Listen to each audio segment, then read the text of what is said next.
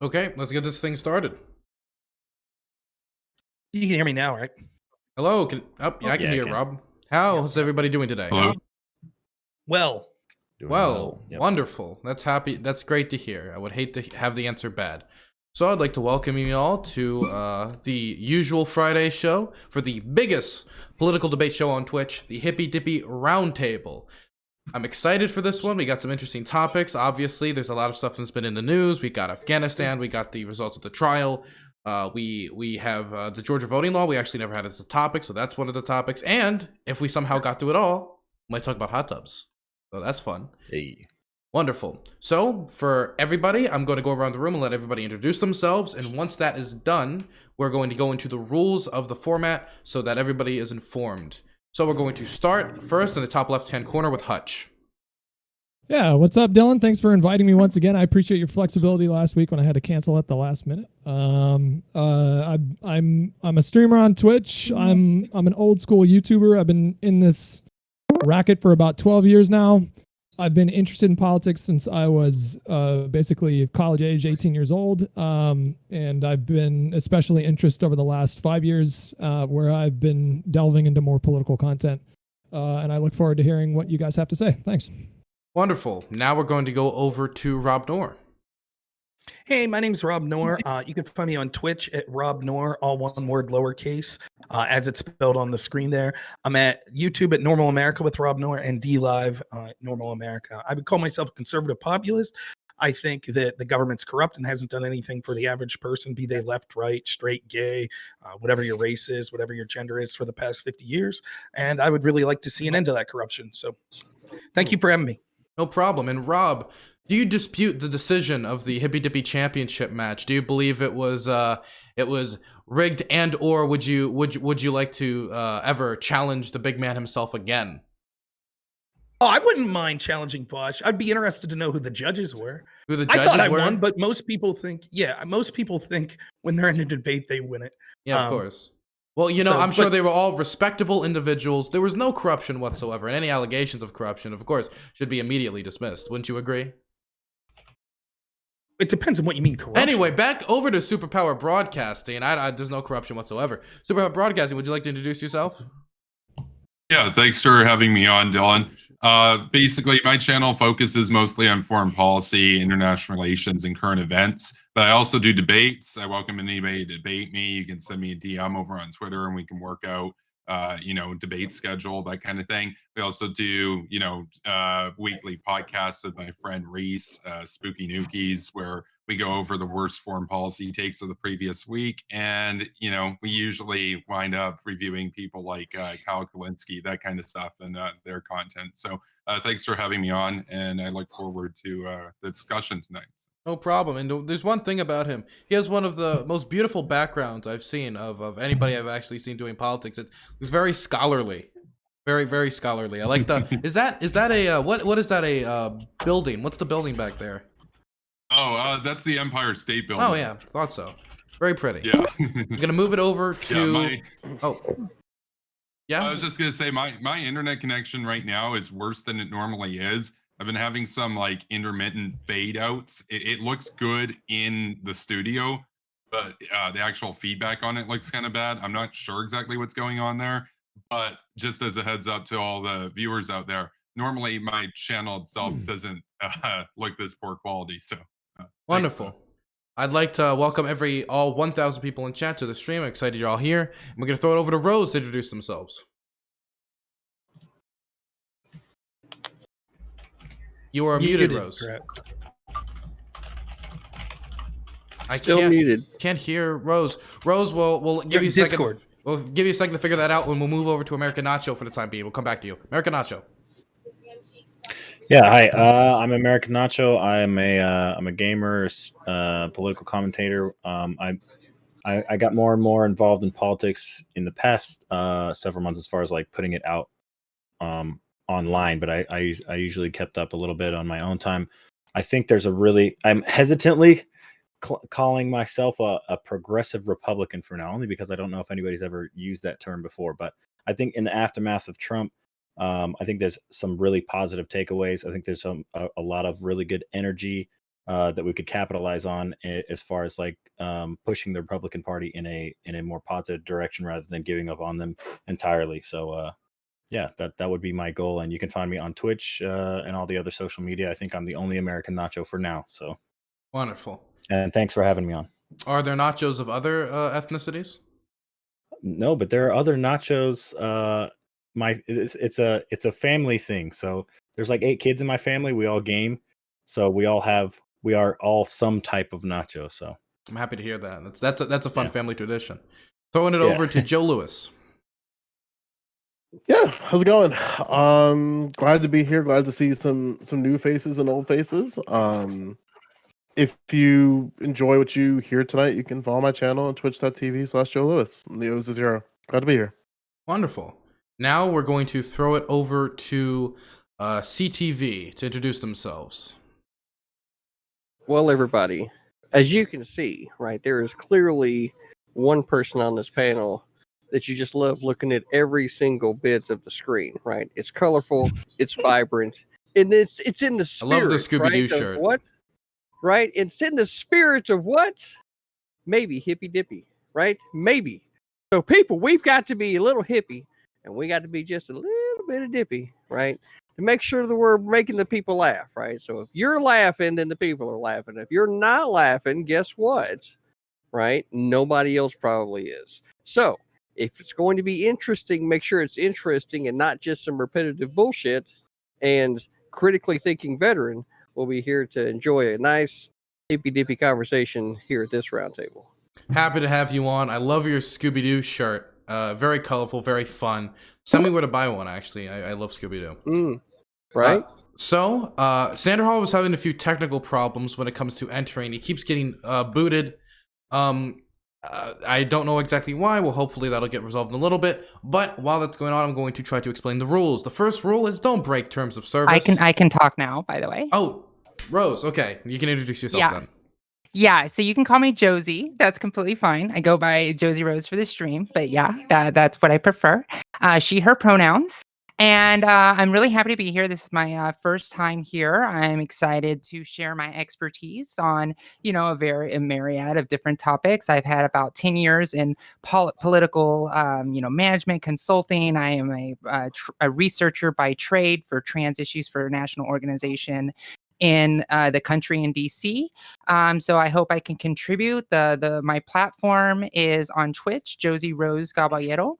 And you can find me there. And what we do is we talk a lot of really deep political process. So I feel that we do a lot of skin deep stuff. And I use my praxis that I've learned throughout my life to try to make the activist a little bit more contextual to the things that we actually fight for. So thank you. Thank you for having me today.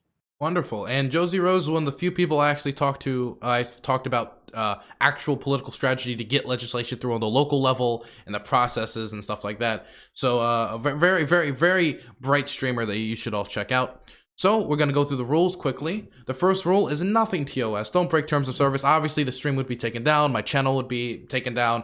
And I'd appreciate if nobody did that. And it could also affect the other people who are here who are restreaming the event, which are all perfectly allowed to do. Restreaming of the Hippy Dippy is fine. That's perfectly allowed.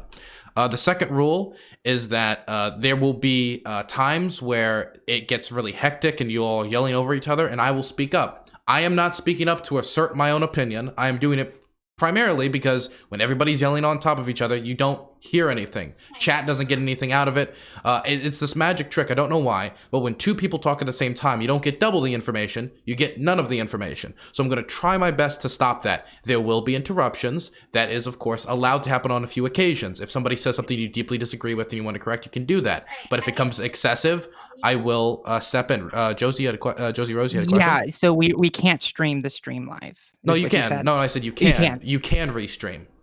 You restream, but not live now. No, you can. So You can stream. You can stream it right now.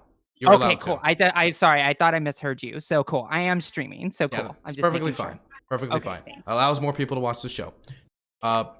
For when it comes to addressing individuals on the individual level, please do your best to respect people's pronouns and how they want to be addressed without telling you to accept any political positions. But it makes conversations go smoother, and it means that more people would be willing to come on the show in the future. when it comes to my notepad, my magic notepad, let's say you find it very difficult to get into this debate bro environment. Raise your hand, I'll write your name down, and I'll make sure at some point I'll pass the conversation over to you. And this is my biggest rule right here. At no point when I am talking is anybody else to talk. That is primarily because when I'm talking, it is only to moderate, not to give my opinions. Point blank, period. Does everybody understand the rules? Does anything need to be repeated? Nope. Wonderful. Good. Great. So we're going to go into the first topic. Xander Hall is having a few technical issues. As you're all introducing, I'll see if I can deal with that. The first topic is America after the Derrick Chauvin trial. Obviously, it was a very large national scale trial, and we wanted to talk about the environment that's been created around it and what happens to America post the trial, what happens to the Black Lives Matter movement, policing, and the impact it will have. Everybody, of course, here has probably a different perspective on the what it says about the United States, and so we're going to start in the top hand corner with Hutch. Yeah. So, man, what a year that we've had culminating up to this verdict. I think for a lot of people in this country, they saw the verdict as being very encouraging for where the future can go when it comes to law enforcement in this country. Unfortunately, it's the case that accountability is so rare when it comes to these sorts of offenses, and I don't have too much to say in the introduction here besides just. I think it was a good thing. I think they got the verdict right. Would they have gotten this? Would they have reached to the same conclusion a couple of years ago, pre the movement that sprung up over the last year? I don't know the answer to that question, but I think it's probably more likely that because of the pressure that was placed on this case, that and all the eyes that was placed on this case, and the fact that it spawned the biggest global civil rights movement in history, probably had something to do with that. I disagree with conservatives in when they say that that's a bad thing. I think that's a sign of where things can go, and I think wanting more accountability and police oversight in this country seems like a pretty bipartisan issue. Maybe not when it comes to politicians, but when it comes to the general public, I think especially as I said a moment ago in the case of following the year that we've had and the events that we've had, yeah, it's a good thing. Anyways, that's it. Thank you. Okay. Now I'm going to do the top right-hand corner with Kevin Castley, also known as Superpower Broadcasting. Yeah, thanks, Dylan. So, first, I'd just like to say thanks for having me on. I think on the actual case of Chauvin and everything that happened, I think it's an example going forward that, cases of police brutality and whatnot are going to be taken very seriously. I think, however, it's very apparent here that what Chauvin did, that just on the optics of it alone were something where you knew that it was going to be a very highly politicized case. I think that what's unfortunate in terms of the trial is that there's a chance that basically I think the whole thing's going to be overturned. I think that manslaughter was a fitting conviction. However, the judge, Peter Cahill, in the trial has already said that interference from other branches of government, such as, Maxine Waters commenting on it, may be grounds for their appeal to actually overturn the trial altogether. And for me personally, I think that him getting off scot-free would send a bad message. I think that, however, I do think that due to the degree that they could argue that the jury was under pressure, that having it in the same city and whatnot as where people had gathered and everything was potential grounds for it to be deemed a mistrial. And I think that the way that it was largely handled, having it in Minneapolis, having it basically not having the jury sequestered, this sort of thing until like it was all in the news and everything.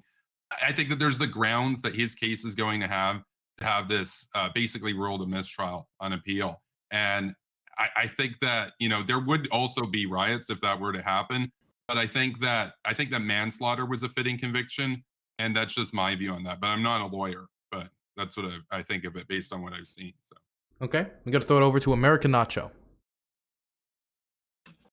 Yeah, so I kind of used this analogy the other day, I think on stream or something, and I was saying that with the whole case, like I think even both sides, it's probably like if you're like driving down the highway and you see like 2 cars flipped over and they're like on fire, and then right after you pass them, there's like an ambulance on the way. It's like you're like, okay, the ambulance is on the way, like we've reached a verdict, but it's like you just hope everybody's okay. Like I think I'm probably kind of in the same boat as Superpower Broadcasting there. Like maybe the first 2 charges, I'm not so sure on the middle charge, the second degree, I think murder charge or whatever that was.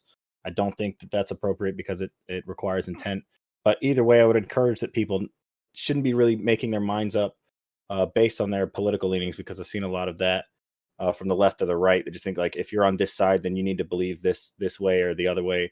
I would encourage everybody to go and watch the entire case as both sides presented it, because it looks pretty bad for Chauvin. I don't think he'll get off. I think that definitely the Maxine Waters and all the statements that she made and not sequestering the jury are going to play a role in this as far as probably getting that highest charge dropped. But I think he's probably going to stick him with the other 2 charges, and that's probably going to be that. Okay. Next, we're going to go to Joe Lewis. Yeah, I think it was a just verdict. Moving forward, I'm hoping that civil rights groups and other advocacy groups are still working on the ground and doing the things that they do, which seems to be the trend currently over the past few days. This is just one hurdle in a long struggle, you know. So glad for the verdict, but we got to keep the ball moving. Okay. Next, I'm going to throw it over to CTV. Well, man, this is where it's the hippy dippy answer, right? Because we all watched the events unfolded that happened. So let's just play a little bit of conspiracy theory for a moment, right? Because Superpower Broadcaster brought up the fact that Maxine Waters decided she wanted to run her mouth, right? Now, there's a possibility of the whole mistrial and, somebody not getting any punishment for, what was very clearly at the barest of minimums, a very, very inefficient and negligent scene leader that happened at the with George Floyd, right? So there is some responsibility because he should have stepped away from the scene and made some different calls, but that's not what happened. That's not what he didn't choose to do. So he's got to be held accountable for his actions. So if I was somebody on the left and I was going to create this big shitstorm because of this thing, and then we end up having all these riots and everything else, right? And then at this particular moment, right before the trial's about to be done, Maxine Waters decides to say this thing on that side. Woo! That's one of those crazy out there thoughts. So, there's a whole lot of things to think about. Whole lot of things. Okay, now we're going to move it over to JosieRose.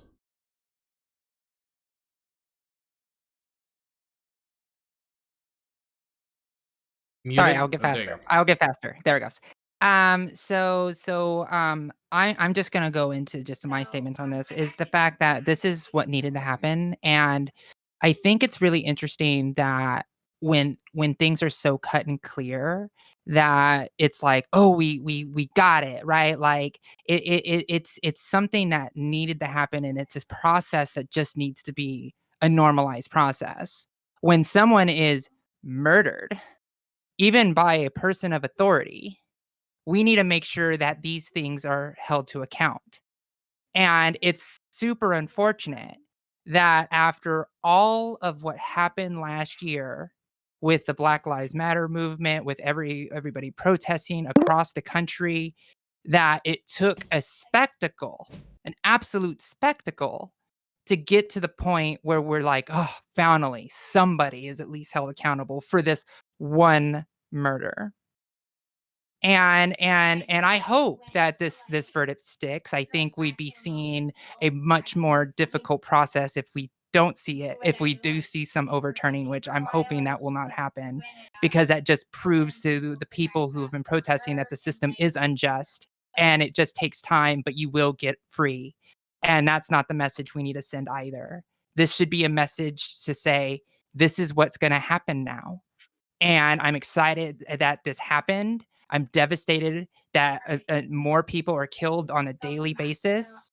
That's why we got to be able to fight and do more. But I'm happy that this verdict happened, and I hope that we see more of this without just the spectacle. Okay. Next, we're going to go to Rob Noerr. I want to thank Lycan for replacing Zan, who's having technical issues. Zan will be on in the future, though. Chat, who wanted to see Zan? Rob Noerr? So there's two things I'd like to say in this. The first is the trial itself. I thought he was guilty of manslaughter going in. I was kind of shocked when I heard that. To me, it was questionable. I actually think that you could have seen an innocent verdict or a not guilty verdict, because it seemed like the person that crafted the training protocol around what happened there said that a lot of this could have been reasonable to apply these holds. And so I don't think that it was unreasonable that they said guilty. I personally, before I heard any of the training, thought that he was guilty of at least manslaughter. I only bring it up to say this. I really, really hope, regardless of what you think of the verdict, that they go further in having better training for police, because I would rather see no one die from this again than just say, hey, great, Chauvin's going to jail. I have no skin in the game of Chauvin going to jail. If he's guilty, fine. But we need to make sure that the training doesn't allow for these sorts of things to happen in the future. What I want to say going after that, Black Lives Matter is not a civil rights movement. I understand there are significant problems in inner city Black neighborhoods that we need to be addressing. Neither party has done a good job addressing them, and it's criminal. It's something that we should be doing in this country. There's other areas of this country that are unaddressed with the problems they have as well. So I don't begrudge people coming together. I think Black Lives Matter, though, a lot of the people that are running it or the directions it's gone is terrible. What does Black Lives Matter have anything to do with George Floyd? There is never has there been any evidence that this was racial whatsoever. And we could see the results. Maxine Waters blatantly inciting violence. We saw the alternate juror came out today and said that she was worried if she voted the wrong way that there would be riots. She feared for herself and her family. Regardless of what you think, I don't know that we could say justice was served, even if you think guilty was the correct verdict, because no doubt the riots, the threats from Maxine Waters and others actually would have influenced jurists, because even if they would have said guilty anyways, that had to be in the back of their mind. We cannot have a justice system where mob rule dictates what happens. That's terrible. Going forward, I think you'll see how anytime that you see law enforcement do anything borderline or whatsoever with anyone in the Black community, you'll see people take advantage of this, like LeBron James using Twitter and social media to target a police officer in what appears to be a justifiable shooting of a Black girl who was attempting to stab another Black girl. I never thought I would see the day where people on the left are now defending knife fights as something that just happens and the police shouldn't intervene. So yeah, it's going to be dark. We're going to see racial division become even more divisive, and it'll allow the people in charge, the corporations and the politicians on both parties, to maintain their corrupt status as we all sit and fight over stuff that is far less impactful. Okay, now we're going to be throwing it over to Lycan, and don't immediately jump into it because I want to put a quick disclaimer for chat. Lycan? You remind me what the prompt is, because I, again, America after the Derrick Chauvin trial. The verdict was just. Evidence was way too out there for anyone else to really logically, reasonably, rationally disagree with what the verdict was. So I don't think our justice system has to come into question. And that, yeah, that's pretty much it. The appropriate sentence was, or I'm sorry, not sentence, the appropriate verdict was given. And we'll, I guess, see what happens with sentencing and appeals. Okay. Quick disclaimer for chat.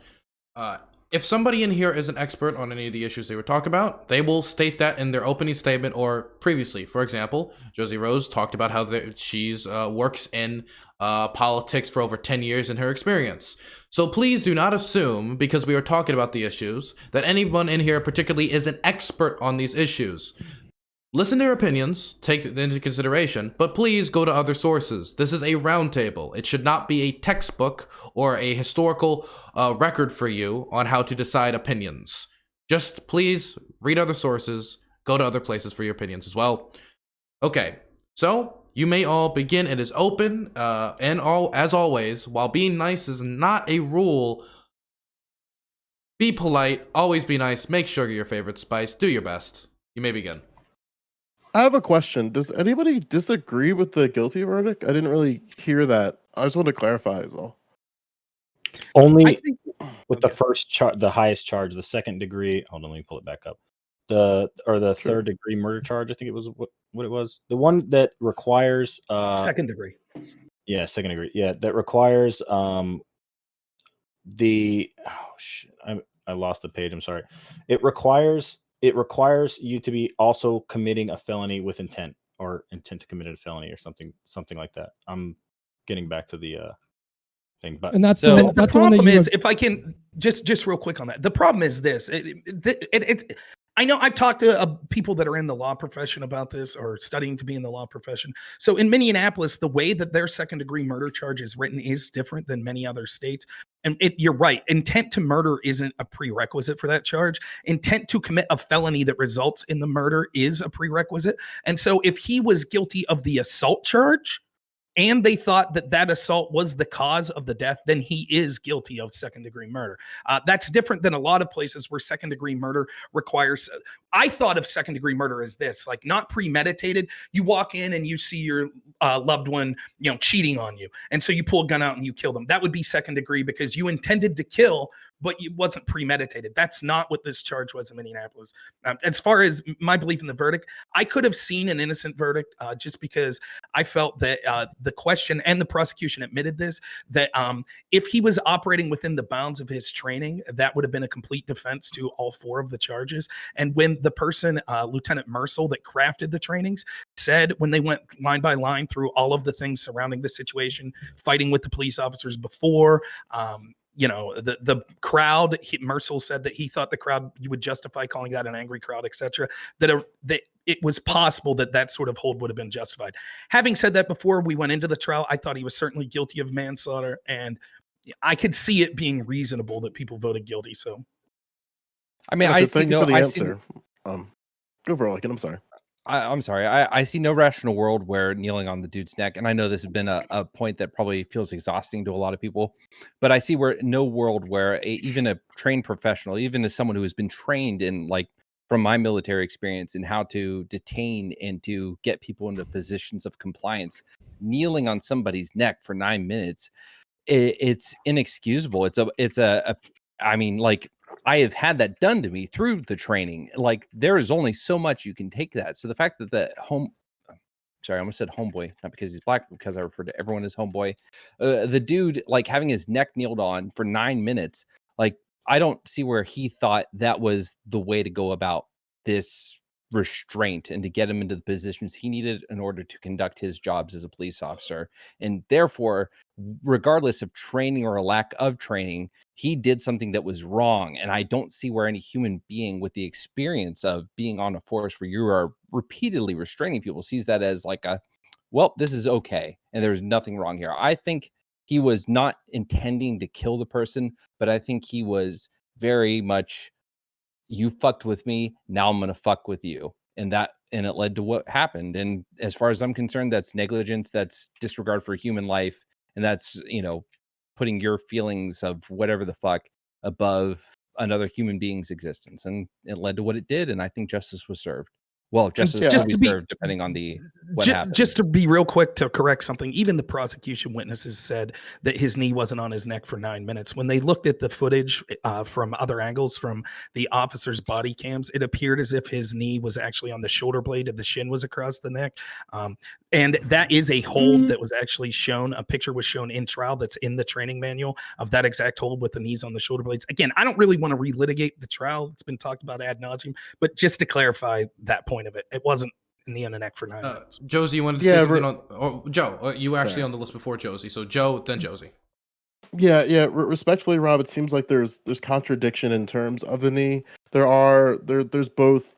It sounds so weird for me to say, but there are both sides that would say that argue that his knee was on his neck. There are people who argue that their knee wasn't. The reason why I asked, like, why, if people thought that the guilty verdict was justified, because it seemed like we're all sort of in some level of agreement with that, and there's like some semanticals in terms of the charges. So I'm wondering that maybe there's a bit more sauce and content in the conversation of Black Lives Matter moving forward. But I don't want to like say that we should go to that side, but it just seems like there might be something more there. And correct me if I'm wrong if you think otherwise. Josie? I think there's something fundamentally, we have to look at something fundamentally, because all of us kind of agree mostly. I think that all charges, like, I'm on that boat, like, guilty.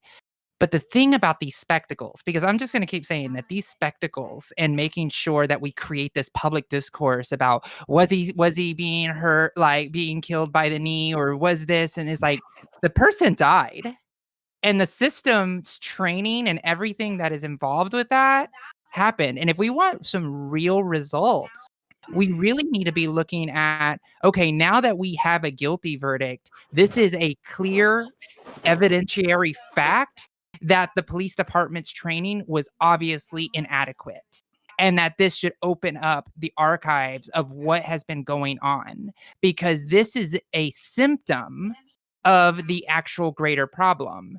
And then when we start arguing the nuances of a trial, we forget why we're even having the effing trial in the first place. We're having the trial because a man is dead, and people are still dying to this day. And I have to go back to the point about the knife fight situation. Like, a cop can't like restrain a 13-year-old girl even if she has a knife. Like I just don't understand if you get in law enforcement that you can't restrain a 13-year-old girl, and you have to use a gun to solve all the problems. Listen, That's my point there. I'm empathetic to the issues of the Black community when it comes to law enforcement. I mean, just in general with police overuse of force, like across the board, to white people to Black people, is beyond what it should be. But I don't think Columbus is a really good example that we should hitch this incredibly important wagon that we don't need to lose, because it's got a lot of momentum and it's carrying a lot of precious cargo, and we need it to make it to fucking Oregon. But at the end of the day, that is not the case to latch it to, because the person was mid upswing with a fucking 6-inch blade. And we're going to say in that point is where we're expecting a cop to, from 10 feet away, use some restraint. I'm sorry. I personally, if I have a blade coming at me, please, God, shoot the person about to fucking stab me, because I don't want to take it on a risk that I'm going to not die and that person gets to go to jail, and then we get to have a fucking court of justice decide what happens, instead of the cop taking that fucking person in lieu of my life. I don't want that risk towards me. I don't know any other human being that would say, hey, no, hold off, police officer, please don't shoot that person. I might actually survive this knife wound to my fucking gut. So I say that as someone that's empathetic to, again, the strife of the Black community, 100%. So please, in your response, take that into consideration. So we're going to go to Joe Lewis here, but afterwards American Nacho, because you raised your hand. Just clear. Okay. Yeah, sorry about that, Nacho. So something to Lycan point, I want to push back a little bit, but it's not really like a full pushback on the idea that you just laid out, right? I think that we can agree that there are certain actions that might not justify shooting someone. However, like when it comes to situations with knives, there is obviously some nuance in how you approach that from a training aspect.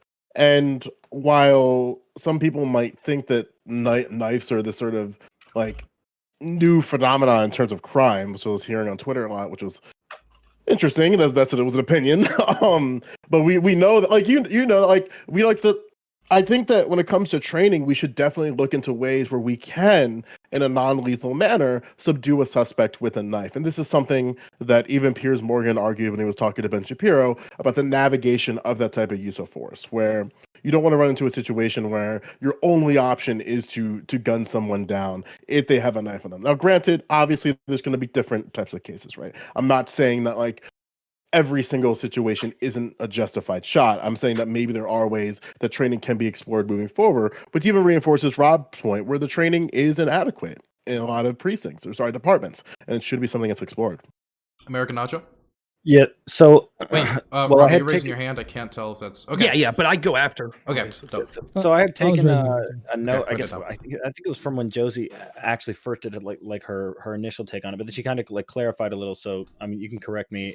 But it seemed like you kind of hinted at like focus on getting more guilty verdicts. But then when you said something just a minute ago, you kind of said that we should focus on the training. So, so I guess that leans more into like taking it to where Joe was talking about taking it as far as like Black Lives Matter moving forward, as far as like what we want to pursue, like what are the end goals here. So I think you're more in the camp of like correcting the training and addressing the underlying problem rather than just going after guilty verdicts for everyone. Okay, yeah, I just wanted to clarify that. But then, so I'm in the same boat. Like every time someone dies at the hands of police, like it should definitely be investigated. And I can agree that there's a problem with that, how wide a variety, like all the different trainings are. But even in a case like, I mean, I have to be kind of in the same boat as Lycan. Like I would rather not get stabbed. You know what I mean? I could get stabbed in the heart and it wouldn't matter whether they subdued the person and took them to jail, because I could be dead before the ambulance gets there. So, I mean, that one I don't think is really, that one's much more, you know, clear, I guess, in regards to like whether it was justified or not than George Floyd was, I think, too. So, Well, you would agree, Nacho, that the layman individual, like the average person who's casually just watching the news and paying attention to this, there seems to be a very visceral response to suspects getting gunned down. Would you disagree or agree with that statement? Rather, let me phrase like, what are your thoughts on that? Yeah, I mean, I think clearly, as we saw throughout the past year, like every time something like this happens, like there is a visceral response. But I think that has more to do with the media. I think maybe that's something that if Black Lives Matter wants to be involved in, that could somehow help address, would be not, you know, protesting and getting crazy before they have more evidence. Because I mean, we saw several cases where, like one that I can think of off the top of my head, I can't remember the guy's name, but it was a shooting in Detroit where the guy was shooting at a police officer, but the information was released so fast that there were already protests and people turning over cars and being crazy out in the streets. And then when the video footage was released by the office or the police captain or whatever, it was like very clear. Like the guy had nothing to do. He was like the guy's friend. So they were taking his friend into custody and he just decided to shoot at the police. Yeah. So and I like, don't, oh, sorry. I didn't mean to cut you off. Yeah. Just to round it out. Like, I just think maybe we should take a breath to think about what the hell happened, to wait for the information to come out before we protest in the street. Okay. Joe, would you care if Rob went first because he raised his hand? Absolutely. You can totally go first. Rob. Okay. So I think what you're seeing is part and parcel to what the problem is. So again, we're talking about an environment where one of the witnesses, the defense use of force witness, his former house had a pig's head severed and put at the house and blood smeared on it. We had Maxine Waters saying we need to up the confrontation as riots were occurring. That's what she was saying. We had the President Joe Biden weigh in. And then now we transition to this knife situation. The first thing to say is this: oftentimes in these cases, it seems obvious to me that it's designed to foster division, because most of the time in a case like this Chauvin case, basically everyone in America, when they saw that video, was disgusted. Like everyone. There wasn't, I didn't see a lot of people that were like, oh yeah, that was a great thing to happen. Everyone was like, even if they're like, yes, we have a legal system where everyone, no matter how heinous, is entitled to a fair trial and they're entitled to a defense. And sometimes people do heinous stuff and they get off because the defense wins, right? Like that happens.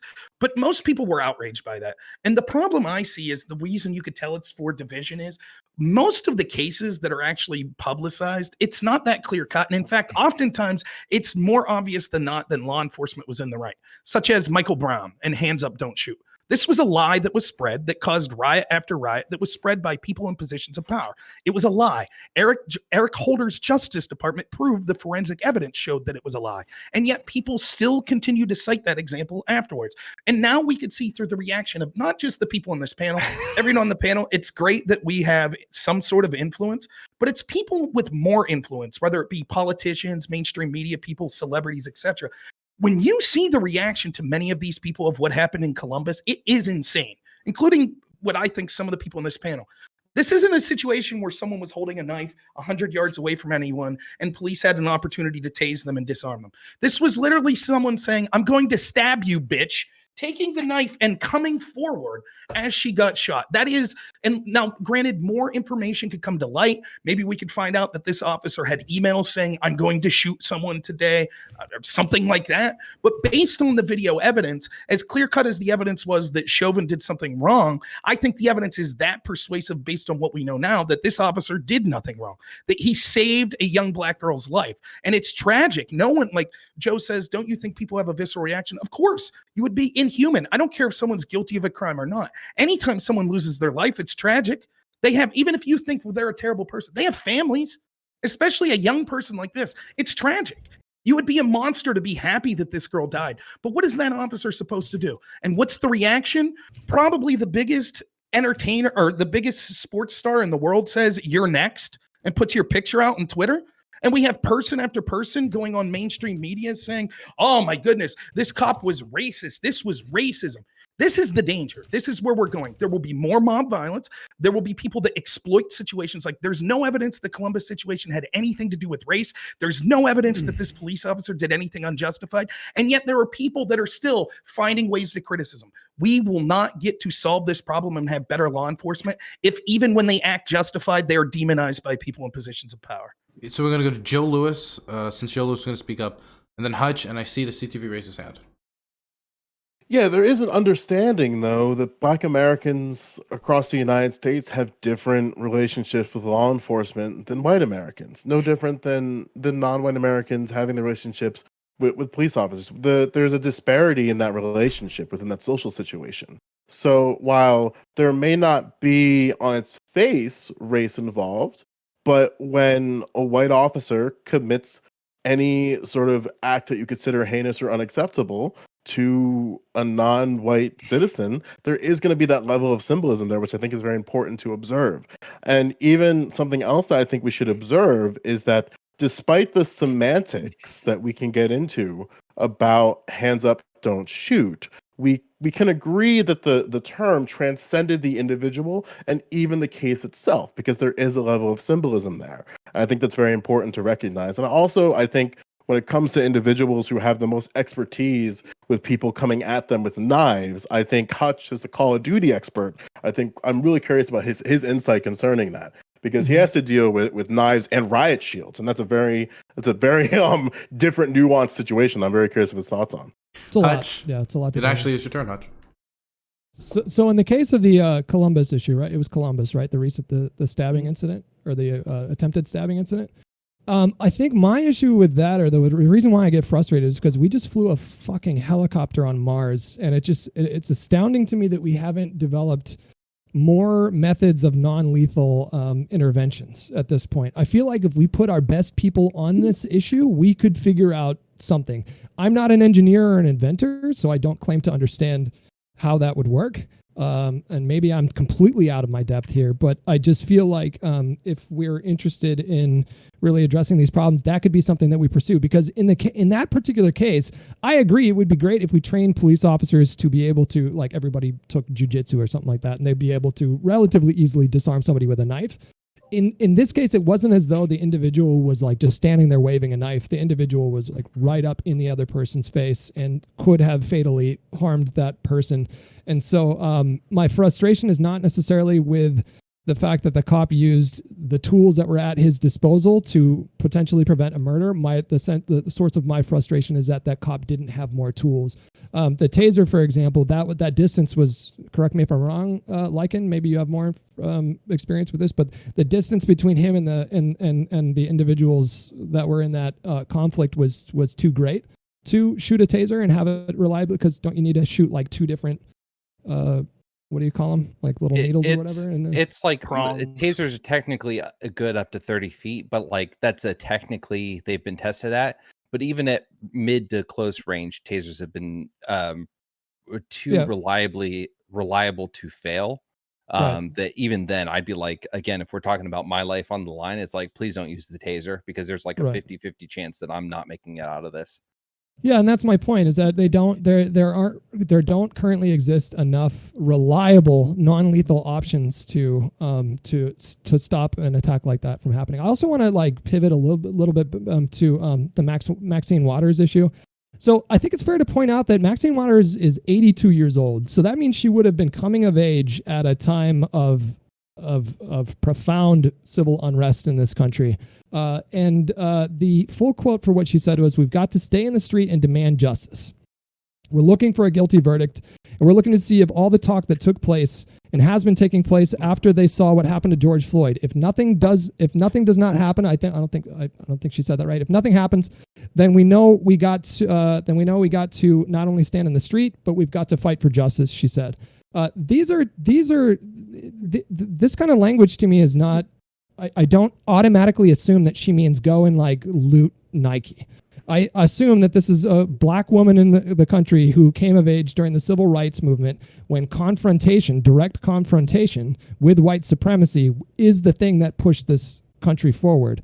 I guess I take a little bit of an issue with that point being raised. There was also one more thing. So I was going to say something else, but I think Joe Lewis hit on it. Like, so the fact that like the Eric Garner case and then what happened in Columbus recently with LeBron James, I think it's important to understand why people are so primed to have those reactions. It's unfortunate when falsehoods spread on social media due to a lack of a full understanding of an incident.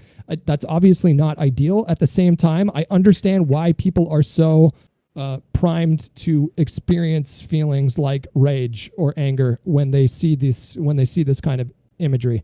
And I think it would help a lot of people if they were to take steps in their own lives to try to understand why those emotions come up. Okay, we're going to do CTV, then Kevin Castley, and let's see if we can go a little bit without the hand raising, just freeform. Okay, so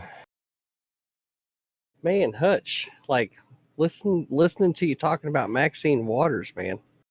You know, those are the kinds of things that, you know, like I've made excuses for my grandparents when they were alive. It's like, you know, they're just from a different time, right? You know, you just gotta, you know, they use those kind of words over there, right?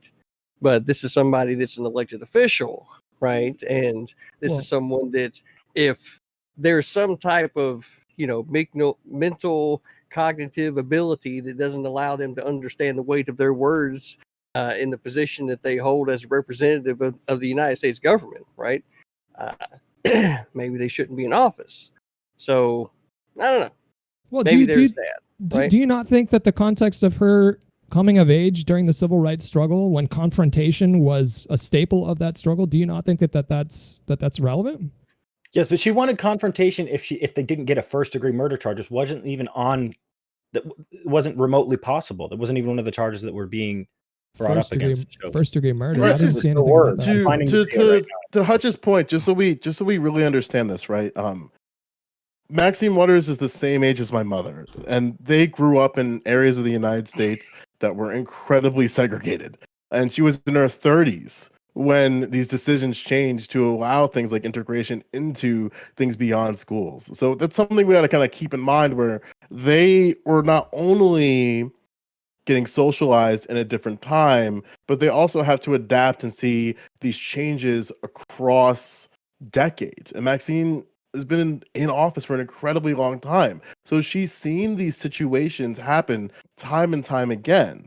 So I do understand that politicians have to be responsible with their words, but it seems incredibly hypocritical to be critical of Maxine Waters of her words, when time and time again we've seen that despite us being outraged at politicians and the words that they say, nothing really happens to that. It just seems weird to pick on Maxine Waters here for a statement that I would say.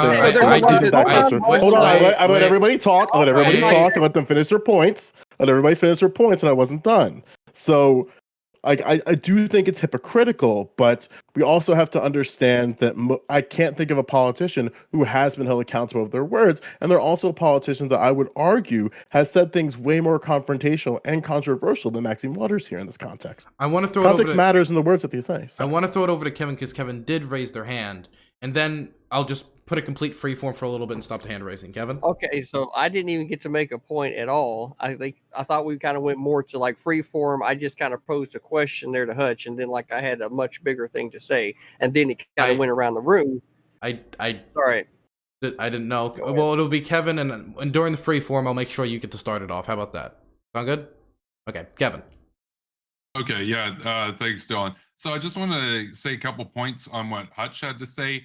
I see where Hutch is coming from on the point about, you know, I mean, considering how much advances we have in a lot of things like information technology, engineering and whatnot, it does seem kind of, you know, odd how when it comes to a lot of law enforcement tactics and how we respond to these sorts of incidents that you can say it might even be kind of archaic measures to just straight up shoot somebody. However, this kind of goes into the whole thing about physics and whatnot, where despite how advanced some aspects of our civilization will be, in other areas, such as what was practiced in that knife fight, for example, I really do think that that was the only option available in order to stop the situation. I mean, even when you got a taser round, even if it's within effective range, it's very possible that that there's a delay. Now you can say there's a delay if you shoot somebody too, but I really think that when you have that very short time reaction, cops, they have their training and everything, and the officer is going to respond as they do. And I think I think it's it's something to recognize that when it comes down to some of these things, despite us having advanced cars, electric cars, all this kind of stuff, on simple, basic life-saving techniques and whatnot, sometimes you really do have to shoot an assailant, and it's unfortunate. I mean, it's sad when somebody has to die, but in that particular situation, there just wasn't the time. It wasn't available, and sometimes that's just kind of how it goes. And then to the second point about Hutch, I actually get where you're coming from about Maxine Waters' background.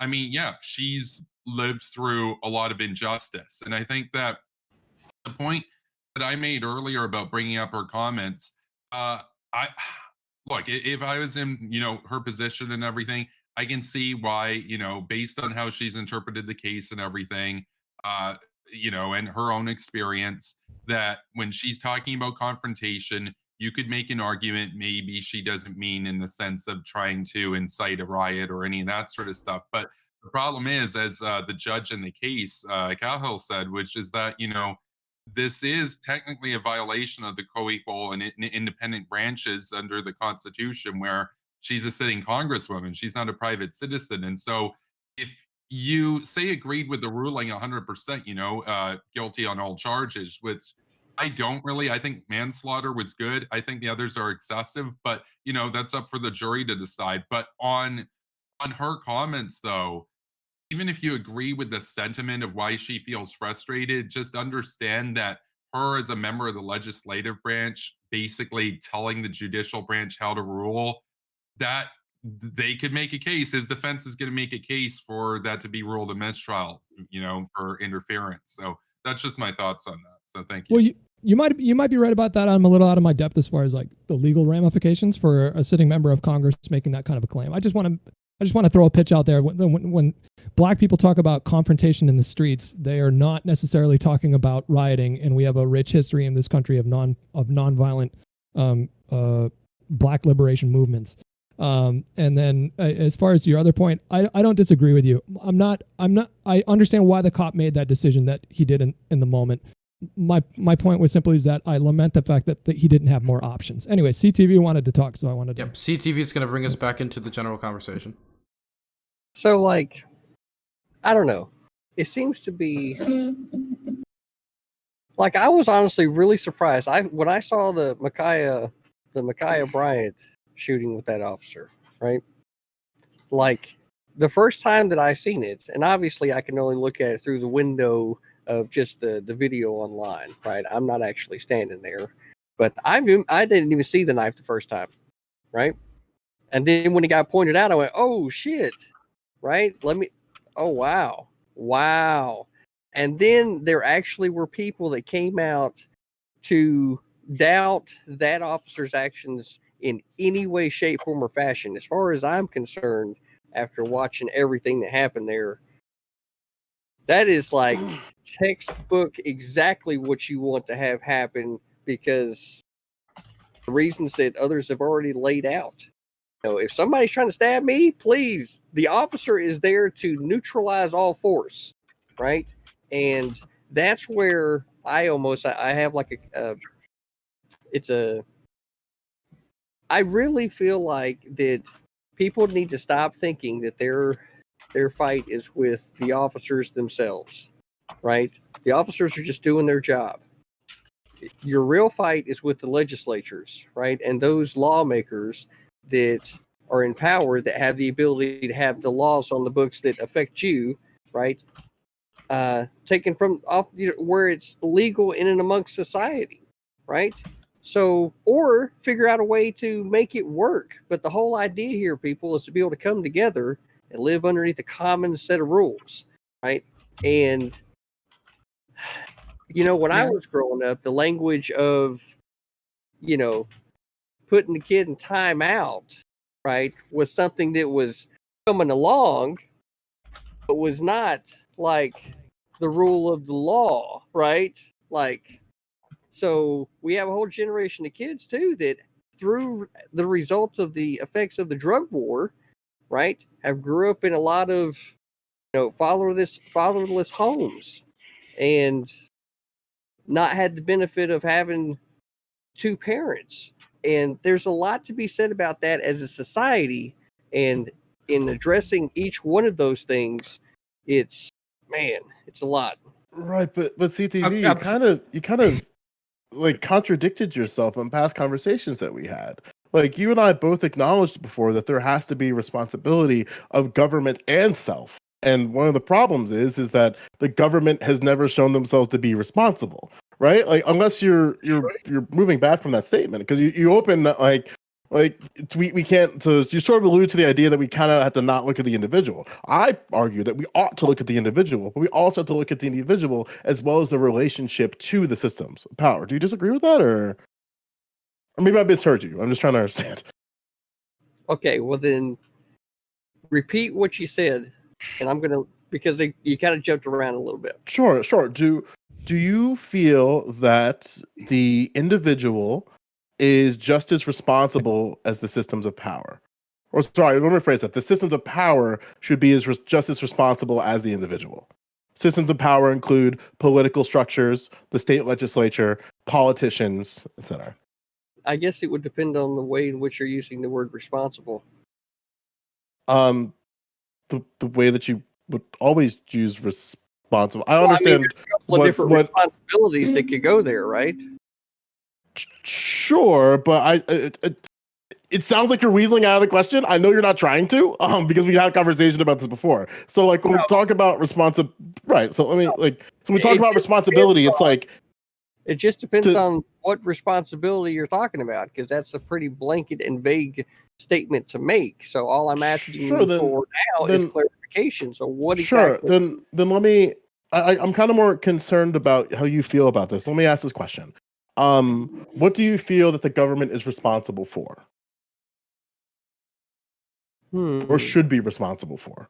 Like, what are they currently responsible for, and what should they be? Well, I think that the chief job of government, when instituted, is Can I interject, if you don't mind, CTV? Yeah, go ahead. Sure. You were next on the list, Rob. Yeah, sure. I would like to show that I think it's hilarious. This is something you see from the left all the time, the bigotry of low expectations. Black people, our expectations are so low that when they call for confrontation, they mean something different. Just like when black people riot, it's different. Bullshit. Like, I'm so tired of treating black people like they're somehow inferior. The woman called for increased confrontation at a time that riots were occurring.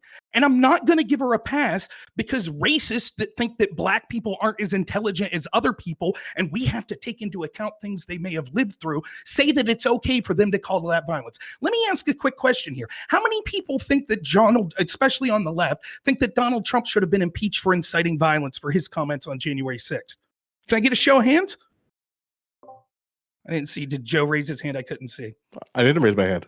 Okay, excellent. So for those that did, there was a lot of people that did, a lot of people in positions of power that did. Donald Trump said that it should be peaceful, that people should go peacefully march. Well, that was still incitement. Look at the difference. Donald Trump was talking to a crowd that up until that point hadn't engaged in any sort of violence whatsoever. Maxine Waters was breaking the law out past curfew in a situation where riots had been ongoing. She flew across state lines to do so and told people to get more confrontational if they didn't get a verdict that they liked. And person after person on the left that thought that Donald Trump shouldn't be impeached for inciting are like, well, it's okay. She's black.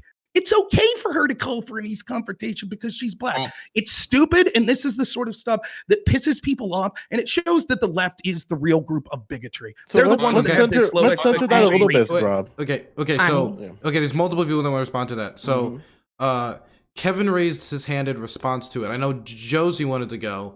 Josie, is your comment in response to this or something else? Because it's a meta argument about and Rob's comment kind of ties it all together. Okay. Could we go? Kevin hasn't spoken that much, so we go Kevin, Josie, then Joe Lewis, since Joe Lewis talked a decent amount. Okay. Yeah, mine's with CTV, so it's like Okay. it's cool. Kevin. Okay, yeah, thanks, Dylan. So just on that point about what Rob was bringing up, just on the point about impeachment, I would have voted for an impeachment there against Trump there, because the standards for what qualify as high crimes and misdemeanors are basically it's more or less it's somewhat vague, and you could argue that the office of the president is the highest office in the land of the United States of America. You need to rise above the fray, and that there's an argument that you can make there that he was essentially inciting an insurrection. There's an argument to be made there. Again, there's a difference between voting to have an impeachment proceeding versus voting guilty on impeachment. That one, that to have the trial, I think, was warranted because of how serious it was. I think that it was petulant behavior from the president of the United States. That's how I would characterize it. But about Maxine Waters, it's very well that she meant direct confrontation, and it's also, I would argue that it was that it would constitute an intimidation of the judicial system to say, we want this verdict, and you're in the legislative branch of government. Again, not acting as a private citizen, but as a member of Congress, an elected member of Congress, on that point. So I think that in both cases, I don't like what Waters had to say. I think even if you support the guilty verdicts on count, you probably shouldn't like that she chimed in on it as a member of Congress and gave her opinion in such a very clear way that the defense can now argue was an interference in the independent judiciary. I would say, though, that this shouldn't really be a partisan thing. It shouldn't matter if you're a Republican, Democrat, liberal, conservative. Trump, in terms of what Trump gave of the speech, you could say he's more vague. You can definitely say he's more vague. But again, the standards for what qualify as high crimes and misdemeanors are a lot more flexible than an interference in the independent judiciary, which is, it's going to be more of a concrete case to make against Waters there. So thank you. Hutch, could you reread Maxine Waters' quote verbatim, just to stay consistent with what we're talking about? 1 second. I just wanted to throw it to Josie first, because Josie raised her hand. Yeah, I have a meta argument. Okay, so I look around this room, and nothing against anybody, but there are certain patterns that always happen when we start talking about these type of things. There is an ought, right? There's people should do this differently. BIPOC people, which are Black, Indigenous, people of color, they need to know the process better. They need to be able to make these decisions. And BIPOC people are just held to a very, very, very, very high standard, because perfection is a form of supremacy, right? It's the idea that if someone's not perfect and they make a mistake and misspeak like Maxine Waters, they must be taken out. They're wrong. They're inciting violence. Yet we can point to the things that happened with the things. This isn't the first one either, you know that, right? But this is the thing is, on the other side, there's so much more forgiveness given. Right? Why is there always so much forgiveness given about Derrick Chauvin, where people are actually saying, no, he needs to be let free? Yet a woman who's in an altercation, I think she was a 16-year-old girl actually, who was fighting another person, right? There's this massive standard on the people who are not in a privilege. And so I'll leave it with this last point. The reason people of color, Black and Indigenous people, get angry all the time is because it's sometimes that anger that actually let us get heard. And to bring it back to Joe Lewis's point about Maxine Waters growing up in a different time, she grew up in a time where Black people literally had to fight for their lives just to speak out, to be heard, even for the second before the baton hit them across the head. Okay? So the reason that people get angry and the reason people get mad is because the times that they do it peacefully, like the 97% of all Black Lives protests happen, Black Lives Matter protests happen, they're never heard. Of course, the only ones that you hear are the angry ones, because the angry ones are the ones that have lost everything else and are at their last resort. And then we all get mad. It's like, oh my gosh, why did they burn down that building? I don't know. Why didn't you listen to the 10 or 20 peaceful protests they had before they burned down that building? It's So we outrageous. always the look at the defense for result. violence is outrageous. The defense for violence we see in the left is outrageous. You ought to be ashamed of yourself. And out of respect I'm for not being defending Dylan's stream, violence. Well, sure, you're I'm not making defending excuses or violence. deflecting Give- for it. It's No, I'm not. disgusting. Give And a we're moment. making it well, people of color, right? People of color, when they say things like, oh, when she said confrontational and called for an increase in violence, we should understand she's a person of color. Absurd. I'll choose to treat people the same regardless of what their race. We want to talk about Maxine Wait. Waters' history. Do Wait. you guys know who Reginald Denny was? You know, the guy in the LA riots that got his head smashed in by the LA Four, including Damian Monroe with the cinder block. Oh, Maxine Waters was a big fan of Damian Monroe, showing up to like all sorts of events with him and his family afterwards. But she's been doing this since 92. She's been making calls for violence. She said earlier, she said we should chase Republicans out of public areas. She said that earlier, as Republicans were being chased out of Said public she would areas. take and out riot Donald territory. Trump tonight. It's so stupid, the excuses. And this is how you can see who the true violent people are and who the true racists are. You can see it on this panel, and you can see it through the people in positions You're of power. showing make that these very statements. well. To add to that, though, are we gonna give all old racist white people who grew up in Jim Crow era laws like passes for being racist just because they grew up in a Wait. time where it was Let's hold on. They're getting off the rails here. Okay, Real okay, quick, so- real quick. arguably Joe- just as okay. American to be racist as it was to go fly a flag on the 4th. These Okay. these are things that were bred into. Wait, like, hold on. I just want to say before anyone responds to his point, just take into consideration that black communities were hurt by the rioting. So before you respond, and again, the absurdity of the consideration of like one is fighting for something that we all agree is very bad, the other is fighting for something that we all agree, for the most part, we all agree, is something we should really fight about. Before you fucking jump on them for saying that, consider the fact that again, with the rioting, black communities and local businesses that will not recover despite insurance money or whatever else were harmed by that violence and by that uprising. So again, consider that when you respond to his protest about the idea of someone calling for more of that violence. Okay, it's gonna be Joe then Hutch. All Because right. Jo- So if we're talking about violence, right, we only get to a situation that the individual that Rob just described, which again, that was on tape and televised for the whole world to see. It was brutal. But we also saw a black man get beat up by multiple law enforcement officers. We also saw a black girl, teenager, get shot in the back of the head by a shopkeeper. And then despite being convicted, the appeal didn't work, and the woman was sentenced to 5 years probation, 400 hours of community service. I think it was like a $500 fine. We get to these points of escalation because the injustice is never addressed. We can understand that protests can lead to riots and violent behavior. However, we get to protests because of injustice. So if we stop the injustice, we can stop all these other consequential things that I think nobody would be here in defense. No one's defending riots, Rob. No one ever would. Are you defending Maxine Waters? Hold on, I talked. Let me finish. So no one is saying here. Let me finish, Rob. So no one is saying here that the riots are justified. I am more concerned about making sure that the injustice stops, and that's where we start. Right? Yeah, but wouldn't you say that it's just as actually.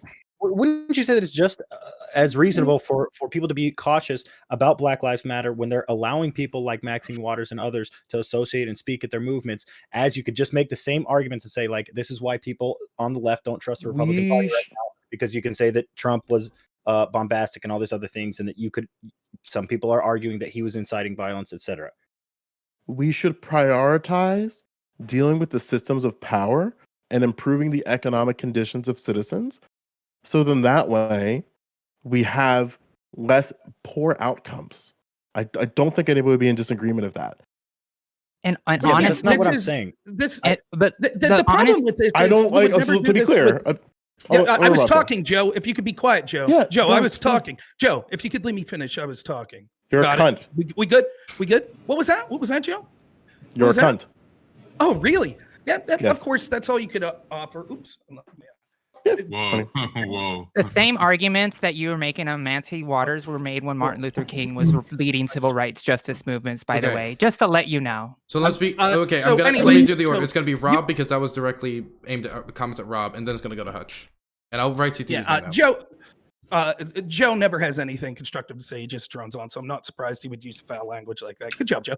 Anyways, you would never make this excuse for any other group, right? There are other groups that are aggrieved. For example, men are disproportionately affected by law enforcement, 6 times worse the discrepancy between men and women than it is between blacks and whites. So can we say, well, if men decide in mass to start rioting and harming store shops and, you know, a bunch of things, well, that we can understand it. We need to fix the problem with why men are being targeted. You could say the same of rural America and other places. You wouldn't do that. Were you talking about January 6th? Geez, what were the reason that these people were so upset? We need to alleviate that reason. Maybe we should have an election audit. Maybe we should have cultural institutions that care about rural America. Of course, you weren't saying that. You were probably calling it an insurrection. It's just kind of like, let's look at some of the facts around this. First, we could see that according to Vox and a professor that did a study that they pointed out the other day, a new study found they touted Black Lives Matter protests saw a 15 to 20% reduction in police officers' use of lethal force. Could be as many as fewer than 300 homicides. Sounds great. Good job, Black Lives Matter. Further in the article, Campbell's research also indicates that these protests correlate with a 10% increase in murders. That means from 2014 to 2009, there were somewhere between 1,000 and 6,000 more homicides that wouldn't have been expected if the protests didn't occur. So we can see that more people are actually dying as a result of this. We can see, for example, that because people like you that want to constantly push this about race, I mean, you literally said with hands up, don't shoot. Well, okay, it wasn't true, but it was symbolic. People got harmed in those riots. The idea that you're saying it's okay to spread a lie because you're so interested in your racial narrative, it's okay to spread these lies because it's not technically true, but the symbolism's true. It results in actual violence and people being harmed. A poll that was done just a couple months ago, I'll see if I can find it, said that liberals, around 50% of liberals or leftists, said that when asked how many unarmed blacks were shot and killed by police in 2000, they said over 1,000. You know what the actual number was? About 24. That's why the problem's not near as bad as people were making it seem, but because people that are interested in fostering this division and making excuses for the violence and stuff like that, like you, like members of the mainstream media, because you push this narrative, it's actually resulting in people being harmed and dying. Maybe up to 6,000 more people dying. Good job, Joe, and good job to the rest of you that are pushing this lie so that people actually get harmed. $2.2 billion worth of property destruction we've seen thanks to leftist riots that have occurred in the past. Wait, Rob, what's the lie? He talked to me, so I should probably respond, right? Yeah, Joe, it's gonna be Joe, and then I want to get it to Hutch eventually because I keep throwing it away from Hutch. I can see it just fucking like rotting and like becoming a corpse over there. Fine. Okay, I'm fine. Joe, then Hutch. Do you feel, Rob, that the term "hands up, don't shoot" transcended the individual? No, it was a lie. The term hands up, don't shoot was directly implying that Michael Brown was surrendering, had his hands up saying don't shoot to an officer, and that officer executed him. It went to the further lie that black men or that cops are shooting unarmed black men for sport because they're racist. This bullshit lie resulted in who knows how many people literally dying, but certainly property damage. And as Lycan said, where's the majority of this damage? It ain't my neighborhood. It's not in the politician's neighborhood. It's not in Hollywood. It's not in Martha's Vineyard. It's in inner city black communities. They're the ones that suffer because activists are so interested in reliving some glory days of the civil rights movement that they push these lies and say, it's okay, we're lying because it was symbolic when they get caught. Just like with this woman in Columbus that you're saying that people are making excuses that was trying to murder someone. By the way, a black girl that she was trying to murder, but we got to politicize that as race too and threaten the officer. One-sided, right? Okay. You know this isn't one-sided, right? Like, do you know that there's murder going on all sides? And the fact is, like, 500,000 Americans are dead because of Republican policy. So for you to blame all of this on Democrats and not look at the mirror that Republicans have wrought on our world, like, you can't just sit there and say, oh, Democrats this, Democrats this, Democrats this, and not hold up a mirror to the tragedies and the devastation that Republican policies have put into these communities that have completely brought people to the edge because they have no income or ability to survive. So you have to look at the system. Who's running those cities? What party's running those cities? It depends on how you look at it, Rob. We talked about this before. While there are certain places in the United States that have mayoral leadership, if you have a Republican legislature like we see in Georgia, there's really not much you can do. Okay, how about Illinois? I'd have to look up Illinois. Do you know it off the top of Illinois? Yes, I do. I know, for example, in the city of Chicago, it's been ran by Democrats for well over 50 years. I know that they've also had Keith Ellison is the not Keith Ellison. They also have Democrat attorney general. So I mean, it's Illinois. But you do know when you're citing Illinois, you're walking yourself into a corner when you understand they've had a longer gubernatorial leadership than any Democrat. Disproportionately, it's been Republican since the Civil Rights Movement. Since the passing of the Civil Rights Act. Excuse me. Chicago's worse now than it's been for years. Look, we know who's running these. Let me be clear here. I'm not defending Hold on. You're being a dumb fuck, so let me help you. I'm going to walk you through this, okay? Because you're not understanding my point. You're not understanding my point. Get through without saying the word cunt. I'm just going to call you a cunt every time you talk. How about that? We'll see how many times it upsets you, and then we'll set the bar. I know it's so smart. It's going to make it's so good. I love calling you a cunt. It feels amazing, dog. So check it out. Check it out. Yeah, what's that banned word? No, it's not. I need to find a new. That word is not against TOS, as far as I'm aware. Okay. If that was true, then there'd be no Australian streamers. As long as you're not saying it towards a woman, you're okay. Okay, damn. Australians do say it better though.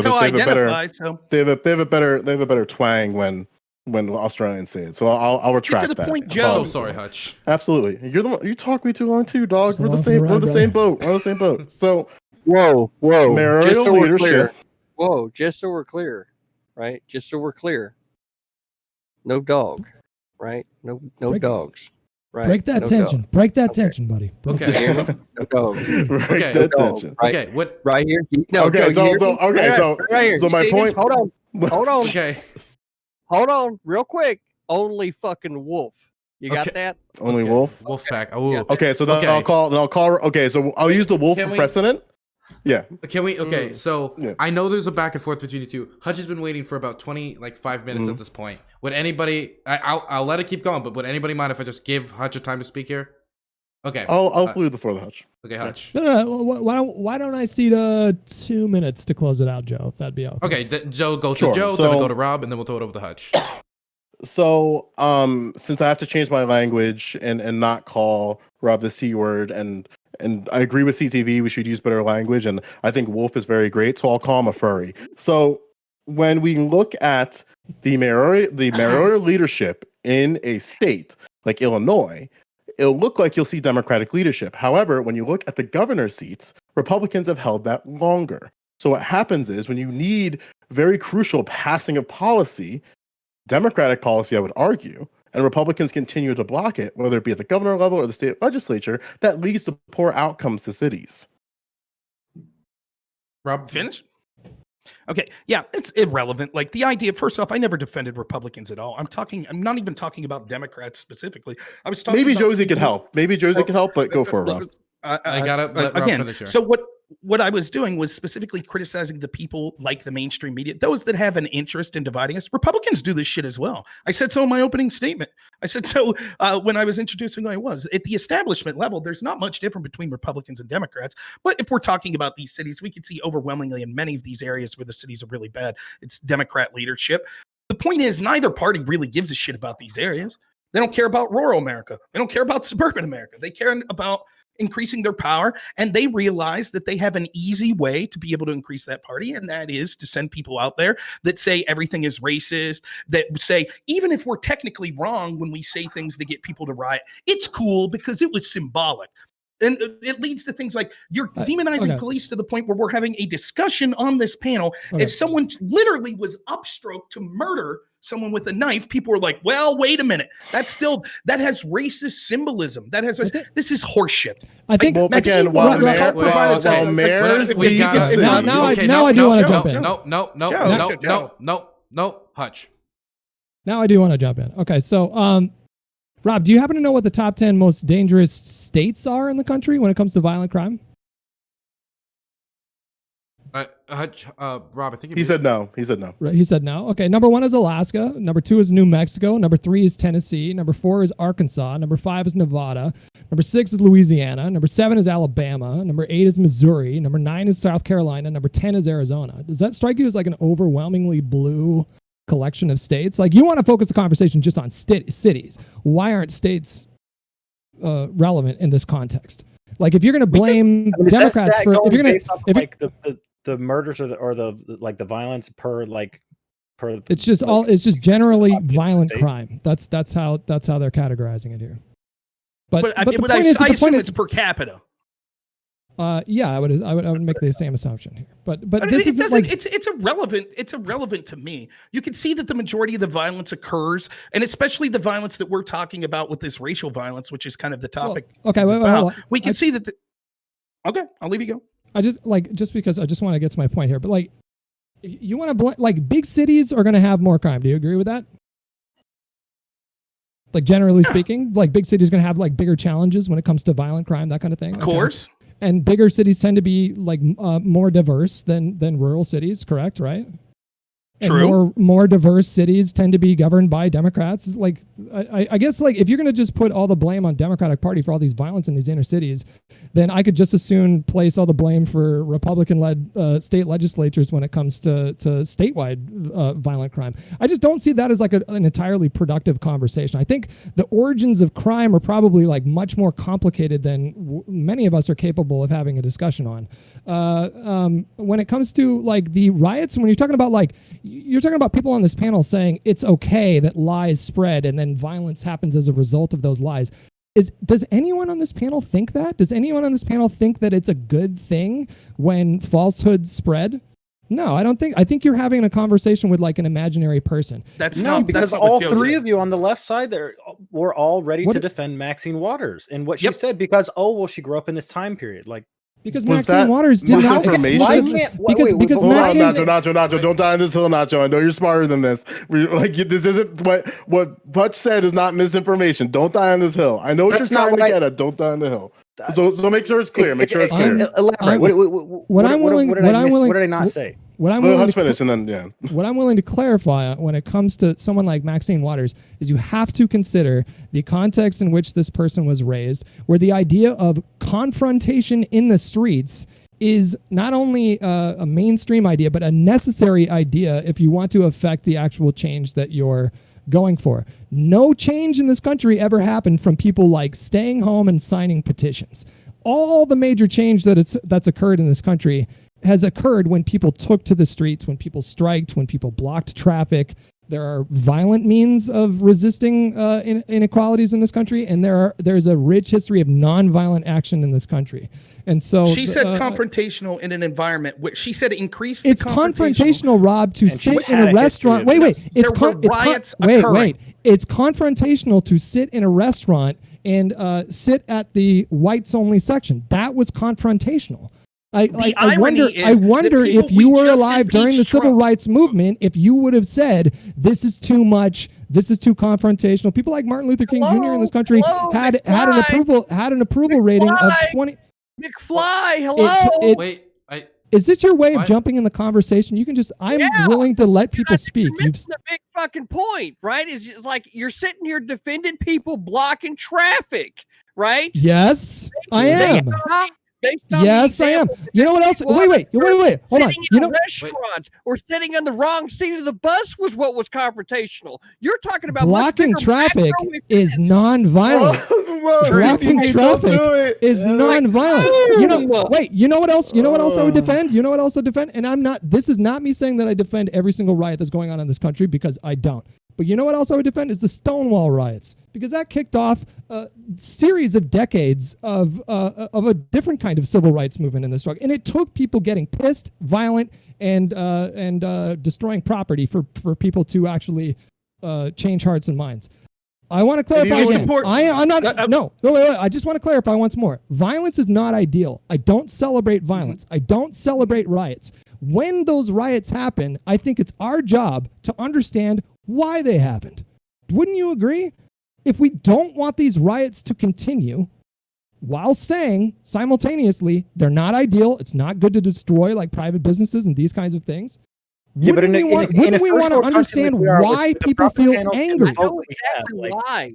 I'll tell you exactly why. Because this generation of kids has been raised on instant gratification, right? That is not why. It has that is not why. To do with it, and they don't have any fucking patience. Okay. Right?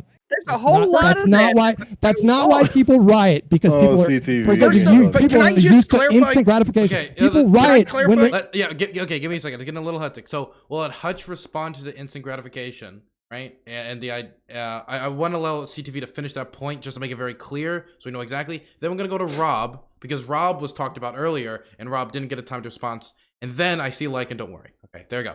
So Riots occur when there is injustice or perceived injustice. It doesn't even need to be like true injustice. January 6th is the perfect fucking example. And it's mystifying, Rob, why you thought that it's my responsibility to sympathize or empathize with people who stormed the Capitol building based on a lie. It wasn't true. There was no widespread voter fraud. The election wasn't fucking stolen. I have no sympathy for those people. To be honest with you, maybe I should cultivate a sense of sympathy, but I just don't. But if people riot because of actual injustice, and you want to boil it down to just police, you want to hold on. I'm almost done. I swear to God, I'm almost done. I swear to God. It's not just about police shootings. You talk about like police shootings. Well, there was only X amount of police shootings. It's not just about that. This goes way deeper than extrajudicial killings in this country. This has to do with the criminal justice. How likely how likely is it that you're going to be pulled over? How likely is it you're going to be sentenced longer than a white person, even if you account for the same amount of priors, the same exact priors? Not being able to afford a decent defense attorney, so you end up pleading down and then serving time even if you didn't do the crime because you can't afford a fucking lawyer because there's this generational wealth gap between the races in this country. It's not just one thing. It's like 15 other things. But when people see the image, and I'm almost done, I'm finishing it right now. When people see the image of a black person being shot down in this country, it brings all those emotions up. All that anger relating to all those other issues come to the forefront when that happens. And you're just ignoring that. We got to cut it off there. It's just going on for a little too long. We got to throw it over to CTV, then Rob, because Rob never got to respond. But CTV was trying to say something earlier. CTV? I think a lot of it comes down to patience, right? I mean, like the systems that you're trying to affect are not going to change overnight. They're just not, right? So with that being said, any type of activism that you're doing has to be done with a certain amount of patience factored in there.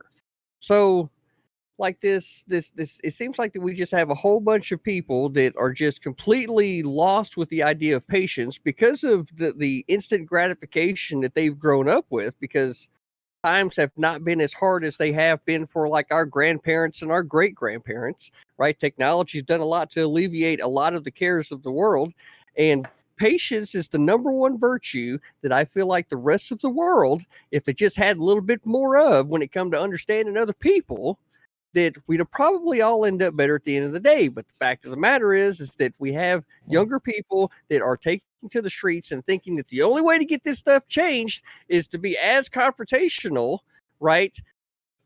As people have been in the past, when in reality, it just needs to be take this energy focused in a positive way, with somebody being at the forefront of like the legislatures for who's going to want to pass what and how do we get these things happening, and actual conversations and patience and education. The Kennedy administration said the same thing to Martin Luther King, and he ignored them, and he kept pushing, and he kept being confrontational. Yeah, and CTV. I don't know if you relate to the topics. One of the topics is Joe, about Afghanistan. right after you. I don't care what anybody's about to say, but we have to throw it to Rob. Okay, so Joe, can you make it 10 seconds? Literally 10. Sure. Yeah, like we have shown and seen instances when the government reacts quickly. After 9/11, we invaded Afghanistan a month later on October 7th. So the government can react when they give a shit. So okay, Rob. Okay, so first off, a little miscommunication there with Hutch. He said no one was defending rioting based on a lie. Well, literally, Joe Lewis, when we talked about say hands up, don't shoot, Joe Lewis was like, oh, but it's bigger than just that. It was symbolic. That literally, that movement led to riots. That was based on a lie. The rioting. He wasn't defending. It doesn't matter if he was defending the rioting. What I said was, you just said he was. You just said he was defending. What I said was that you were responding to was that there were riots as a result of a lie, and you said no one was saying that. Saying that riots as a result of a lie. That's literally what Joe Lewis knows. Those riots occurred. and he knows that it was based on And a he lie. defended, and he defended those Hutch, riots. Please, I let you speak. And yet he said, "Oh yeah, well, it was more than that. It was just symbolic." And then Hutch starts to do kind of the same thing, where he's saying, "Oh, it's not just over one thing; it's over all of these things, all these things that are occurring." So and we need to solve that first. Again, the first step to solving the riots is to brutally punish the people based on the law. Let me rephrase: not brutally punish, to literally punish the people based on the laws that we already have. Okay, again, Let's go back Joe to could shut his mouth batons, here. right? So anyways, it's to punish people based on the laws that are already on the books that they should meet. I agree with the Florida decision to have sentencing enhancers for people that engage in crimes in the terms of a riot. Again, I showed evidence that said up to 6,000 more people have died as a result of the things we've seen from Black Lives Matter. And the thing I want to stress is this: the idea that we're Rob, saying quick that question. it's somehow could you post that so I could put that in chat for people? Yeah. I can't find the Vox article. I found their tweet. But I'm looking for their article. But yeah, I will post the tweet, and then maybe someone else can find it. Anyways, we brutally punished rioters in this country for decades. We still have riots. They didn't go away. Anyways, what you can see is what the situation that they would like. Oh, it's okay for Maxine Waters to say confrontate. Do you want me to put it, by the way, in the chat and whereby, or you can just send it to me in DMs. That's good. Okay, so I'll get to it. Anyways, what we can see is that they're making excuses for like, oh, Maxine Waters saying confrontational because of her history and stuff like this. And oh, if people riot, then it's our duty to look at why they're rioting. Like, but again, you can see Hutch says, oh, and I know why the January 6 people are rioting, and I don't have sympathy for them. What happens is everyone thinks they have a good reason to riot, and you all are giving justification for that because your solution is, oh, well, if people use violence and riot, instead of condemning that, we should make excuses. And the first thing we need to say is, why are they rioting? Well, then they're getting what they're wanting and proving that it's effective to use this violence, even if it's based on a lie, like Joe Lewis said with the hands up, don't shoot. It's okay because it's symbolic. Now, I would argue that people could say the same thing about January 6th. It wasn't just about the elections being stolen. It was also about an audit being refused to have for the election. It was also about all of the criminalization we saw from all the institutions that went after Donald Trump, who was the only president that people in certain areas of this country thought spoke for them. It was also about the poor treatment that people in certain areas of this country get, whether it be from cultural institutions, political institutions, etc. So there were many reasons that people could have engaged in violence. Guess what? The violence was still wrong. The people that engaged in the violence still deserve to be punished. If I ask American Nacho or if I ask CTV, hey, do you guys condemn any right-wing violence? What would you guys say to me? Yes. Oh, they wouldn't say, well, first we got to look at the reasons. And that's the difference. They're not going to defend people in the course of riots saying we need to get more confrontational. That's the shit I'm talking about. The left pretends to be more moral, but in reality, they are dog whistling to violence. They're giving cover for it. And we can see the insane amounts of violence and destruction that's coming from the left. And it's going to make fair trials in the future impossible. And it's going to make more and more people dead, as Lycan says, primarily in the Black community. Horrible. Okay, so there's two people. Okay, it's gonna be Hutch, and then at the end it invoked Lycan. So then Lycan. I've already. Okay, so we'll go straight to Lycan then, and so then we. Okay, sorry. Give me a second. I think Josie wants to say something. I know. Okay, everybody wants to say something, so you just gotta give me a second to figure this out. Okay, So Lycan, because he was invoked, he's gonna go first. Then Joe, did you want to say something in response because you were invoked a few times on that? Nah, Rob showed his persona. I'm good. Okay, so we're gonna do Lycan, Nacho, Kevin, then Josie. Sound good? Okay. Good. All right. See, cool. I pay attention to everybody. So the difference is that for those psychos on the 6th of January 2021, the difference is that their rationale, regardless of what they feel, which I think is important, because something absurd like 40% of white people think that white people are discriminated against heavily. Like, that is important to consider when it comes to going forward, because if you don't consider it, then you lead to things like the 6th happening or Donald Trump happening or whatever. The difference, though, is that their reasoning was based on fucking nothing versus the rationale of the Black community, who has been oppressed since the fucking time they stepped foot on this continent. They have been going through those issues. And so while the rioting isn't a good response and isn't something that anyone should be supporting, the difference is that it is far more important as a society that we focus on why they're rioting and try to fix that issue than to say, hey, wait, hold on. If you want some change, I think you need to come back, count to 20 and then come back to us and then ask again nicely, and then maybe we'll consider fucking fixing the social systemic problems that have led to your life being fucking a nightmare. And having to deal with shit that the majority of the population in this country doesn't have to deal with. So that's the entire fucking difference between the two. So yeah, we have to consider it. And so while I don't like the rioting, and I think the rioting shouldn't happen, and I don't think it's a good defense of Maxine Waters growing up in a different environment, because we don't give our grandparents the excuse to be fucking racist because they grew up in a different environment, I do believe that instead of focusing on any of that, the important thing is that we focus on what is leading to these problems and how do we fix it? Because if you're going to continue to say, yeah, well, you know what? If they want change, that's not how you go about it. Then we're just going to keep continuing to be circular until at some point some shit blows up, and I mean figuratively, and more people get hurt, right? So the most important thing to focus on is that the Black community deals with shit that the white community has never even conceived. We don't have to look over our shoulders when we walk into the fucking Quickie Mart. We don't have to fucking consider whether or not someone believes that we are automatically guilty of something just because of the color of our skin. And as much as you and I don't engage in that behavior, enough people do in some implicit form that the life of a Black person in the United States is entirely different. So that's what we should be focusing on instead of getting angry at the groups rioting. We should be trying to fix what the groups are rioting about.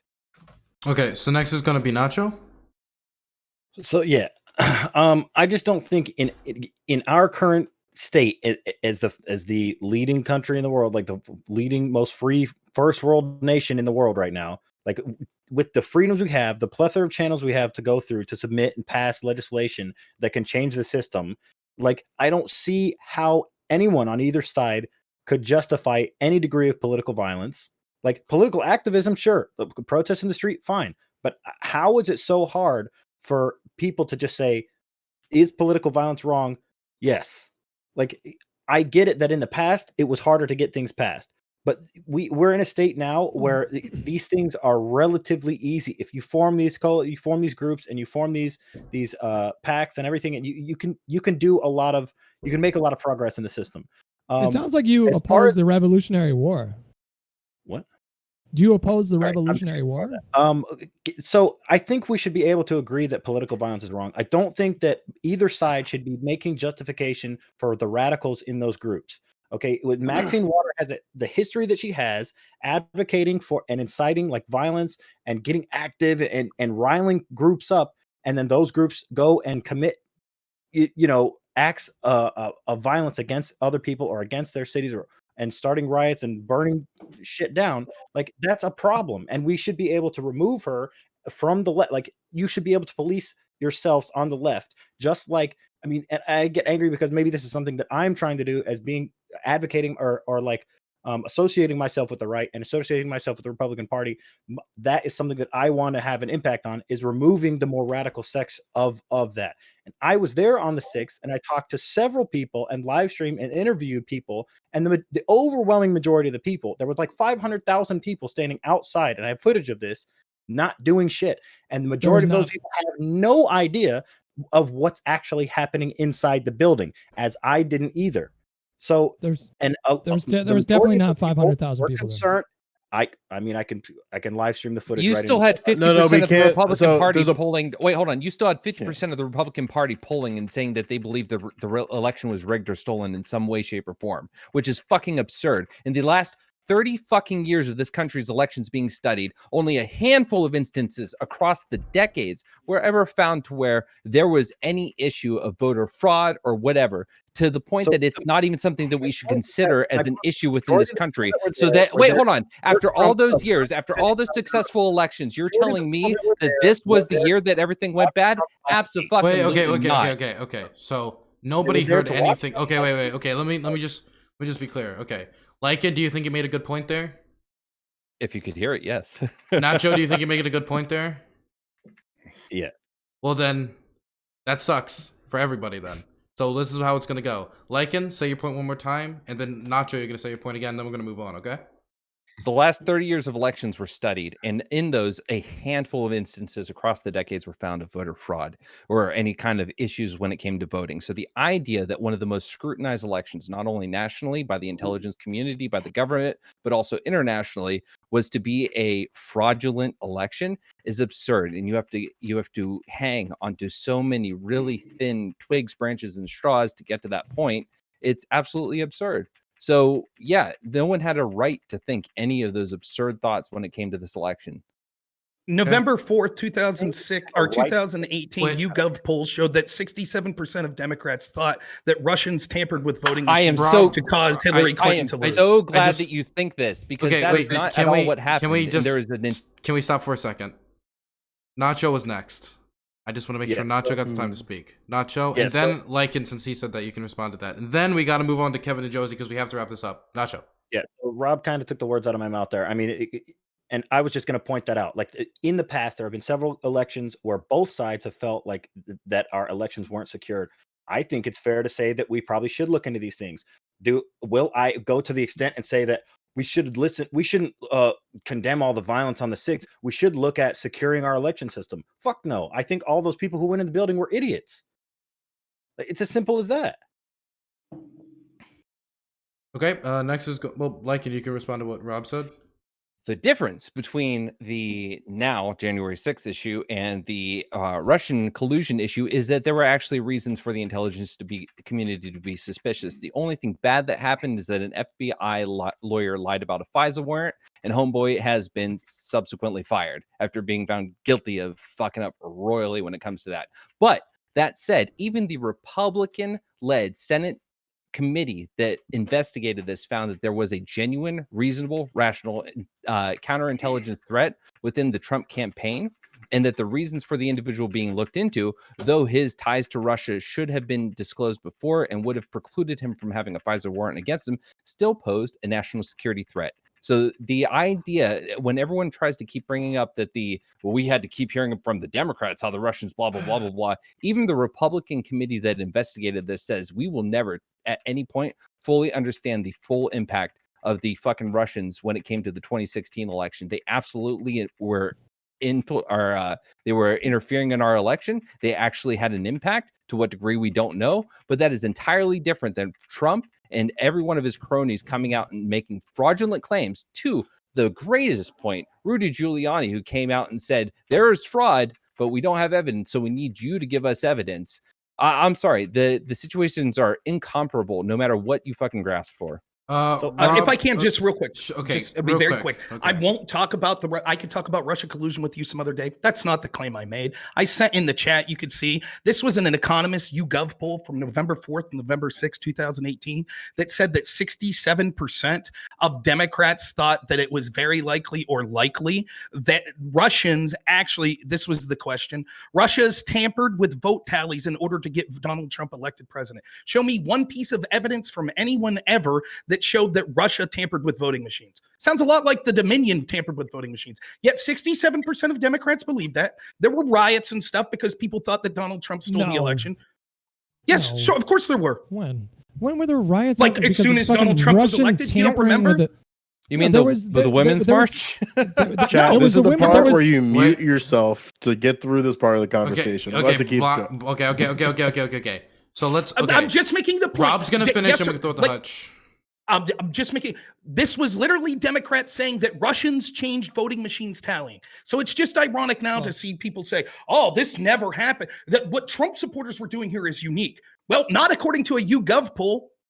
But of course, everyone will just ignore that. They'll pretend that part of history didn't happen. Well, the difference is Democrats didn't storm the Capitol building and like with the intention of like hurting lawmakers. That's quite a big difference that needs to be pointed out here. Okay, so we're They gonna. rioted all over, but Okay, with the going. They didn't Kevin, riot because of Russian fucking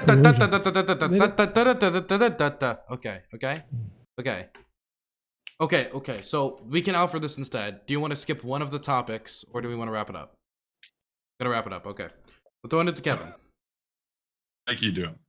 So this is going to be the last thing that I say on this whole topic here. I just want to be very clear about something. You know, in our panel here tonight, as well as in general discourse around this, I know I'm going to run the risk of the enlightened centrist meme here, basically, but it really does seem apparent to me that you've got one side here, which you can say is the left, basically, which is conducting apologetics for riots. I mean, saying, well, you know, why are they rioting is basically, it's a collectivist argument that excuses holding individuals to account for riots. And if you followed up with, well, individuals should be held to account, that's one thing, but the narrative itself does lend itself to riot apologetics. And then on the other hand, though, we've got the right, which by and large seems to be essentially viewing any sort of civil rights action as violent or riotous. So for example, Colin Kaepernick taking the knee, that's not as big of a deal as the right made it out to be.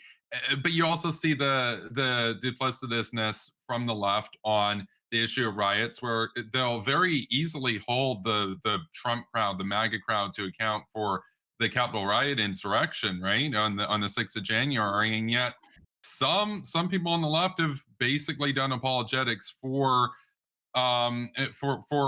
basically, you can describe it as confrontational behavior, but it essentially amounts to riots. I support the right to protest. I'll also say this though, I'm not in theory anti-riot or anti-insurrection. If the people of Syria or Iran rise up against their oppressive, illegitimate government and do an insurrection, that's all that they have. But in a country like the United States, where you do have the legal equality, you have the legal systems to bring grievances to essentially get restitution without having to resort to violence. In a system like the United States or Canada or the United Kingdom, to advocate for violence as a political solution is totally out of line, and to do apologetics for it is totally out of line. And the last thing I'll say here is that it's very clear that fascist Russia, Russian Federation, they didn't change any votes in the 2016 election, but it's very clear that based on the fact that they hacked into 30 different voter registries, I'm not saying they changed votes, but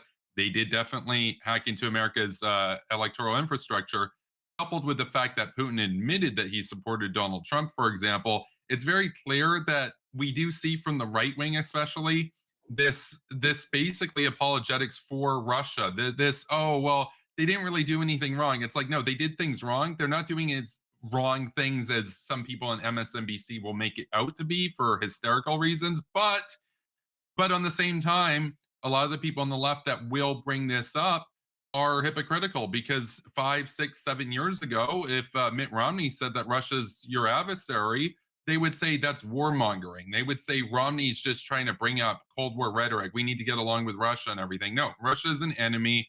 Russia seeks to undermine American democracy. They've made it very clear. And to see the right wing in America now, basically some of them, not everybody, but some of them taking apologetics for the Kremlin is totally disgusting. And to see a lot of the people on the left taking apologetics for basically Marxist, collectivist riots is also pretty disgusting. So that's all I'll say. So thank you. Okay, Josie? All right. Okay. So there's been a lot, and I'm gonna have to bring it back to the contextual idea of like of privilege here. It's a privilege to be patient when you're like dying in the streets and you're like food is a problem and you can't make the income to make ends meet. Like waiting for somebody to come and save you sometimes isn't a resort for people, especially when they have sick kids and they have very and they're stricken with poverty. Second, I want to talk about the fact that violence doesn't, like the idea that we have saying civil disobedience equals all violence. And I think that Superpower said the fact that, civil disobedience, right? And the fact is, like, it's a very American-centric position to sit and say other countries can riot, but America can't. Right. It's like I don't understand that type of argumentation, because at the end of the day, like civil disobedience has been a very, very effective tool to be able to get things done. That's including blocking freeways. That's including the kneeling. That's including a lot of things. Right. Then those all are part of the civil disobedience. And finally, the last point is on Rob. Rob, you understand that your attitude of like how these things should be is the reason these things happen, right? It's the people with your attitude. Let me explain. So you say violence is wrong and that people shouldn't do it ever. And then when they do it, it's abhorrent and it's wrong. But the fact of the matter is, when we sit and say you need to wait your turn, you need to be patient, you need to wait and use the system to make it work when it's not working for them at all, leads to them to protest. And a lot of times it's peaceful. A lot of times they go to the Capitol, they'll not like the Capitol building, but they'll protest their representatives. And then when they see those doors get shut in their face, they start protesting in general public. And then there's people who get mad when they block freeways, people get run over, and then somebody, a police officer decides to swing a baton in an inappropriate time to escalate things, and then everything is a powder keg, right? The fact of the matter is, it was the constant people shutting the door in their face, saying that they don't need to be heard, is what brought them to that point. Like, I'm tired of these things being in a vacuum. This isn't somebody just all of a sudden going into a neighborhood and saying, I'm going to burn down my bank. That's not what's happening. That's the last resort, because they know they are going to be criminally liable if they do those things. But they understand that the civil disobedience of making that happen is what's going to get things happen, like George Floyd, to get some monicum of justice. So these are the things that we have to think about, because it's this line of thinking of like that drives the people to this the anger that they are. And that's why people are getting emotional on this call, because of the fact is we are literally talking about the reason why the people are rioting in the first place. And it's not a lot of people rioting, by the way. I want to make that clear. So civil disobedience is something that we've used as a political tool throughout history, and all countries use it, including America in a lot of ways. Okay. So that's my time. Well, if I could respond, we're gonna actually slide into ending statements. What could you respond to your ending statement? Yeah, I can. No Sure. problem. Okay, Josie, would you do you want to also have an ending statement, or do you think you? Sure. Okay. That was actually my ending statement. Okay. I'm fine. Rob Noerr? Yeah. Yeah, so just to answer Josie, it's actually her that's making in that attitude. The only people complaining civil disobedience with rioting are you. Superpower clearly said that rioting in other countries can happen, but rioting in the U.S. shouldn't. Never once did he say civil disobedience shouldn't happen. It's constantly you and your comment that was conflating the two. And when you make excuses, exactly as Superpower and myself have been saying, as we've seen people on the left make the entire panel, that's what makes this rioting happen. The problem is not as bad as people like Josie are saying. Again, we had studies that showed, or polls that showed, that liberals thought that over 1,000 unarmed blacks were shot and killed last year in 2020 by police, when the number is closer to 24. The problem, and what happens is, we constantly see this from the left. Everything is racism. Everything's systemically racist. So we have to take that into consideration. Oh, Maxine Waters was talking about increasing confrontations in the area of riots. Well, we have to take it because of racism, because of this bigotry of low expectations is disgusting. The right has no problem calling out when there's violence on the right. But when we see hundreds upon hundreds upon hundreds of examples of it happening on the left, and two things happens. One, regular people like on this panel on the left make excuses for it. And second, and more importantly, we see government institutions and people with cultural power that seem to only want to go after the right, and the riots that we see in that. What's the percentage of Trump rallies that ended in violence? 1%, less than 1%. And yet we just now find out the U.S. Postal Service, what are they doing? They're spying on people's social media, but only the right wingers that are talking about having anti-lockdown protests, not the $2.2 billion of damage we've seen from left-wing violence. I'm sick and tired of making excuses for them. I'm sick and tired of the bigotry of low expectations. I'm sick and tired of hamping up that this country is super racist and all this stuff is worse. Again, the difference between men and women is worse than the difference between blacks and whites. We don't make excuses if men decide to go riot because of that. They don't, it's abhorrent.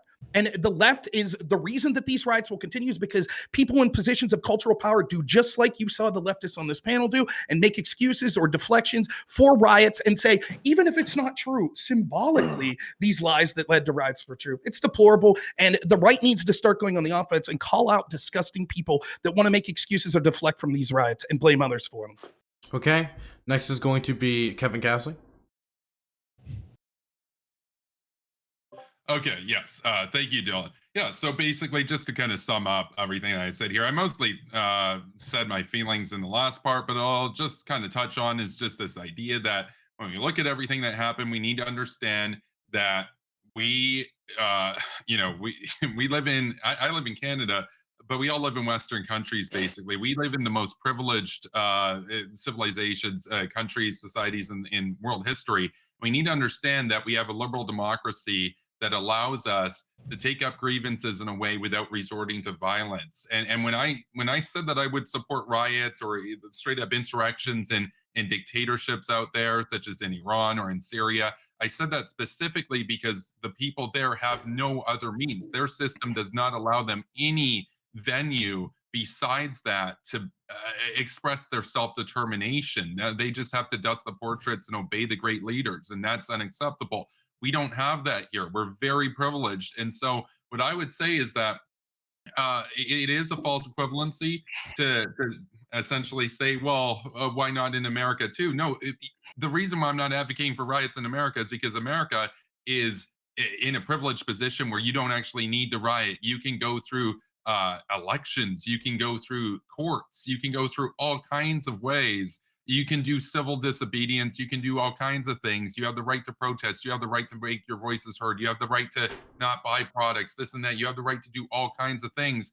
But to see the riot apologetics is disappointing, and to see it characterized as, well, not too many people rioted, that's apologetics. That's not a good defense. But on the other hand, when we see people on the right basically excuse, and I'm not accusing anybody on this panel of doing it, I'm just saying that there are people on the right that have excused the insurrection, the one on January 6th. That's totally disgusting too, because again, you have a liberal democracy where you don't have to do that. When I said I would support the people doing that in Iran or Syria, that's because they're in a country where none of us would want to trade places with them. They're in a deeply, deeply dire circumstance. And hell yes, I support their right to champion their own liberty. But we already have the ability to do it here without resorting to violence. To call for people to do it with violence and to excuse and to round out and ignore individual agency, and then say, oh, well, why are people rioting? It's a bad narrative. It's definitely a bad narrative. I think that individuals need to be held to account. And additionally, we also, of course, would need to take into account that most of the victims, in terms of the businesses and everything, or at least a lot of them, were also in the community that a lot of these people are claiming to champion and whatnot. And it's worth pointing that out. But I will say, too, on the point about the right wing, just to kind of wrap this up, sometimes the right wing does excuse violence. I mean, there was, I remember the reaction to the insurrection. There were some right wing figures that did excuse it, And sometimes they would say, well, BLM gets to do it. Yeah, but, or the radicals on the left get to do it. You don't want to be like them. And likewise to the people on the far left, you don't really want to be like the insurrectionists on the far right. How about we just have a civil discourse, and we have a liberal democracy where you have elections, and if the Democrats win, the Democrats win. If the Republicans win, the Republicans win, and then you go and have another election in 4 years. So thank you. Next is going to be Hutch. Well, I wanted to respond to so many different points in that one. That was a good closing statement there. So I just want to point out that like most of the electorate are what we would like in this panel call normies, right?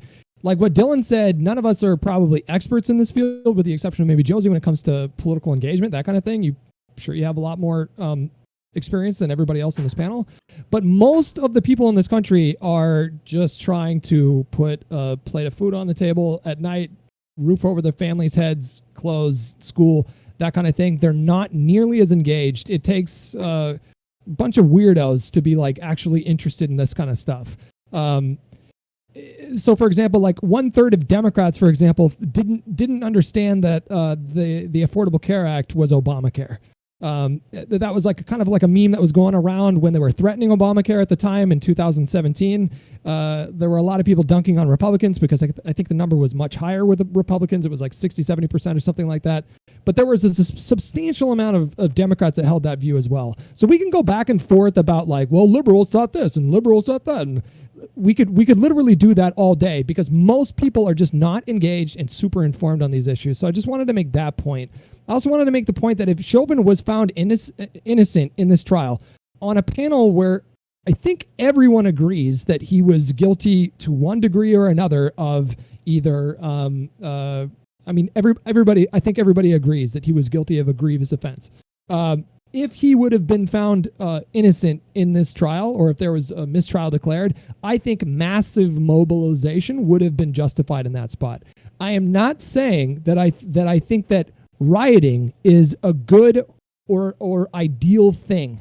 I think it is obviously inherently destructive, and we should seek to avoid that sort of thing whenever we can.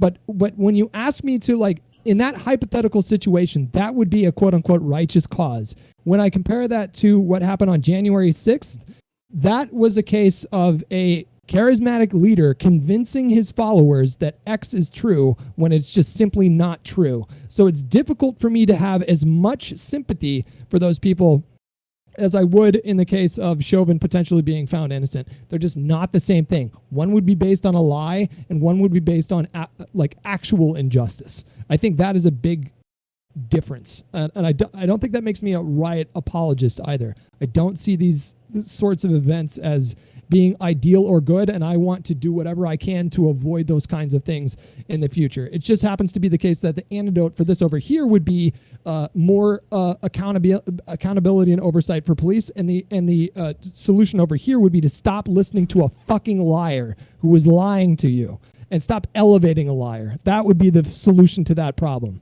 instead of like quote unquote securing our elections, which I think would be a good segue into the Georgia thing. But anyways, I'm not the host. Throwing it over to American Nacho.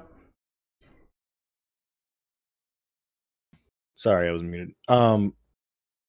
Yeah, so man, so much. There was so much that was said before this, so I was trying to like backtrack. The fact that the Black Lives Matter is attacking, or not Black Lives Matter, but whatever actors are attacking all of these institutions, okay, within these protests, are attacking federal buildings across the country. Like, I could at least grant you that makes sense. It makes more sense than attacking neighborhoods. But to try to say that neighborhoods aren't burning is a lie, because that's how people like David Dorn died. And nobody seems to give a shit about his death. It's the quote, like, it's this kind of thinking that drives people.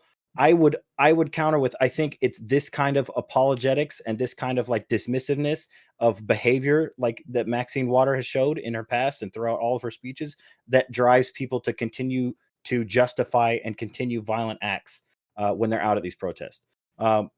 We can take into consideration like the history of Jim Crow era laws without LARPing as though like that's anything close to what's happening today.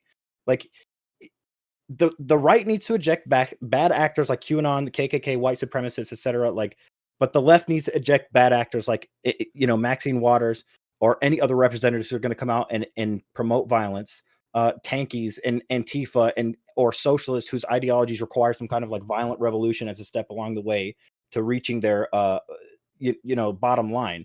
And Hutch, you said, I don't like to bring people up in closing statements, but you said you want to do anything to avoid like a riot.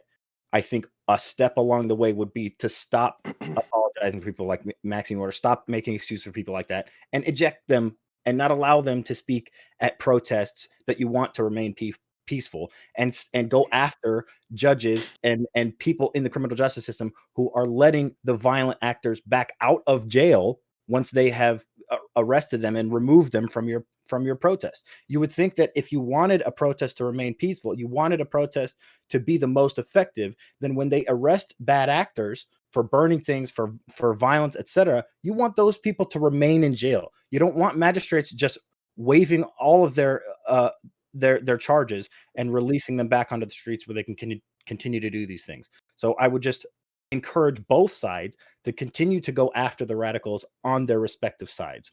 And I mean, I guess in closing, I'll just say, I'll give a chance to everybody in the panel to a show of hands if you can agree that political violence in America, as it stands today, is wrong. Raise your hand. Not in all cases. I would not agree with that. Okay. I guess not. That's all. Going over to Lycan. Yeah, at the end of the day, if we really think about it, there are two things we can look at. We can look at the political violence, or we can look at the continued systemic oppression, like the fact that Okay, continue. that a white person versus arrested for marijuana is more likely or less likely to be arrested for marijuana than a black person. It's 3 times more likely to be arrested in the same instance with the same amount in the same circumstances. So you have two things to think about. You have one, the political violence that eventually subsides. It has subsided every time it's happened. What doesn't subside is the system that continues to oppress and make the lives of black people a fucking nightmare. So at the end of the day, if you have one breath to spend, what should you fucking talk about? At the end of the day, it should be the systemic problem that continues to lead to these issues. And then when that's been addressed, and if the violence continues, then you can start spending those breaths on something else. But until one side of this fucking discussion decides to start focusing those breaths on the important thing, which is the system that continues to bring us to those points of political violence, we will continue to have those points of political violence. So if you really want it, the most effective way to make any changes goes towards root cause. And it's a very difficult discussion to get people to realize what root cause is in this circumstance, because they want to, it's almost like it's inherent in a desire to want you to be wrong. Because I totally get that. When someone says this is racist, I want them to be wrong. I want them to be fucking out of their minds, going super lib and calling something racist that isn't racist. But the reality is a lot of these things fucking are. And and if we continue to focus on why we don't want it to be, it will continue to be, and we'll continue to have the problems that both sides don't want to have. So focus on the problem, focus on the system, and make that what you want to change before you start bitching about people getting upset that their neighborhoods are getting fucking shot up by cops. Okay, we're throwing it over to CTV. Rob, truth, brother bear, truth. Josie, you're right. Waiting around for the government to give you food is not an ideal situation. This is why I advocate for hard work, discipline, and self-sustainability as ideal philosophies to help people get their own in this world, instead of believing there's some boogeyman out there to hold you back. People want to work with ambition and truth. Now, it has been said that God created all mankind, but Samuel Colt made them equal. With that in mind, this idea is much older than the invention of the firearm. It goes back to early history. So to answer your question, Joe, what is the purpose of government? Without the sword, there is nothing. No justice, no civilization, no society, no community, no peace. Before the sword, there is no right, no wrong, only fact, a world of what is and what is not, rather than a world of what should be and should not be. There is no justice until the sword creates it, establishes it, guarantees it, gives it substance and significance. First the sword, then government, then law, then justice. And for this reason, we are in the age of the pen. And the pen is, in fact, mightier than the sword in the information age, which is why accepting any level of violence in polite society is absolutely ridiculous. Our ability to get immediate feedback from our peers and the ability to explain ourselves, if we would only be in search of truth instead of what is politically advantageous. When we can do that, we will step into the age of the information renaissance. If not, history has shown that society will devolve to their more agrarian roots. Okay, throwing it over to Joe Lewis. Yeah, I think that out of all the panels I've been on, this has been an incredible conversation. I just want to thank you all for that. Like CTV, I totally agree that like within all of us, there's a wolf that just wants to come out. So like it's really incredible. Like Lycan, I think his wolf came out there a little bit. I think the wolf in him will talk to him a little bit about his backdrop, maybe some wallpaper or something, or like maybe a poster that you like. That'd be really fucking based. And Nacho coming in with the wolf branded on his shirt, his American Nacho on the front. I thought it was gonna be an Eastern Blocker with the Adidas, but goddamn, homie, it's very great. And then Superpower Broadcasting, I was like, yo, why is he Metro booming? My friend, I have you at -10 in my mixer. And I was like, oh, he's Canadian. So the wolf in you wants to make sure you're shouting to your American brothers so they can hear you. And then for Rob, it's really incredible because it's like you mentioned something along the lines of like go on offense, and then something about right like for protesters need to be brutally something. So it seems like your persona is coming into fruition and it's coming out in its true form, and that's really incredible to see because not a lot of people with the personas are acknowledged in such a way. And then even with Josie's, it's unfortunate because she seems to be really powerful on this topic, and it seemed like her wolf was like she's still getting used to that voice, and maybe over the course of tonight we're gonna see that. And Hutch, he's the OG. His wolf has always been out. Like you've seen that thing come out every single time he plays, and it's unfortunate that season 3 dropped the way that it did because that new map is fire. So I hope he can really make sure that he has fun moving forward because he might be playing Call of Duty in the back. I don't know that, but I want to really make sure that he stays locked in and his wolf is on the conversation. And then Dylan's wolf is one of the strongest of them all, and I think we should make sure that we support and bolster that wolf moving forward. Maybe like to figure out what's going on with that monitor in the back. Maybe it's something that's get hooked up, and maybe the chat will be like emotes there. I don't know what's going on there, but we're going to make it happen. I think the only way to make that happen, and the real prescriptive solution, is to subscribe to his channel and support him to make sure that these conversations continue. I think it's very good. That was a really good conversation, guys. Let's keep it up. So what Joe was saying is that if you don't support, donate, or help the channel on any day, you hate wolves and want them to go extinct. You're exactly against right. their preservation, and basically you're an anti-wolf terrorist and should be put on a watch list. So I'm just throwing that out there. That basically, if you don't donate to the channel, kind of a terroristy kind of move to make there. So support the channel. Basically Hezbollah. Anyway, we're gonna move on to the next topic, which is Biden's Afghanistan withdrawal. Biden has made the decision by September 11th to withdraw from Afghanistan. So the first question, of course, is, should we withdraw from Afghanistan? And number two, is this the correct way to do it, if it is? We're going to start with Rob. So I'm not a Biden fan, but I'm more of a fan of America than I am any politician, and I will call something as good when I see it. And I think this is a good move on Biden's part, even though it's delaying what Trump had already suggested happening. So Trump wanted to pull out earlier in the year. Biden's put it back to September 11th. I think he said all troops will be out. Yeah, we should pull out. Is this the best way to do it? I don't know. I would prefer immediate. Now, I'll be shocked if this actually happens for two reasons. One, because it's opening statements. You'll get a chance to respond. One, because as we could see when Trump tried to pull out, we saw the Russian bounty story come out that kept us there, which was obvious garbage, as we're now seeing. And so I wouldn't be shocked if we see more disinformation from our corrupt intel agencies to try to keep us there. And so Biden will never get around to it. And secondly, I'd be surprised if this occurred, because I don't know if the donors and the people around Joe Biden, the real people in power, not average people that are progressives on the left or the right, or progressives on the left or anti-war people on the right, but the people running the Democratic Party, I don't know if they'll be okay with this, and anything could happen. So I'll hold my breath. It's a good promise. I think it's good that we should pull out. For those that think that we should stay, my question is, how many years would be enough? 30 years, 40 years, 50 years? All of the people that say, no, it's for some noble cause, they use this same excuse every time they lie us into a war, and they try to keep us as the world police over and over again. So hopefully this is something that the left and the right could come together on. It's time to end this disastrous war. We're not doing any good there. It's time to come home, and let's keep that ball rolling and doing it with all these other countries around the area. And let's not allow Joe Biden or anyone else to get us in any more of these disastrous regime change wars. Okay, we're going to throw it over to CTV next. Who's muted? I guess we're going to be throwing it. There we go.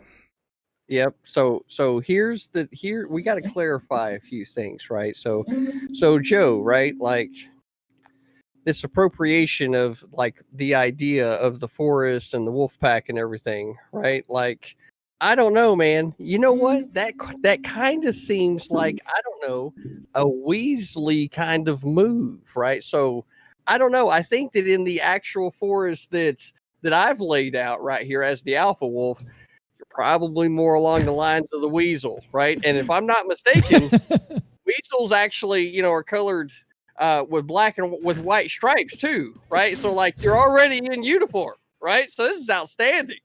So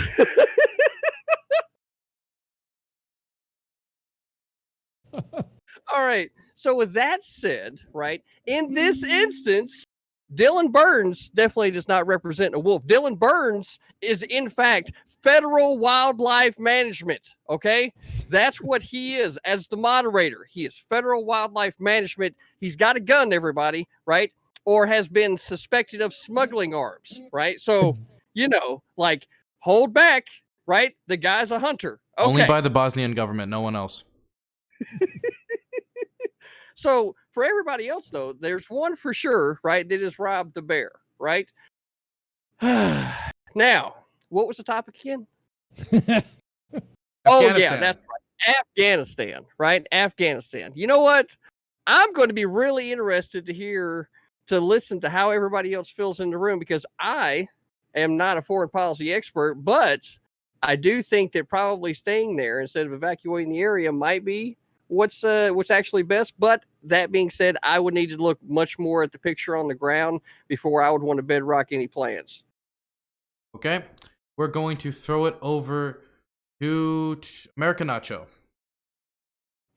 All right. So yeah, I mean, I started out in kind of the same boat here because I know CTV and is filling in for other people. So maybe he didn't read probably didn't get a chance to read any of the stuff that Joe shared. Which, by the way, thank you, Joe. I also had a lot of stuff I just didn't want to share it with anybody because I'm more of like a survival of the fittest kind of person. I was like, yeah, you guys do your own research. But it's really awesome to be in the group call and know that if Joe is going to be in there on any panel, he's probably going to share a bunch of information, which is kind of cool. Just for that, thanks, Joe. But reading the stuff and looking into it more didn't help at all. So I started with the position of like, yeah, we should just move out. I'm more of the I don't know the terminology for it, but I just kind of think that America should just stick to its own business. I think we should keep our nose out of other countries' affairs. So generally speaking, I started out from a position of like, well, we should probably we should go ahead and pull the troops out. But then when you look at how much money we've spent and some of the positive things that have come out of us being there, I think maybe some kind of combination of us pulling out troops and sending more aid to the country could probably be the best solution to this issue. And then just to add, like this is something that's been happening to Afghanistan for a long time in their history. There's always been somebody, whether they're at war with another country or somebody's occupying parts or all of their country. It's been a mess, and the way it makes it 1,000 times harder because of the way their government is or structured or was structured or not structured at some point, because it was more of like a horizontal more than it was like a vertical government at some points in their history. So Okay. so sorry, just to clarify my point, my position is probably a combination of pulling out and sending not soldiers but aid to the country. Okay. Now we're going to be throwing it over to Joe Lewis. Yeah, the Taliban has more clout, resources, power, and political influence in Afghanistan. We've been fighting this for over 2 decades and just losing all the aforementioned things that the Taliban now has, and it just has to stop. And we gotta stop acting like we're just like militarily competent in this conflict as a way of spreading influence and peace. We're not. And if you think I'm being hyperbolic, then you can start calling the 2,000 and climbing families who lost their loved ones to war, whether it be through service in Afghanistan or through suicide. But anyway, so I think what we can do otherwise, right? Like one way, my argument tonight, I think we pass the buck and incentivize, the Kurds and the Chinese. How do we do that? So we ease tariffs on China to offer assistance in the expansion of the Belt and Road for connection routes in Afghanistan. That can make connections in Asafan and Iran easier, instead of having to go up and over through multiple countries, some of which already border Afghanistan. So this could help expand to future connection points in India and then improve access to countries separated by the Arabia Sea. Like some off the top of my head that I can think of right now are like Oman and the United Arab Emirates. Also, like, just so we're clear, like, don't do this whole like land of the free American flag in the background, grandstanding and acting like Xi Jinping does not have Ghani and Benzani on speed dial when the inevitable civil war happens when we pull out. From there, right, we can embolden the Kurds militarily, right? So who they've proven to be militarily more competent, and then provide aid to building things like new infrastructure and existing infrastructure and implementing things like vaccine rollouts for displaced persons, and then people in territories across multiple countries, just to name a few, right? Like Iran, Turkey, and Iraq. Because goddamn well, that's like trillions cheaper than whatever the fuck we're doing right now. So yeah, that's all I got for now. Hope we have a good conversation.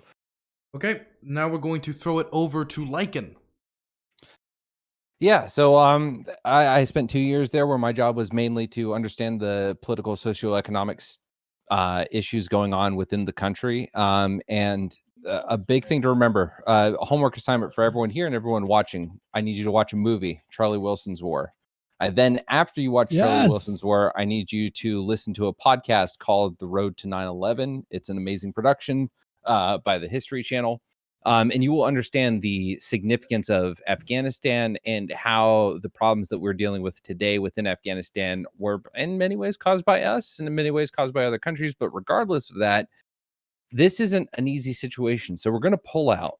And what we're going to see is a continuation of the power vacuum that was created in the 80s, early 90s. and we're going to see a resurgence of extremist groups, whether it's the Taliban, whether it's another group. And at the end of the day, people are going to try to blame it on us now. And no, it's like scooping sand out of a puddle, and the water drains into that little divot, and then when we leave, the sand's able to just kind of fall back into place and no one's there to scoop it out, right? Like that problem is still going to remain. And it's probably going to be exacerbated by what we've done in the Middle East overall. So I'd actually put more blame on the war in Iraq than anything to what is going to happen to Afghanistan once we leave. But the point is this: us leaving is going to lead to a lot of issues that are going to be a problem for a lot of different countries, including the United States of America. And people are going to try to say, oh, well, this is America's fault. And I'm like, in some ways it is, in some ways it isn't. It's a very complex situation. So just saying leaving is the right thing to do, to me personally, it's the best feeling thing to do, because we're getting out and it's like, cool, we're done with Afghanistan. You can shut the fuck up about it.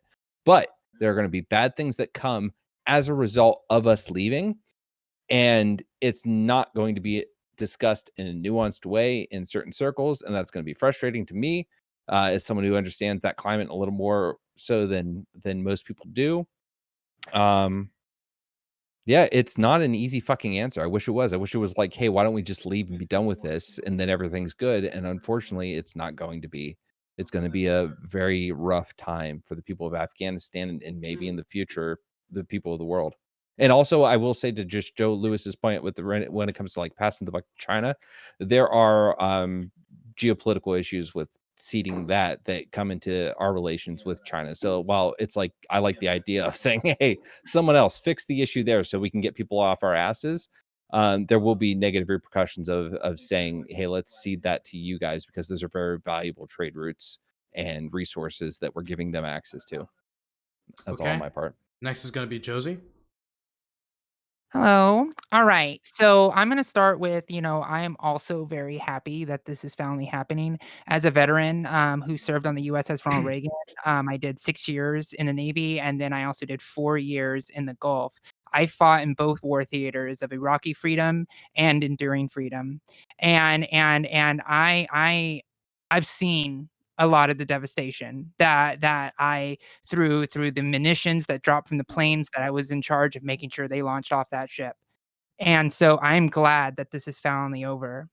And so I want to say the ways that we need to do it is just pull out. And I have a few pieces of evidence too.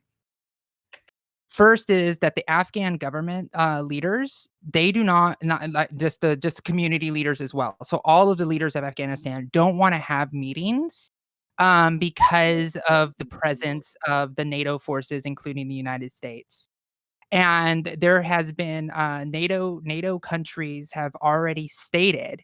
Also, this is a direct quote from Mohammed Naeem, who spoke for the Taliban political office, said on a tweet Thursday on April 24th that until all foreign forces completely withdraw from our homeland, the group would not participate in any conferences that shall make decisions about Afghanistan. And so when the United States leaves, NATO governments have also stated this. They have said that there is no desire or ability to remain without logistical and security and other support the U.S. forces provide. So when we pull out, the rest of those countries pull out. Now, I want to just finish off on this one last finer point. The Soviet Union occupied Afghanistan for a decade. They left in 1989 after they were basically defeated after a failed occupation that cost them 13,000 troops. Later that year, the Congress of People's Deputies, which is like, the quasi government that the USSR had at that point in that period of time, said that this was something that needed to happen. So the fact is, the Soviet Union already did this once, and we can pull out too. And when we do, we allow the countries to actually govern their own nations. We cannot sit here and say, as like in a colonial way, that this problem is just awful and we need to stay there because they can't take care of themselves. It's that type of colonial thinking that is causing these big deficits in the first place. So it's time for us to go. And I'm happy that we are leaving. And as a veteran who fought in that theater, I'm glad that it's over, because we've lost too many people to it, and too many Afghanistan and Afghani citizens, over 100,000 people, were either killed or injured in that war. It is time that we're done, and I'm happy with the way they're doing it now. Throwing it over to Hutch. Yeah, so Rob, I think you and I agree completely as far as your two general points. You said, number one, that you support the U.S. withdrawal from the region, and number two, you didn't know, there was a question mark about whether or not this was the exact best way to do it. And I just want to give the disclaimer once again, not that I need to, but clearly I'm not a foreign policy expert. I did do a lot of homework on this, Joe. I read the one article the one piece of paper that you read that was like 18 pages, and I saw the one that was like 78 pages. I'm not fucking reading that. There's no possible. But I did catch myself up to speed somewhat enough to the point where I feel like I could have a general conversation about this and feel kind of comfortable, and then like cede most of the time to other people that are more knowledgeable on the topics. But what I do want to say is like I am concerned about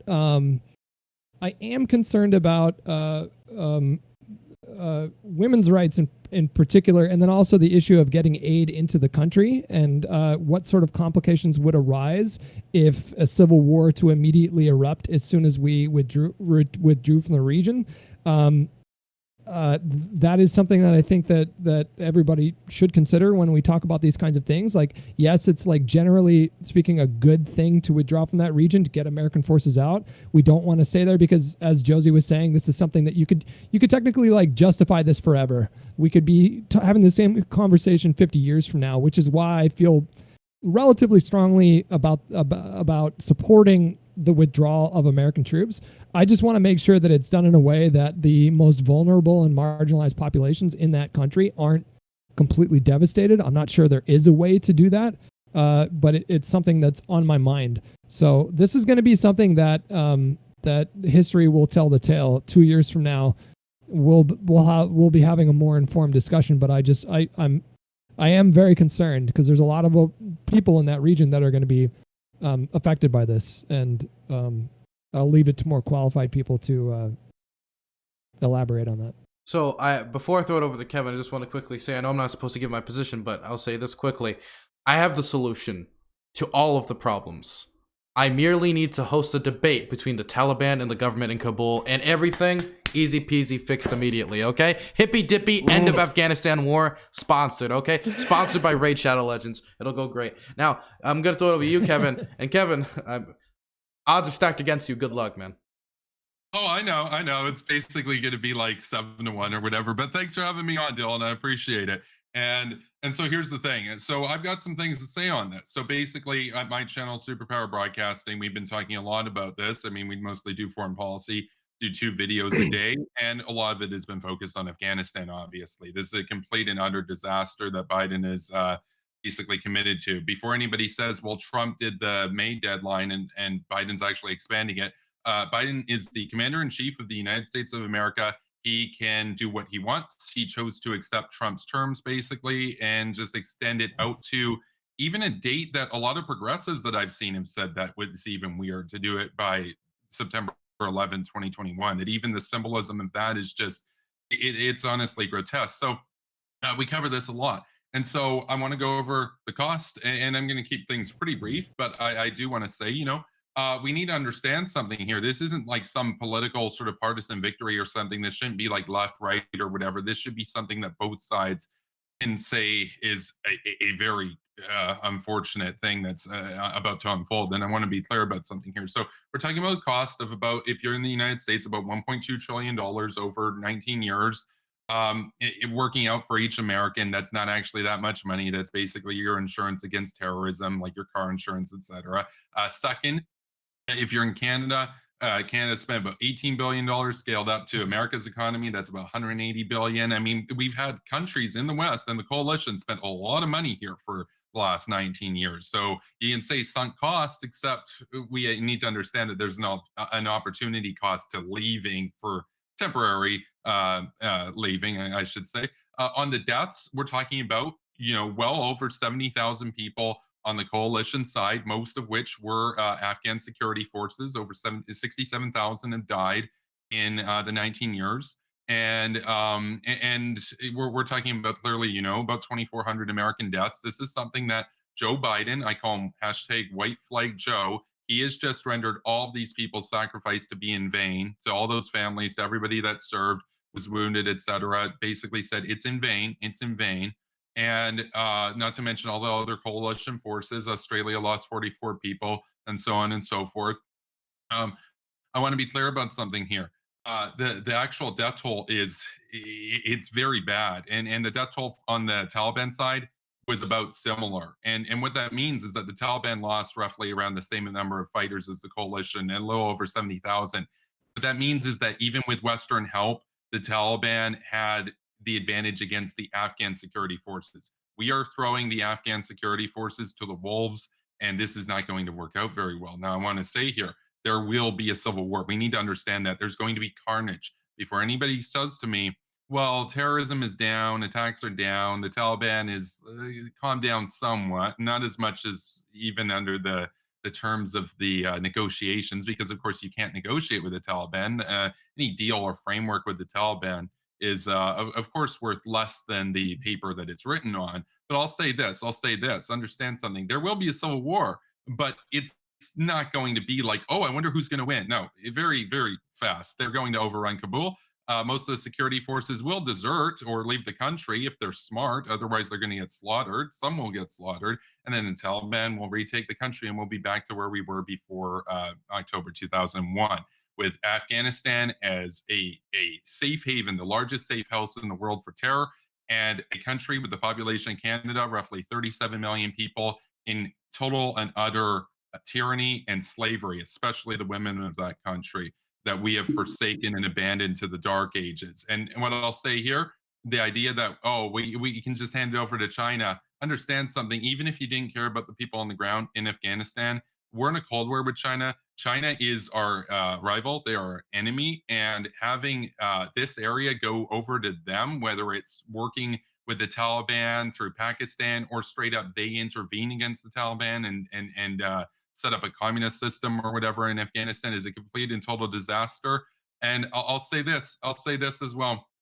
Think about the Kurds and whatnot that was brought up. Not really relevant. I mean, the Kurdish interest in Afghanistan is not that's basically a meme. I will say this though, on the human rights component to this too, we're talking about one of the most egregious and patriarchal and reactionary forces in that the modern age is known in the Taliban. And we are just saying to basically 13.5 million Afghan women, their lives don't matter. We don't care about them. We try, but we're not going to stay the course. Completely grotesque. I'll also say this. You can say, well, hey, we can wash our hands clean. America's leaving. And of course, with America leaving as the vanguard of liberty, oh, look at that. The UK and Australia have also announced they're leaving. The coalition's leaving. Everybody's leaving. We're throwing the Afghan security forces to the wolves. They could barely hold off the Taliban with all of our help, and now they're gone. Canada, of course, pulled out by 2014, and a disaster, a disgrace on our moral standing in the world. I'll say this as well. If you think we're done, you think the West is done with Afghanistan, that, oh, we don't have to think about Afghanistan anymore, understand that sticking your head in the sand and pretending that the world doesn't exist doesn't mean that the world and doesn't mean that your enemies will forget that you as America or the West exist. Understand something. We're going back to Afghanistan. There's going to be, Joe Biden has ensured by doing this, by agreeing to Trump's withdrawal, his surrender to the Taliban by September 11, 2021, he has ensured, he has condemned us to suffer another 9/11, not necessarily with aircraft. It could be a different sort of attack, could be crude nuclear device in a port somewhere. Who knows? Like the sum of all fears with Baltimore getting nuked. Who knows what they're going to do? And then, of course, they're close with Pakistan, which does have nuclear weapons. Understand something. When they don't have to deal with America and the West in Afghanistan, they'll come over here and deal with us over here the way that they did back in September of 2001 with their allies in Al-Qaeda. We're going back to Afghanistan. And I'll tell you this, my side, the Hawks, yeah, we're despised right now by a lot of people that haven't given us too much thought. Understand something. Most people are always kind of on the fence about this stuff. They don't lean very heavily interventionist or anti-interventionist. when the next 9/11 happens, almost everybody's going to be on my side, on the Hawk side. We're going to be vindicated, and we will take no pleasure in it because it's going to be on the deaths of many thousands of Westerners. And all those people that are anti-war now saying, yeah, big up Trump, big up Biden, great progressives, or America first. Guess what? They're all going to want blood, and they're going to go back to supporting neoconservatives just as they did when they voted for George W. Bush, for example, or they supported Joe Biden when he wanted to invade Iran, for example. I'll say this. I'll close out by basically saying, the idea that it was a 20-year effort, no. We need to compare year to year. There was a surge under Obama. There was basically no presence under Trump. Basically no presence right now, but at least it's enough to keep the Taliban at a strategic stalemate. Handing that country completely over without even the agreement of the Afghan government, the sovereign Afghan government. They're not happy about this. Ghani's not happy about this. The negotiations with the Taliban, of course, ignored the Afghan government, and negotiating with terrorists used to be something that all sides could agree was repugnant. Well, guess what's going to happen? Brief, short civil war. It's going to be like Saigon. Taliban's going to take over, total bloodbath, dark ages. And guess what? Even if you're just selfish and don't care about them, you might when they kill your family in an urban center somewhere in the West, and we have to go back there. So thank you. I think this is going to be an interesting discussion. Thanks for having me on, y'all. Okay, it is open to the floor. Okay, all right. Hold on. No, shut the fuck up, Hush. Shut the fuck up. So everybody shut the fuck up. All right. So the idea that you have a channel for foreign policy and you say the Kurds aren't relevant, are you fucking stupid? Like, there were key partners in the United States and the Middle East for 15 years. They helped overthrow Saddam Hussein. They battled Al-Qaeda. They pushed ISIS out of Iraq and Syria. And you're going to sit there and say it's relevant? Shut the fuck up. Let me finish my point. Shut the fuck up. Let me finish. Shut the fuck up. Let me finish my point. So the idea that you can sit there and go on this warmonger bullshit is incredible to me. Absolutely incredible. And even and all the reason why the Kurds fucking hate us is because during that weird hotel bullshit, we basically left them vulnerable for attack. Like, they were key factors for us. Like, I don't get how you can sit there and say that. Withdrawing from northeastern they are Syria, militarily, man. Shut the fuck up and let me finish. They're militarily more competent, and they've proved this time and time again. So to say that that's irrelevant, that's so fucking stupid. And you should be ashamed that if you post 2 videos a day and you can say something like that on a platform for Dylan's. Are you fucking stupid? Are you actually that stupid? No, I pushed back on Rob multiple times, but that is the most ridiculous thing I've ever heard. Shut the fuck up. If that's your take, you're a fucking warhawk and part of the problem. Is that okay? Talking about Afghanistan, Okay, give me a second. Okay. Kevin, you can respond to that. Okay, thanks, Dylan. Yeah, hopefully this can be a bit more cordial. I would say, just on the warmongering charge and everything, understand. I think I made the case very clearly. There is a war. We're going to go back there. They're going to do another 9/11. Once they don't have to deal with the West there, they can deal with us here, and then we have to go back. And almost everybody who's anti-war now, they're just doing it to be popular.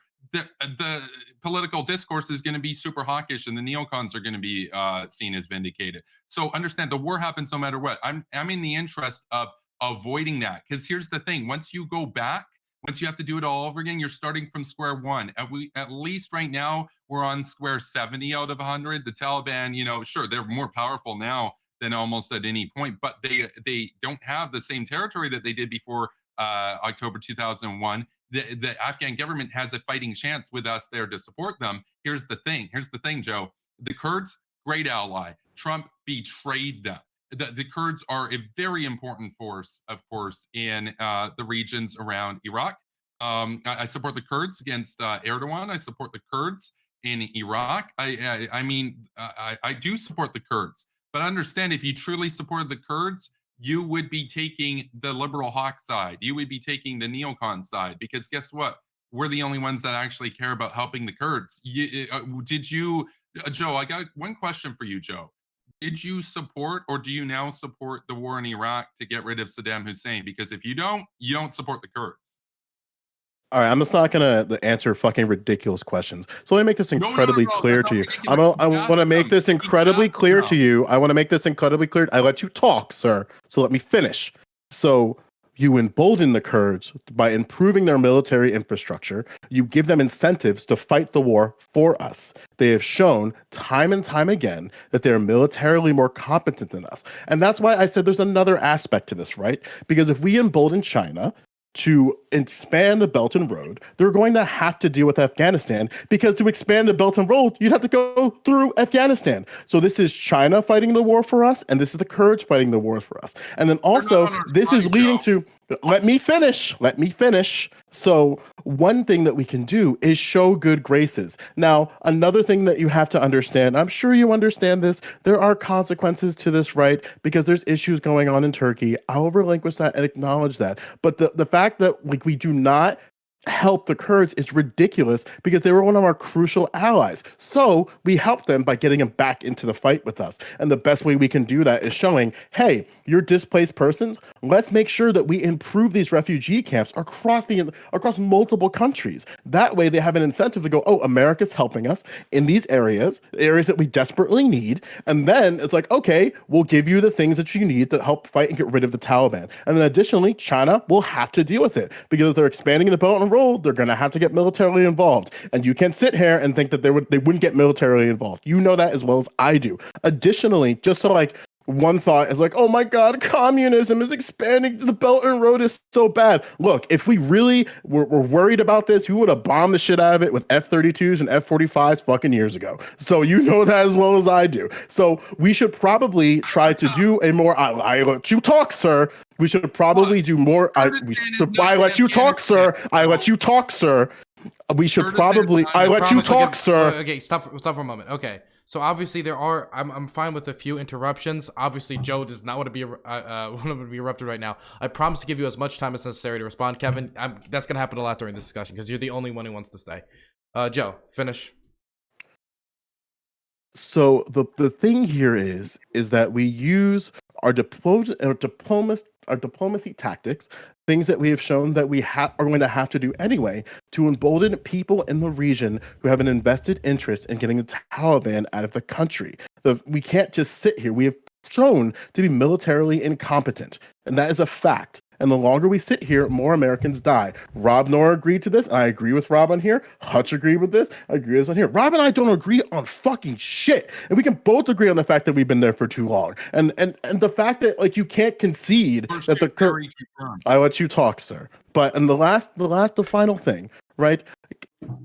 I would love for you to pill me on this Warhawk thing, but I guess we'll see what happens over the next 15 to 30 minutes or however long this is. But I'll give it to you. Kevin, you can respond. Okay, thanks. Yeah, so basically, to Joe's point, that actually gets brought up. You'll see people like Tanky Tulsi Gabbard, for example, or Ron Dummer than Jake Paul. They'll say, oh, look, the progressives and the libertarians agree. They agree on the military and all this. It's like, yeah, that's what I talk about all the time with the fifth columns and the useful idiots. It's like, yeah, there's a problem where the more radical elements, or not even so much the more radical elements, but the radical elements are more the fifth columns, and then a lot of people in between will just go with those big talking heads, like Kyle Kulinski, et cetera, Kremlin Kyle. Here's the thing, it's a problem. It's a problem. You can say, oh, well, these other people who are also wrong agree with me. That doesn't make you right just because you have the majority on your side. My side has been vindicated on this, and in fact, and we will be vindicated when they do the next huge terrorist attack, and we have to go back to Afghanistan. The war happens whether you want it or not, Joe. It's not like we started 9/11. That was the Taliban and Al Qaeda that did that. So I want to be clear about something. Kurdistan's not in Afghanistan. The region generally considered to be Kurdistan, or that there's viability or legitimacy given to their autonomy and their historical claim, is part of Turkey, part of Iran, part of Iraq, and part of Syria, of course, with northeastern Syria. We're not talking about that in Afghanistan. Now, if you say, well, it would be good to help the Kurds and bolster their military capabilities, 100% agree with you there. That doesn't mean then that you just hand over Afghanistan to the Taliban. That's a bit of a non sequitur. I support doing both. I support helping the Kurds and defeating the Taliban.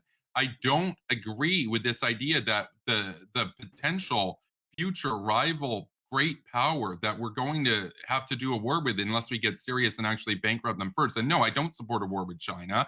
I want to bankrupt them. I want to boycott them so that they economically collapse before we have to do a war when they start it. That we're going to hand over one of the most strategically important areas in the world to them. That would be like handing over West Germany to the Soviet Union, or handing over Chile to the Soviet Union or whatnot. It's like, no. Understand something. The Afghan government has its problems, but they're better than the Taliban, and they are the sovereign government of Afghanistan, and we need to help them. And I do find it interesting how a lot of these people that seem to care about sovereignty and everything, not really, because we need to understand Afghanistan's just going to be invaded or assimilated into China, essentially, in that regard. There is no big, strong Kurdish presence in Afghanistan. There's no historical Kurdish claim to anywhere in Afghanistan. That's just not a thing, Joe. So this will be the last thing, and I'll relinquish it. 10 minutes. To Rob. 10 seconds. 10 minutes. The Kurdish. Oh, hold on. Let me. One sec, though. Just go to Rob. Just go to Rob. Just go to Rob. Just go to Rob. Just go to Rob. His take is going to be way too long to debunk. I need to use the bathroom. So just if anybody breaks the rules and Chad tells me, I'll come back and fucking not kill you. But I'll get my hammer. Here, let me get my gavel. Thank you. Okay, so I just have a couple questions for you, Superpower.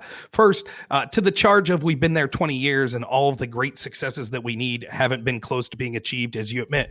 Your defense to that's going to be, well, Trump set us back. Okay, so let's wind the clock back to just to avoid the Trump discussion. So when Obama was there at the end of Obama's term, we had been there, 14 years, 15 years, correct?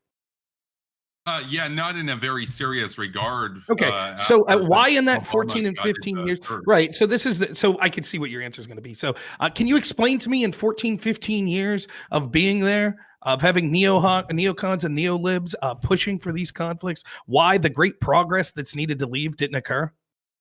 Well, a couple points. I think there's a snug premise there about neolibs pushing for the conflict. And neolibs want to do free trade. Neolibs wanted to lift sanctions on Iran with Obama and work with the butchers in Tehran. I'm not a neolib. They didn't want to pull out of Afghanistan. We could see that. They even spread the Russian bounty story to keep us there. Oh, but Joe Biden's a neoliberal, basically. He's a bit more progressive as a neoliberal, but he basically is a neoliberal, and of course he wants to pull out. This is one good decision he's making, right? But again, the point aside from that point, feckless on foreign policy, Rob. But to answer your question, I was just getting at that premise that neolibs and neocons agree. I'm a neocon. I don't like almost every neolib that's out there. So, but I will say this to answer your question: the idea that it was 14 years and that there was a consistent and genuine approach the whole time. Not true. So when George Bush went in with the intent to basically push back the Taliban, to hit hit Al-Qaeda, hit the Taliban and their positions and everything. And he was largely successful in that endeavor. Then comes the second stage, which is cleaning up the remaining insurgent forces in the Taliban, which takes a long time. To do, but you have to do it. And the second part is creating the new sovereign government of Afghanistan that will champion the self-determination of the Afghan people. He also did that. Now, it takes time to build up their security forces. There's a lot of corruption and everything, and it takes time to nation build. And then Obama came in. And what did Obama do? Well, Obama did the surge, and that was good, but it was a very short-term thing. If you look at the actual troop figures, within 3 years, it was basically back to the same levels that it was before. It wasn't a very consistent approach. So what you need to do is, yes, you need to stay the course, but you also have to have a commitment that isn't this partisan yo-yo thing where one guy comes in, retaliates for 9/11, does the intervention, and the next guy comes in and says, we're bad, and we're going to draw down and everything. We'll do a little surge here, but we're not going to really stay the course. And we can see how Libya turned out with that approach. It didn't work out very well. And then Trump comes in, and you didn't want to talk about Trump. That's okay. I'm not going to mention him. I get what you're saying, and I'm not trying to be rude, but I think you've dominated a lot of the conversation. So I get what you're saying. I get what your point. I'll just say this real quick, and I'll leave the other panelists talk because I think people are chomping at the bit. I'll just say this. I'm not saying you personally, but you are repeating the rhetoric of these neocons that have never seen a war they don't like. They will make every excuse to stay everywhere as long as they possibly can. Afghanistan. 20 years isn't enough. Oh, you have to understand, 7 years of Bush, we did great. And then Obama did a surge, but then he brought us back to Bush level of troops. So we just need another 20 years, just another 20 years, and then we could stop winding down. It's absurd. Second point I want to make real quick is you keep talking about 9/11. Remind me, where were the hijackers from on 9/11? They were about 15 of them were exiles from Saudi Arabia that were fighting the Saudi government. I know what you're going to do. You're going to say, well, they were brown and Arabs, so they were from Saudi Arabia. That's like saying that the guys from Canada that went to go and do the beheadings from ISIS in Syria, that was, oh, they were Canadian, man. No, Canada's not ISIS. So anyways, so what we can see is they were 15 were, so what we can see is 15 were citizens. Excuse me. Gotcha. You'll have plenty of chance to, what we can see is 15 of them were citizens of Saudi Arabia. I believe 0 of them were citizens of Afghanistan. The point is, like, I love the neocon talking points where it's like, oh, we have to be in Libya. Oh, we have to be in Syria. Oh, we have to be in Afghanistan. Funny the countries we don't have to be in. And you even give the game away a little. You're talking about, oh, human rights for the women. How's that human rights for women working out in Saudi Arabia? Right? Not so well, but we'll buddy with them. Again, I guess it was a hypothetical question. Rob, were you asking him a question? No, I'm just making a hypothetical. It's rhetorical because there's an answer. Sure, go ahead. You go ahead and.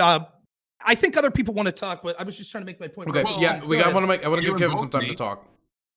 Yeah, man, you invoked me, so I have to answer that. I've got to answer this. So there's the Jeane Kirkpatrick pill, which is basically the idea that we work with pro-Western allies, some like the UK, some like France, etc., and others not so savory, like Saudi Arabia or Pinochet, Chile back in the old Cold War. And you know what? Yeah, sometimes you got to work with people that aren't necessarily that great, like the House of Saud. I'm not really a big fan of them, but what are you suggesting, Rob? Are you suggesting that we go to war with them and then set this example that if you want to work with us, we're going to betray you? But that's kind of stupid. What message are we sending there? No, here's the thing. You can't go to war with the world at once. Oh, you just asked me a question. You invoked me. I would like to respond. You invoked me with a question there. I would like to respond. Right? Okay. Correct? You said, what would you do? You invoked me, correct? Well, you said, I'd like to respond. You can respond, Rob.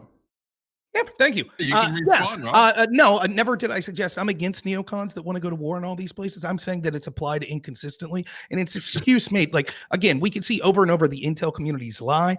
They lied. For example, I'm not even confident that even if Biden wants to make this good decision, that we'll actually pull out of Afghanistan. They might just lie like they did in Syria. Remember when the generals were bragging? Oh, we lied to Trump about how many troops we had there. So when Trump said to pull out, we actually left troops there.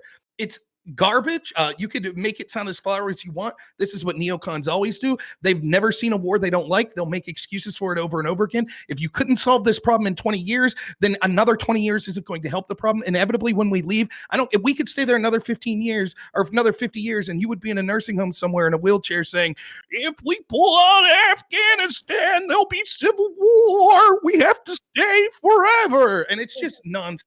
Like, I'm sick and tired of it. The warmongering has to stop. And by the way, the only reason I'm a little hostile to you is like bagging on Ron Paul, who's one of the few good politicians that we have in this country. But I see how a warmongering neocon would be against it. But no, it's okay. He thinks Bush Cheney is one of the best administrations in modern history, and he also thinks that Tulsi Gabbard's a tanky. And okay, let's wait. Okay, stop. Okay, wait, no, everybody. Wait. Let me be very clear, okay? I and me and Kevin have gone to blows very hardcore in foreign policy, but let's be very clear. This is 7v1. So I just want to be very clear that we should be respectful when it comes to his ability to speak, because every single time someone speaks, he's going to respond because he's literally the only person who holds his position in here. Can I get a pledge from all of you that you'll do your best to do that? I'm done on this topic. I said all I wanted. Okay, great. So Kevin, you can respond to what Rob said. Yes. Thanks, Dylan. I'll say this about Dylan. Look, Dylan and I have our disagreements. We actually had a pretty heated debate about 6 months ago, which you guys can check out on Dylan's channel. Here's the thing. Dylan, you're also kind of a debate me bro. Like, I'm a debate me bro. And once you do like debates and stuff, you do kind of understand like that dynamic of how it works. It's like, it might look like I'm talking all the time right now, but it's like, it kind of is 7v1, unless and anybody else here is free to say that they support continued presence in Afghanistan, then it can be like 2v6. But I think it's 1 versus 7 currently. So I am going to respond to what Rob had to say there, which is this idea that neocons never met a war we didn't like. No, we're mugged by reality. We understand that the war is inevitable. I just explained how pulling out of Afghanistan doesn't mean you get to pretend Afghanistan doesn't exist. The Taliban's just going to work with Al Qaeda or ISIS again, do another huge attack, and then we'll have to go back. And almost everybody who's not like a Pat Buchanan figure or literally Ron Paul, everybody else who's kind of like on the fence about everything and just always being popular. They supported Bush during Iraq, and then they supported Trump when they said Iraq was bad. All those people are going to be war hawks again and supporting my side. Let's be clear about something. The war happens no matter what. What we're interested in doing is reducing harm. We're interested in expanding Western interests. We're interested in preventing the rise of new rivals. And I'll say this. This idea that, oh, never met a war we didn't like. We're opposed to almost every war in human history. I'm against the Soviet Union invading Hungary. I'm against Russia invading Ukraine. We support a moral, resolute support for our allies. We want to make the world a better place. We don't take the world at face value and say, I guess we can't do anything about it. No, we recognize that, especially in the position of the West, and especially if you're in the United States as the vanguard of the West, you're in a position where you actually have the ability to change the world. We want to make the world a better place, a more secure place. And if we don't, it doesn't mean that we don't have to deal with the consequences of that, because look at what pretending the rest of the world didn't exist did in September 11th, 2001. It turns out you can ignore the world and they'll still show up. Just one last thing. One last thing I do want to say. This exact mentality is why people like you armed the Taliban in the 70s in the first place. Over and over, people like you, neocons, create the problem. The Taliban didn't exist until 1994. Just real quick. 1994. If you let me finish my point. Didn't exist again, it works better. They were called the Mujahideen. Okay, one second. Okay, Kevin. Okay, let's give it a second. Okay, let me Rob, finish my point. You get 10 seconds, and then we'll throw it to him. Throw it to the rest. Okay, 10 seconds. Yeah, the Mujahideens, what they were called, and we admitted that we armed them to invade areas of the Soviet Union, and then they later became a problem. That's where bin Laden came from in the first place. People like you always arm people, then later you say, now we have to go there. That was 10 seconds. Okay, Kevin, you can respond to that. Yeah, wonderful. Thank you, Dill. So the Taliban wasn't founded until the early 1990s, and it was created basically by Pakistan. And it was created, and it literally means students and all this. It was a bunch of radicals that were created in the 1990s. Definitely not in the 1970s, as you implied that neocons supported the Taliban in the 70s. Kind of hard to support a movement that didn't exist until 25 years later. But whatever. But I'll say bin Laden was in the Mujahideen. was trained by. You can bring up the Mujahideen. Here's the thing about the Mujahideen. So is it to say that the Mujahideen were great, lovely people? No, but they were technically freedom fighters. That's true. And yes, was Osama bin Laden a part of it? Yes, he was actually the good guy in the context of that war, because the Soviet Union. I gotta finish, Rob. Okay, so in the context of the Soviet Union and the Cold War, the Soviet Union was aiming 40,000 nuclear weapons at the United States of America in the 1980s. You have to go about doing everything in your power to bring that Cold War to an end and see their destruction as soon as possible before a nuclear war might happen, versus what? Do we side with the Soviets against the Mujahideen? What nukes did the Mujahideen have? The Mujahideen were willing to work with you.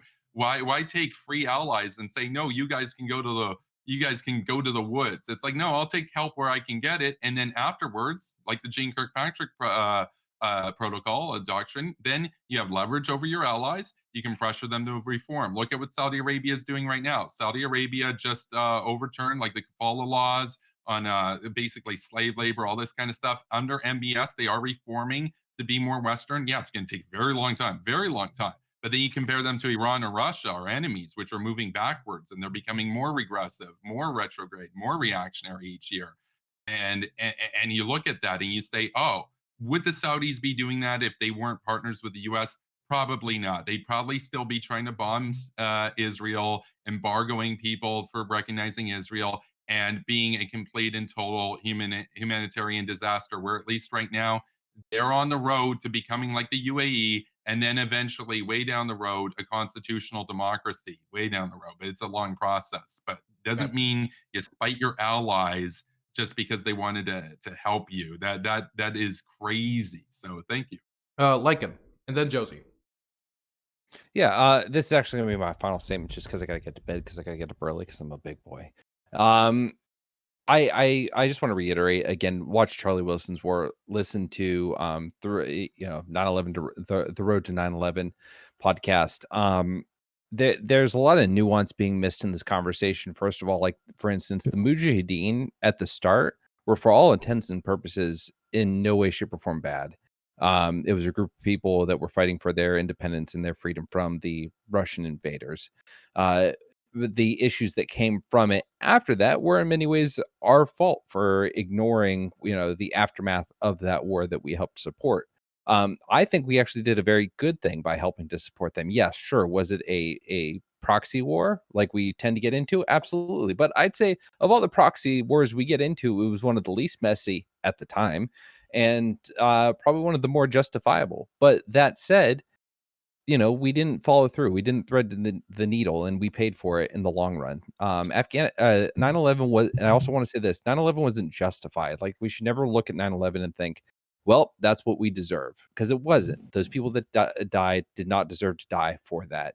What happened after 9/11, we can point to our role in it happening, but we can't say, well, America deserved this. And it's one of the dumbest, fucking, most ignorant, lack of nuance, understanding things that any human being could say when it comes to that situation. So what I'd like to say is this: pulling out is a very tough decision to make.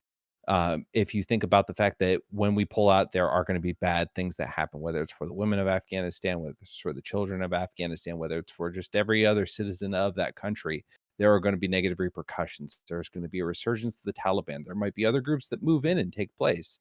There are going to be a lot of issues we have to deal with.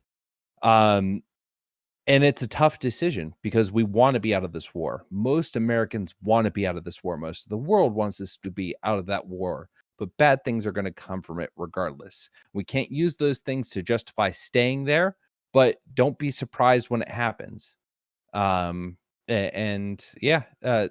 really all I have to say on this issue. Dylan, thank you for having me on, and I really appreciate it. And everyone else here, it was very nice talking to you all. And I really enjoyed I think we had two really good conversations, and I'm going to listen to this as I go brush my teeth and take my medicine before bed. Yeah, see you later. Yo, have a good day, Hey. Lycan. Yeah, have a good night, buddy.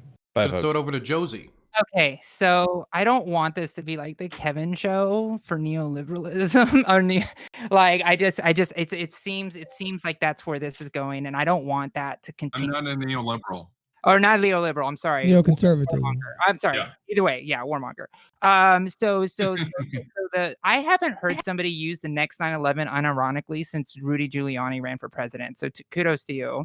And so that's pretty interesting, considering like during the coronavirus, we were losing literally a day's worth. Every day we were losing a 9/11's worth amount of people. So I think it's funny that we are still using those fear-mongering tropes. And I think unless CTV served in the Gulf, I think I'm the only veteran here that's actually served in this theater of war, and seen the impacts of watching Afghani people on the war in the mountain.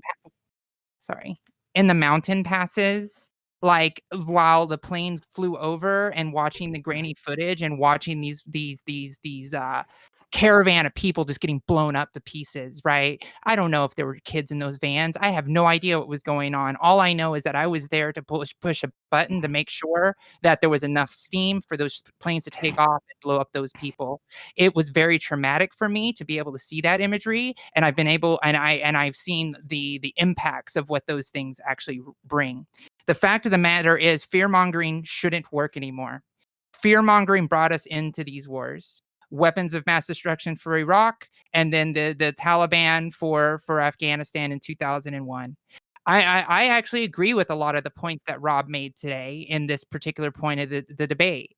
The fact of the matter is that it's these excuses of trying to be colonial and saying, hey, we're going to stop these wars because of civil wars and civil wars. Well, guess what? There's civil wars going on right now in all over the world. In Yemen, for example, there's a civil war in Sudan. There's a civil war all over the place in different places. You could even say in certain points there's like civil unrest here in America even. So we're like trying to be the moral police to say, oh, we're just trying to help these people because they need our support. Like the Western centrism of your debates focus on your arguments focus purely on the imperial fact that we are the ones that are morally right. These people can never get their stuff together, and we're going to continue to be there for forever, like Rob said. And it's not great to have these type of things. And you even said a sunken cost fallacy. And like and so the whole idea is, if you're going to apply this logic of that we need to be the moral police and we need to make sure that these organizations and the Taliban, and you speak like the Taliban existed like they did in 2001, they're actually a political party now. Like, I don't know if you've done research and found that out yet, that like they're actually trying to achieve political power and they're trying to break the narrative, because guess what? The people of Afghanistan are also tired of war. They're tired of having these fights over and over and over again. That's the actual truth.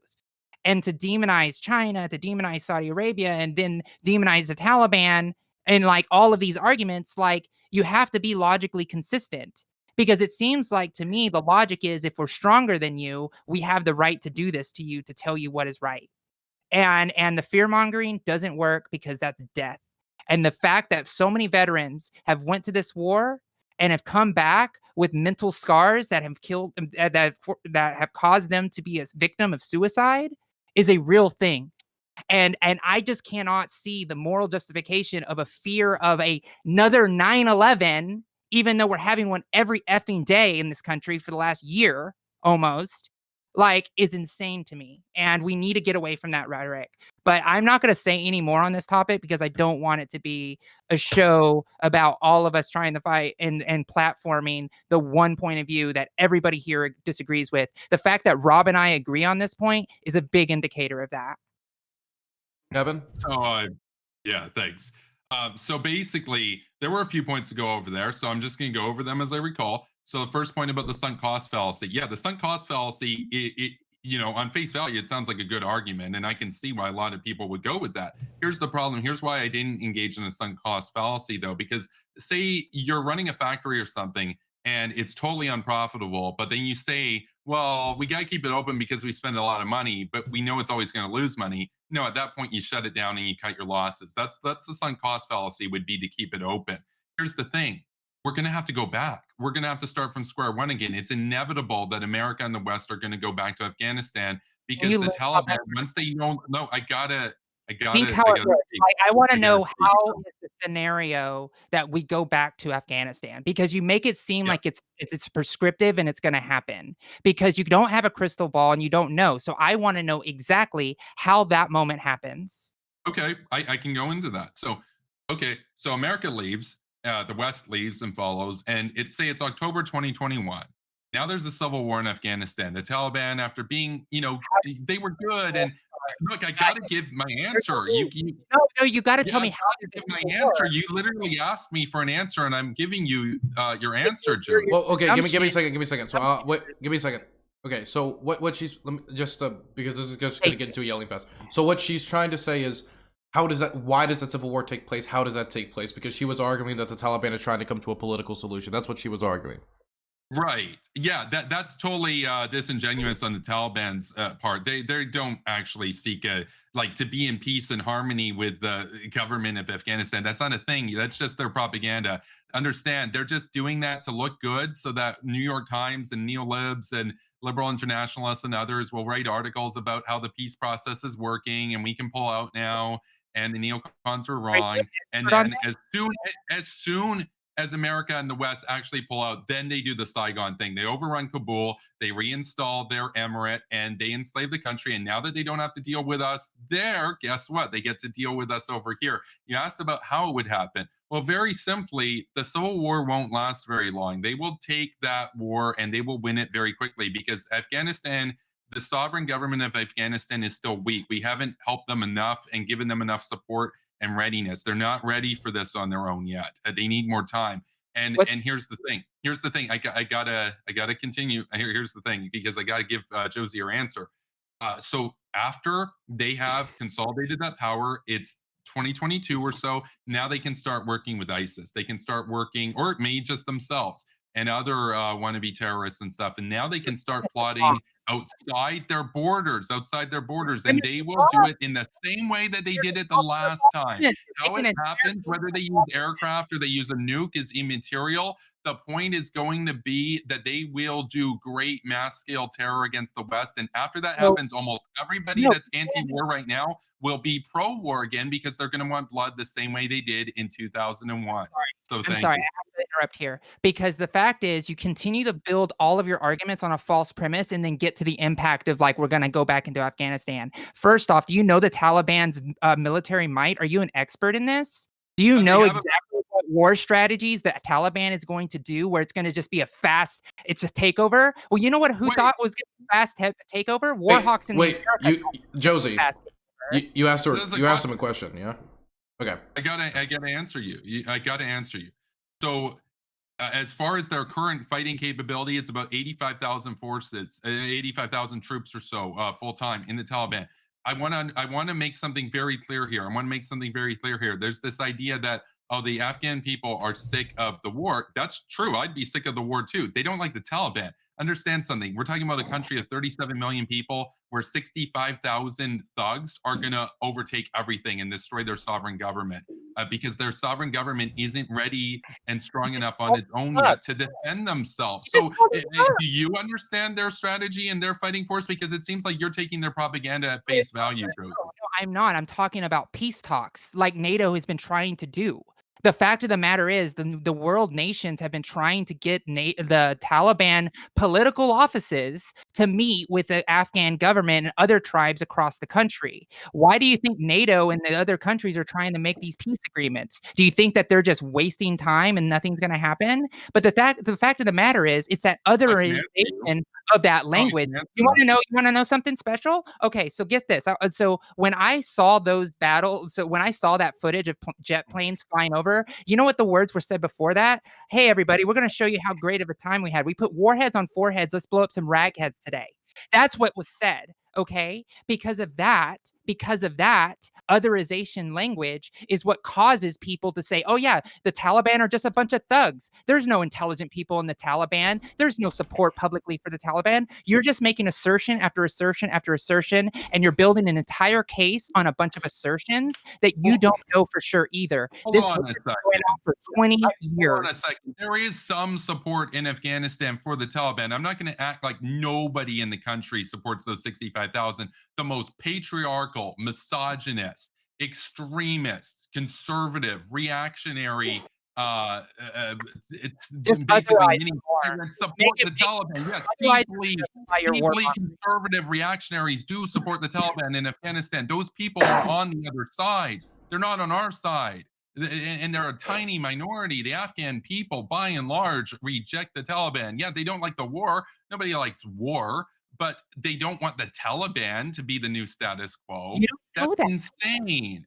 Aren't you against conservatives in the United States? Aren't you against the right wing in the United States? Because the Taliban and their supporters make those guys look like hippies. They make George Bush look like a hippie. Yeah, I support political action, and we beat them in that. We're winning the culture war because of these type of things. Like these things actually do happen. But the fact that you otherize them, the fact that you call them thugs, the fact that you've called them all of these things. The Taliban, not Afghans. The Taliban are terrorists. Are you saying that Talibans aren't Afghans now? No. They are. Most of them are Afghans. You're trying to make this out that I'm somehow doing some almost racial or essentialist argument against Afghan people. No. The Taliban are thugs. That's like saying Al Qaeda's thugs. If a white guy is in the Taliban or Al Qaeda, they're still a thug. Do you disagree with that? They're not angels. Look, the Taliban are despots. They want to send the women. Okay.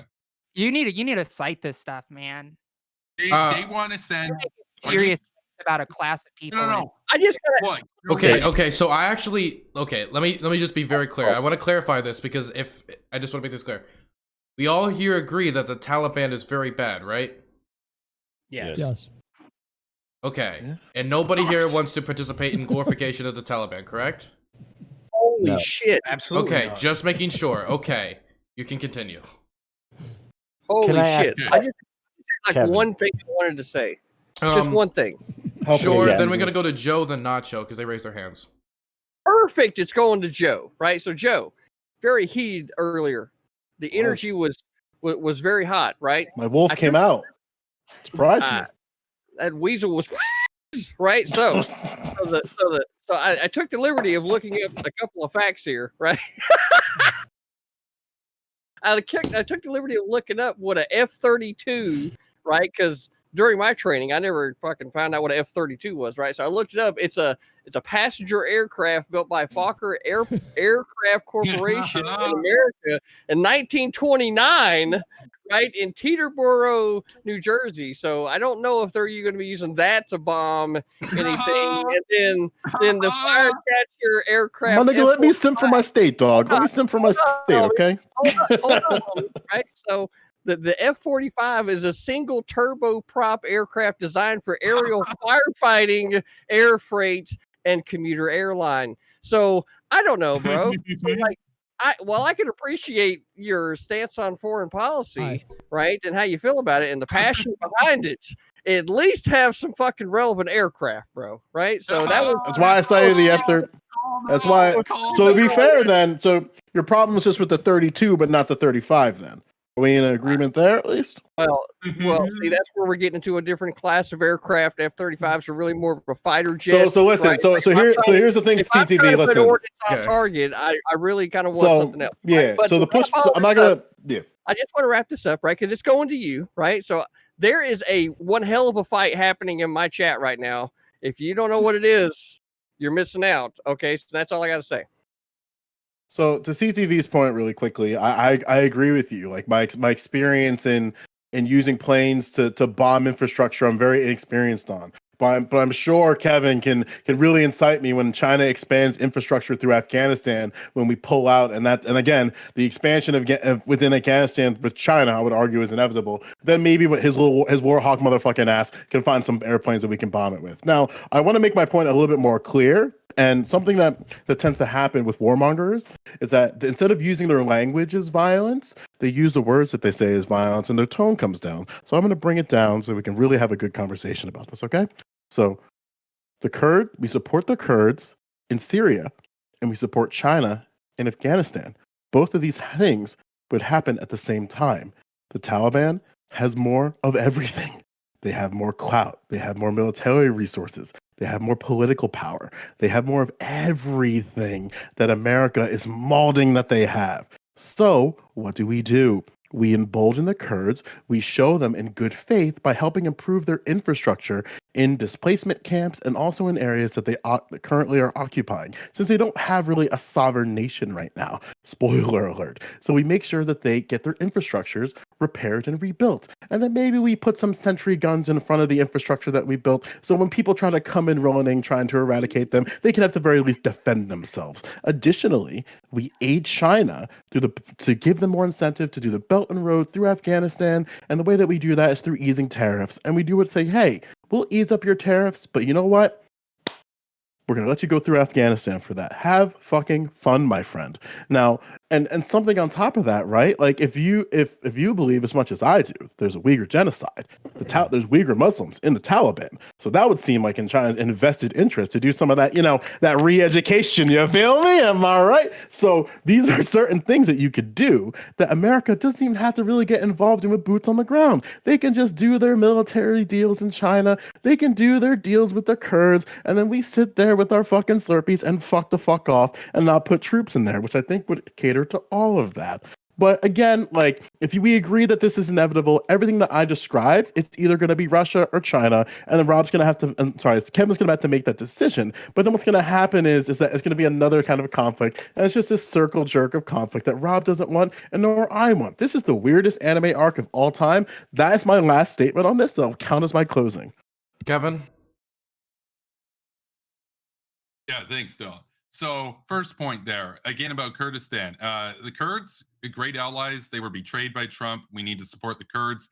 Their interests are basically in Iraq, in Turkey, in southwestern Iran, and in northeastern Syria.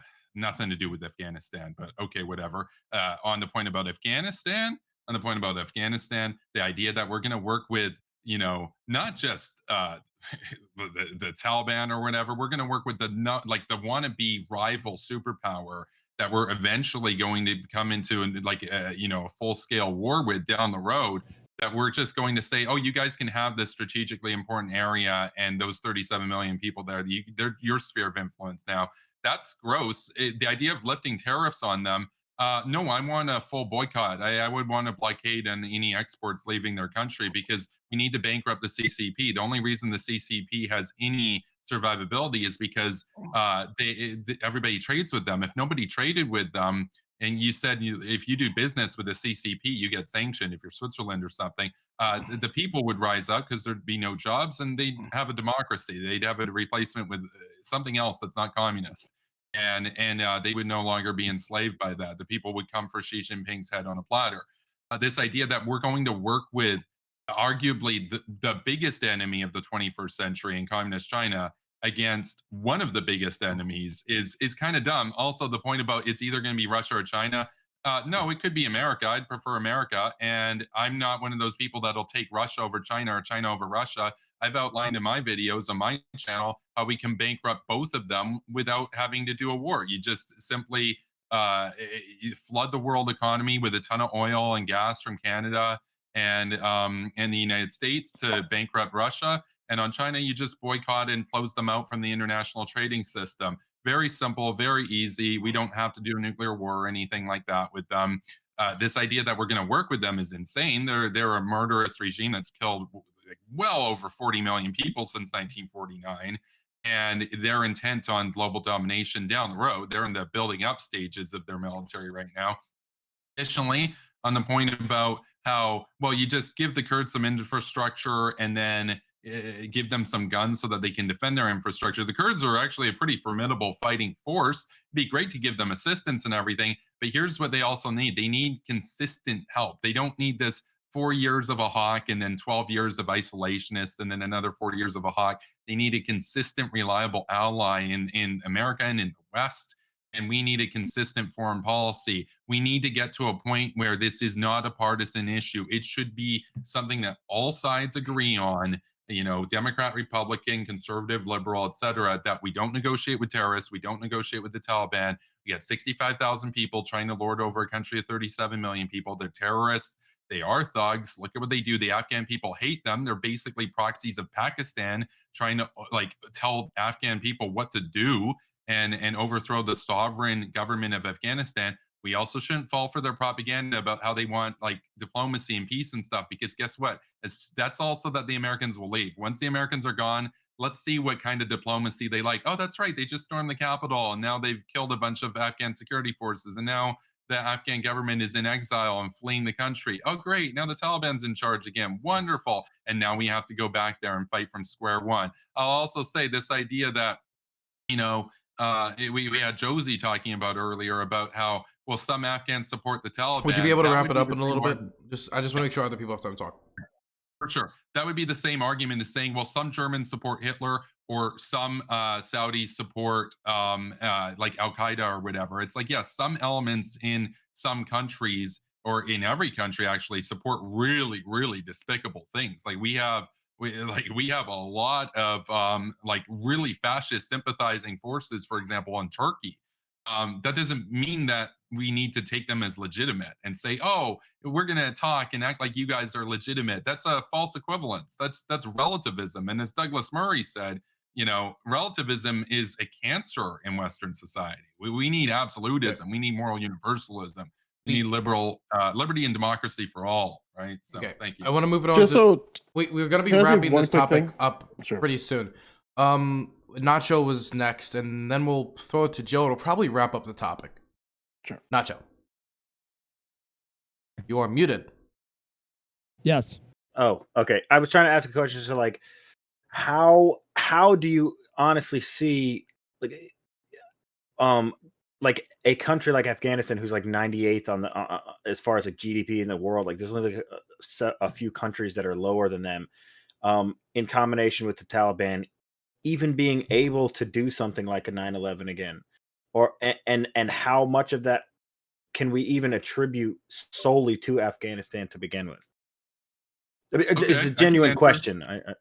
Yeah, no, I can answer that question. In 2001, Afghanistan had a lower GDP. It was, they were in actually a worse place than they are today, as a matter of fact. And it's not about your GDP. I mean, Russia and North Korea are great examples of this. Russia has an economy the size of Italy, yet they consistently get wins because they have willpower, and our leaders are weak. Even though they're way stronger in their military force, they're just not willing to use it. Likewise with North Korea, very, very, very small economy, but they can nuke Miami if they wanted to tomorrow. That's the economy and the will and the politics and the military, different aspects. But it is a good question, and I will say this: it's not so much that they're going to be like this economic bulwark that's going to be churning out tanks and stuff that they're going to invade the West with. No, they're just going to be like a terrorist safe house, except it's going to be the whole country. And they'll basically do the same thing that they did in 9/11. I'm not saying they're going to hijack aircraft. It could be any number of things. I mean, the ISI, in Pakistan could very easily give them a crude nuclear device, for example, and then they set that off in Riyadh or Tel Aviv or Baltimore, for example, or Seattle. Who knows? It could just be a mass shooting event. It could be they blow up a government building like the Oklahoma type thing. Who knows what it would be? But we know that once they no longer have to deal with the Afghan government and the coalition of the West and the West partners, they'll come and deal with us over here because they're intent on seeing our demise. Hutch hasn't said anything yet. So Hutch, you wanted to say something? Well, listen, just like I did some homework I did several hours of homework last night, so I don't want to pretend like I'm a fucking expert, but I just want to say, like, in the material that you sent, Joe, during these negotiations between the Afghan government and the Taliban, and between also separately the Taliban and the United States, part of the agreement was that the Taliban or the Afghan government would no longer, or Afghanistan as a country would no longer have ties to organizations like Al Qaeda. And that, can somebody specify here, was it that the Taliban or was it the Afghan government? What do you mean? The agreement basically said that Afghanistan would not be a harbor for terrorist groups against the United States. So it would apply to basically all parties. Like, if the idea of it basically is that if there are, then fuck, the agreement's void, we'll go back in there. That's the vibe it's supposed to be. And what I had read was that there were 2 or 3 different intelligence agencies across the world that had said that the Taliban was, during these negotiations, as they were saying, we're no longer going to associate ourselves with Al Qaeda, they were in continuous contact with these groups. I think is what I read. Is that what I read, Joe? Yes. Yeah. Okay. Okay. So that seems like something that seems like a valid concern, right? I'm going to ask a really crazy question. Okay. Could we do that in closing statements, because Joe is gonna go here? Yeah. I'll go. Yeah.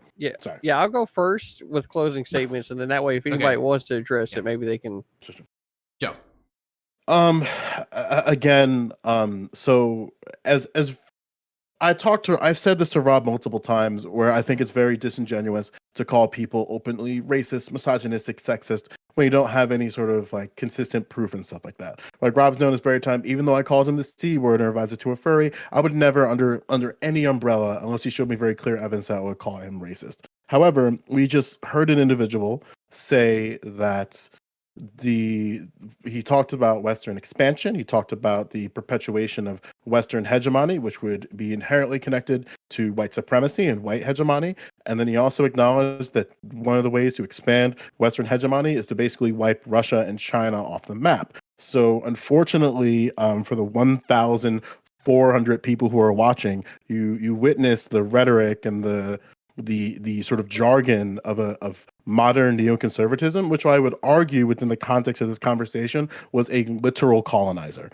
So I'm unfortunate that we ran into this conversation like that, and I very, very much hope that individuals like this do not go into power, because they are going to be sitting comfortably in Canada while Americans die countless deaths in these regions. Now, what I proposed were certain options that are compromises to the problem, and unfortunately those ideas were not really properly engaged, because if I understand that neoconservatism wants to just basically colonize the entire planet, then I should also understand that any type of good faith argument about a possible solution is going to basically do Red Scare bullshit, and it's very unfortunate that happened.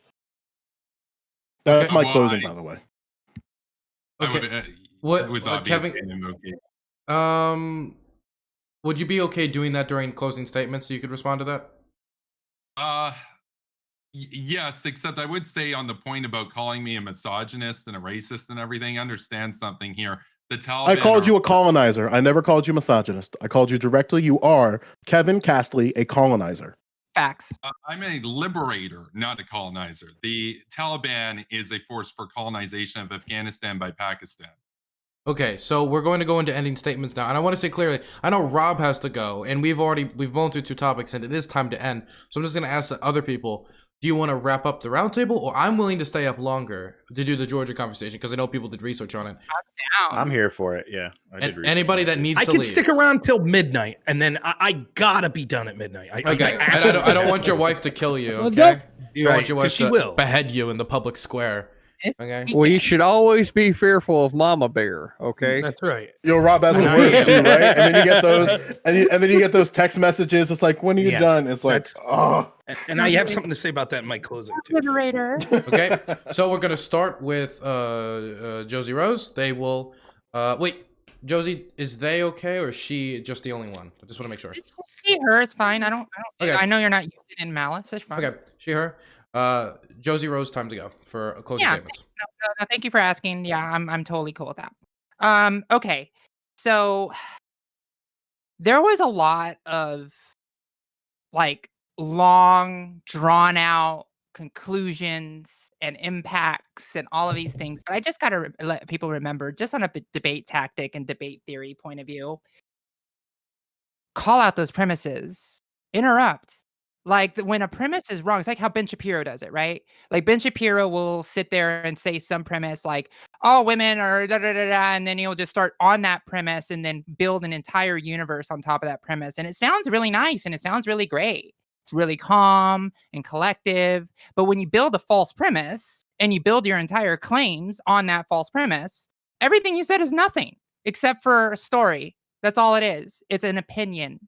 That's what it is. So when we look at the fact is, you said you're basically afraid of the Taliban. You, and I'm saying you, Kevin, you're afraid of the Taliban. You're afraid of civil war. You're afraid that people are going to come. So your answer and solution is permanent occupation. Nope. And that fear Not is. permanent. Wait. Let me be clear. During ending statements, other people can't talk. Kevin, I will make you last because I'm sure they'll all invoke you. Yeah. So lastly, I'm gonna have to go after the rhetoric framing of how you frame this entire conversation. You said everything will happen. No, things can happen and could happen with logical evidence and data and assertions. About 50%, if not more, of everything you said was built on a false premise. That's why it was very frustrating to hear all of your conclusions built on every false premise, because you have a way of speaking that is prescriptive and is correct. There is a way you can speak that doesn't make you seem like you're arrogantly knowing everything that's going to happen based on false premises with will statements.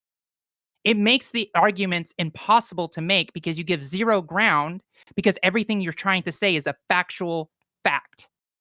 So I just want to make that clear that everything that we heard tonight, if you look back at the VOD, find the false premise and then take out the argument, because that's what you have to do in this type of case when we have an hour's worth of a warmonger speak. So we got to make sure we're holding true to that. So that's my time. Thank you. Okay, I'm going to throw it over to Hutch. I don't have much to say on this topic, to be honest with you guys. Like I said, I did a lot of homework, but I just don't feel qualified. I just want to say, American Nacho, when I saw was that your wife that walked up? It was a very wholesome moment. Yeah, that was a very wholesome moment. I appreciated seeing that in the middle of all this tension. It was a genuine, I really liked that moment. That's all I wanted to say. Thank you. Okay. Now we throw it over to Joe Lewis. Or not to Joe Lewis. Okay, we're throwing it over to American Nacho. Yeah. So first of all, because I forgot to bring this up way back from another topic, I wanted to just shout at Hutch before and just say I was really glad that someone else knew that we flew a helicopter on Mars. that was really cool because I'm a nerd too. So I think we need to, I think we got to pull out or start pulling out. I don't know if 100% pulling out is the the go-to solution. I think maybe still having some presence. I think looking at helping maintain other areas of their infrastructure, such as like helping continue to fund their education. It makes me sad looking into this because it seems like in all of the other places, in all the other programs and times that we've invaded or another country or tried to help another country, we've done it pretty half-assed as far as like coming up with an actual program and doing our research and trying to like get the best minds on this. And it seems like the one time we did, which is in the case of Afghanistan, or at least one of few probably, we actually had some really good programs and really intelligent people working on this. And the only thing that was lacking was like the funding. So it's like having a really badass like Tesla sitting in your yard with like 15% juice in the battery. That's kind of the way I look at what we did or have tried to do in Afghanistan. So yeah, starting to pull the troops out, I'm not against at all. But I think totally just pulling out like overnight or and just cutting them off completely, I think is probably not the right move, which I don't know if anybody was advocating for that here, but going further and invading I would be 100% against that or adding troops to that. And I'll just end with a quote from I think it was like following Great Britain's invasion back in like the 1800s or something. General Robert C. Sutton said, "We have nothing to fear from Afghanistan, and offensive though it may be to our pride, the less they see of us, the less they will dislike us." So that's kind of my time on that. Okay, we're going to throw it over to CTV.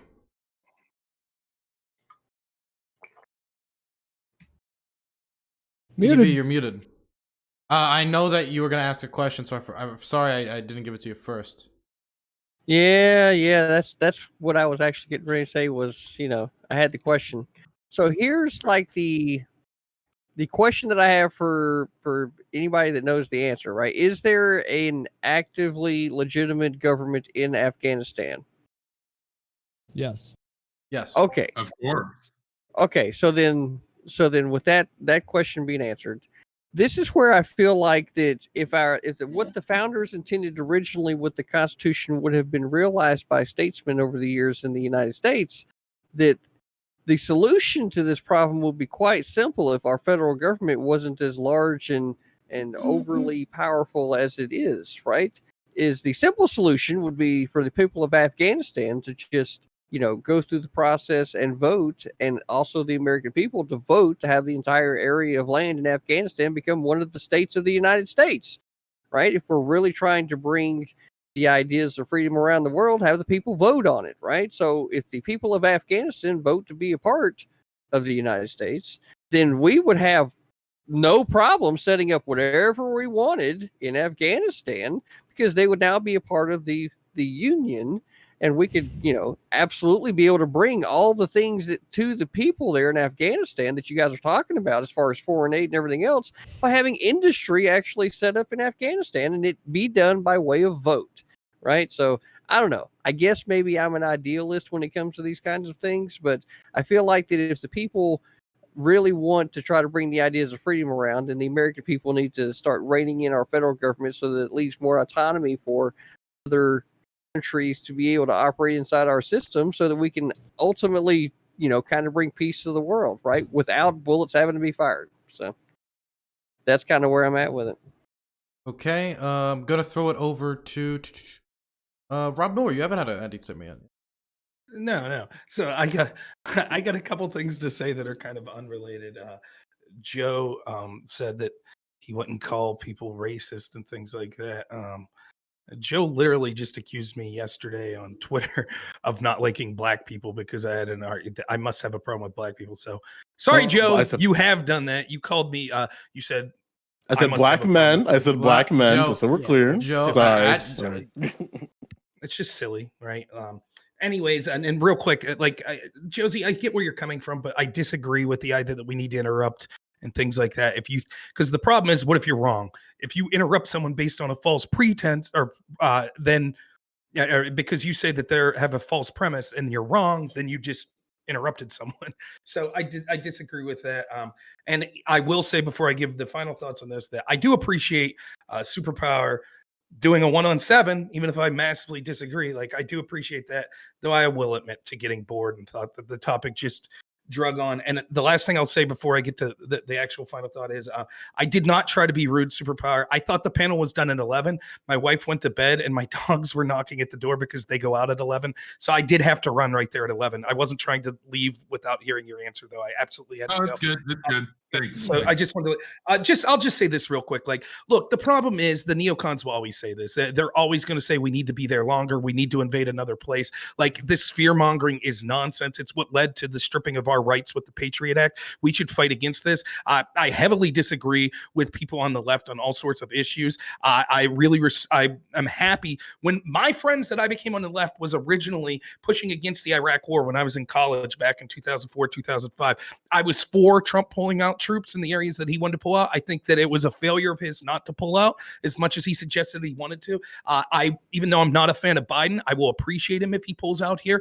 The fear mongering that this will cause more terrorism, this will do this will do that. Look, as far as I'm concerned, our intelligence agencies, the CIA, the FBI, are some of the most corrupt agencies that ever existed in the Western Hemisphere. It's time to stop taking them at face value. They literally made up a story about Afghan bounties on American troops to make sure that Trump, the duly elected leader of this country, wouldn't pull troops back. They lied to Trump when he tried to pull troops out of Syria and said, actually, we pulled all the troops out, but secretly they left troops there. They don't run this country, and they shouldn't. And I'm tired of them lying us into wars and then having us arm strong men that later then we have to say, we helped Saddam Hussein. Now we got to invade Saddam Hussein. Oh, we helped train Osama bin Laden. Now we got to go take out Osama bin Laden. Wake up to the grift. This is a grift that these people do to consolidate money and power, to continue these endless wars in foreign countries. It's time to stop. Yes, that means that there will be bad things that happen in these areas, but I'll guarantee you if we stayed there another 15 years, Superpower would be saying in those 15 years, oh, we can't pull out now or there'll be a civil war. Just one more year. Trust me, just one more year. The game never ends. Yes, we make a mistake. Like, for example, we slash and burned opium fields when we first got to Afghanistan, which the Taliban forced these poor farmers to grow opium. So what's the noble United States do? Go in and slash the damn crops that they were forced to plant. So the United States has been terrible in the area. I don't besmirch the troops whatsoever. God bless every one of them that went over there and fought. They're just following what the policies of our government was, but it's a disaster. It's time to pull out, and it's time to stop buying this fear mongering from people that are always going to sell you this fear over and over and over and over again, and they're wrong almost every time. It's time to stop listening to it. Okay, Kevin, I think, has everybody else gone? Anybody I missed? Okay, Kevin, you may wrap up this topic. Wonderful. Well, yeah, thanks. It was an interesting topic for sure. I've got some closing remarks here. So first, some points to answer people's questions that were directed at me, or statements as well. So the idea of me being a colonizer, for example, that Joe brought up, he has, in the course of this discussion, advocated for China and their Belt and Road Initiative, essentially, to do neocolonialism in Afghanistan. Not to mention, even if the Taliban has full control over it, that's essentially a proxy of Pakistan and still colonization over the literal sovereign Afghan government, which I support. So because that's going away with white flag Joes pulling out. He also endorsed the Belt and Road Initiative at large and said that to oppose it was essentially a Red Scare. The Belt and Road Initiative can best be described accurately, and this might sound like an SJW term or whatever. I don't care, because it is what it is, as neocolonialism. It's basically sending the people of Africa and a lot of developing countries in Asia into permanent debt and indentured servitude to pay for these infrastructure projects that they don't really need, that are only there to benefit China, and then have to owe the Communist Party all this money back. So China just gets free infrastructure to expand their imperial interests throughout the world, but mostly Eurasia right now. To Josie's point about how I support permanent occupation of Afghanistan, I don't. I support helping rid the Taliban and leaving Afghanistan successful as a self-sufficient, prosperous democracy where, that's the self-determination of the Afghan people. They don't like the Taliban. They want to fight the Taliban. and they need our help to do it. Simple as that. And by the way, it's not like I just want to sit here and tell the US what to do or whatever. Everything that I advocate for the US to do, I also advocate for Canada to do, with the exception of having nukes. I only want the US to have nukes, but I don't want nuclear proliferation in the world. But to Josie as well, she brought up, basically she did apologetics for the Taliban, firing back on the idea that they're brutal thugs, except they are, and said that the Afghan people supported them, which by and large they don't. It's only a few radical, reactionary, deeply conservative people that do, and those people are terrorist supporters. So that was basically supporting literal terrorists. And additionally, the Taliban are warmongers. They will attack us again. Don't fall for their propaganda. To American Nacho, you said like basically it might not be time yet. Well, I appreciate you keeping an open mind, especially considering this culture where if you go online, almost everywhere you're going to see the Russian line on this or the Chinese line on this to tell America to get out, and doing the memes of we're bad and all this stuff, even though the war's going to happen anyway.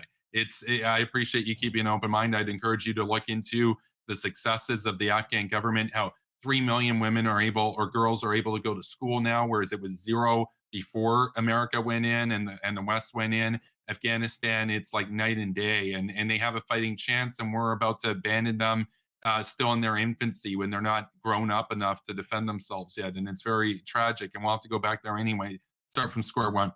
And helping countries, you brought up how Afghanistan was a pretty good example, and I would agree with that, but I would also say there are other examples that you can look at.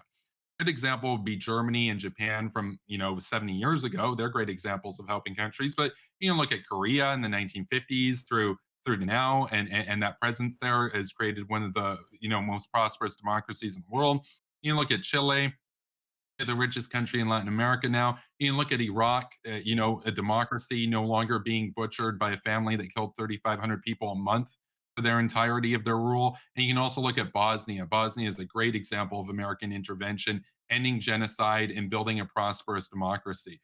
To CTV, that was pretty cool what you said about, may they vote to join the United States. That sounded like something that Bill Kristol, the famous neocon, would say. So that was pretty cool. That's pretty cool. But I would say it's not exactly practical. I don't really like the idea that, there's only two alternatives. Either you be enslaved by terrorists in Pakistan, or you become a state of America. I want them to have their own autonomy and be their own democracy, sovereign democracy with self-determination. And I would say, the point about defense spending or the government spending at large, one of the few things the government actually does pretty well is defense in a way that the private market can't do. I think this is something where even if you were kind of a libertarian and wanted to reduce the welfare state, like I want to replace it with a negative income tax. Could we wrap it up by chance? This. Yeah. No, sure. We can wrap it up. I'll say this. There's this idea out there that I'm just making these points to consolidate money and stuff like that. I make $100 on my Patreon right now. That's great. I appreciate everybody that supports me and what I do and everything. I'm not rich. I want to make the world a better place.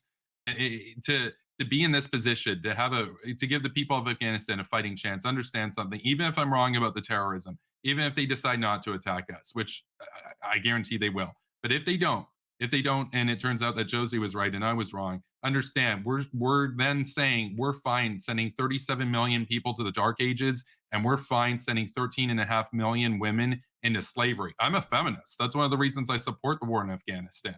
So thank you. And I think it's been a good discussion. And it has been basically 7-on-1. I think I did a pretty good job. Thanks, Dylan.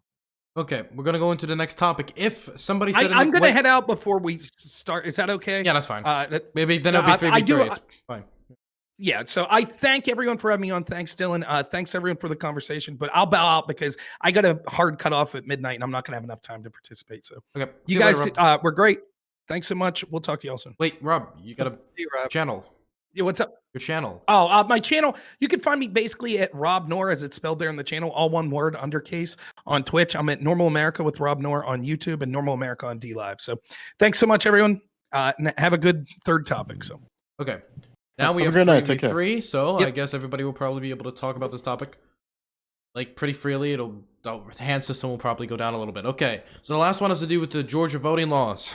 About a month ago, the Georgia legislature passed a new a batch of laws and legislation around voting.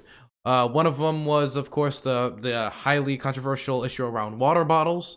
and a lot of stuff around voting and elections in Georgia. So the question is is this just preserving democracy and stopping voter fraud, or is the effect of these much different, or whatever your take is?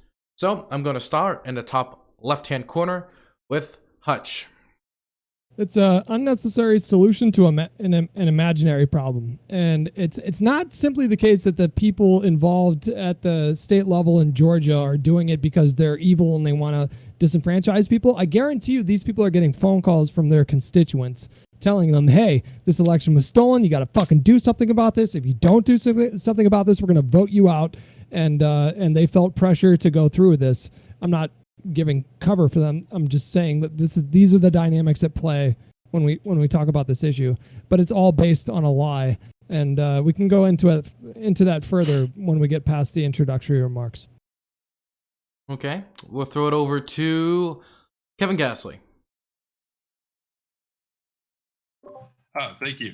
Yeah, so on this point about voter ID and everything, there's this narrative out there that you're going to see that it's essentially it's basically it's a racist way to suppress the vote and all this kind of stuff. It's not. I think you could make a bigger argument, honestly, that this might be motivated in terms of the restrictions on voting hours, et cetera, all that kind of stuff, on more at going after class in this particular case.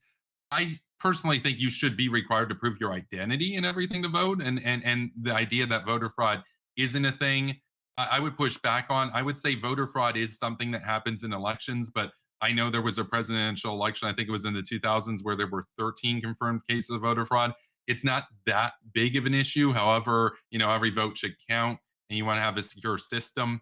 I think when it comes down to a lot of this stuff, a lot of the narrative, first off, the narrative that the election was stolen or whatever, that there was widespread voter fraud in 2020 is a false narrative that's promoted by, the MAGA crowd, the America First crowd, all that kind of stuff.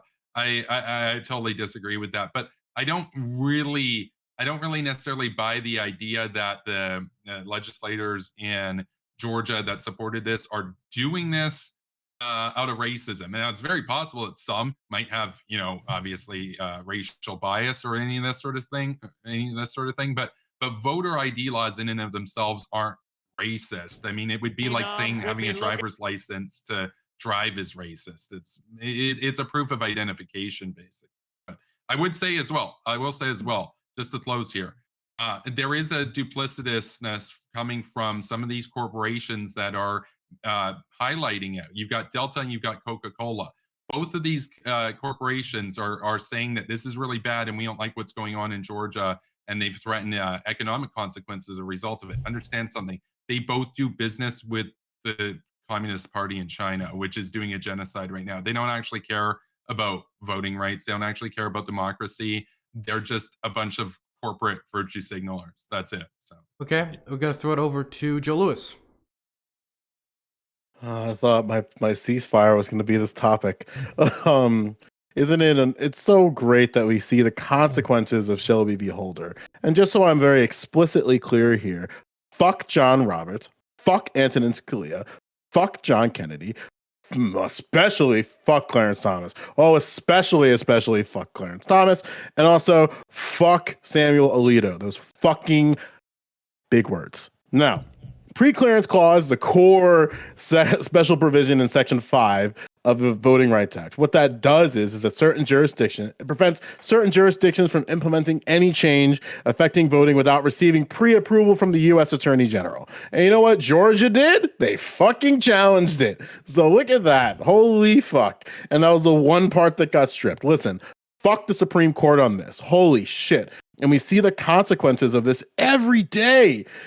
Not every day. Let me be a little bit hyperbolic there. Every voting cycle, when you see those long lines in cities, when you see these weird laws that are popping up in states, it's just the consequence of the removal of the pre-clearance clause and Shelby v. Holder, which is why all you Republicans, you can actually gargle on my balls because you guys are fucking ridiculous. If you support voting rights in the United States, then you should be vehemently against this. And the fact that some people are going to be big old simps for the fact, driver's license, shut the fuck up. Like, you don't give a shit. Don't act like you do. Because if you did, you would have actually challenged this ridiculous hypocrisy that the Georgia legislature tried to introduce and challenge. And look at that. They bitched all the way up and won. So, like, listen, gargle my nuts. If you really support voting rights, you want to expand it in the best way possible. So it's the easiest way for all Americans. And if you don't support that, you're literally a cocksucker. So have fun with that.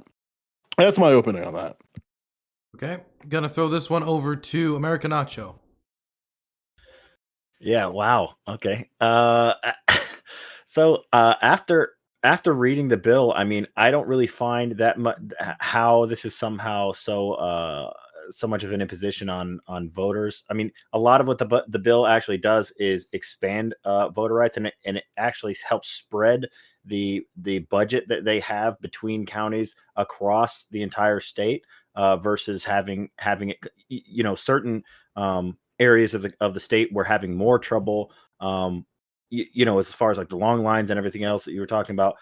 So these are things that actually the bill combats too. So I'm really at a loss to figure out how this is some kind of detriment to voting, especially given the fact that it also makes it easier to obtain and free, I think, to obtain like the voter ID.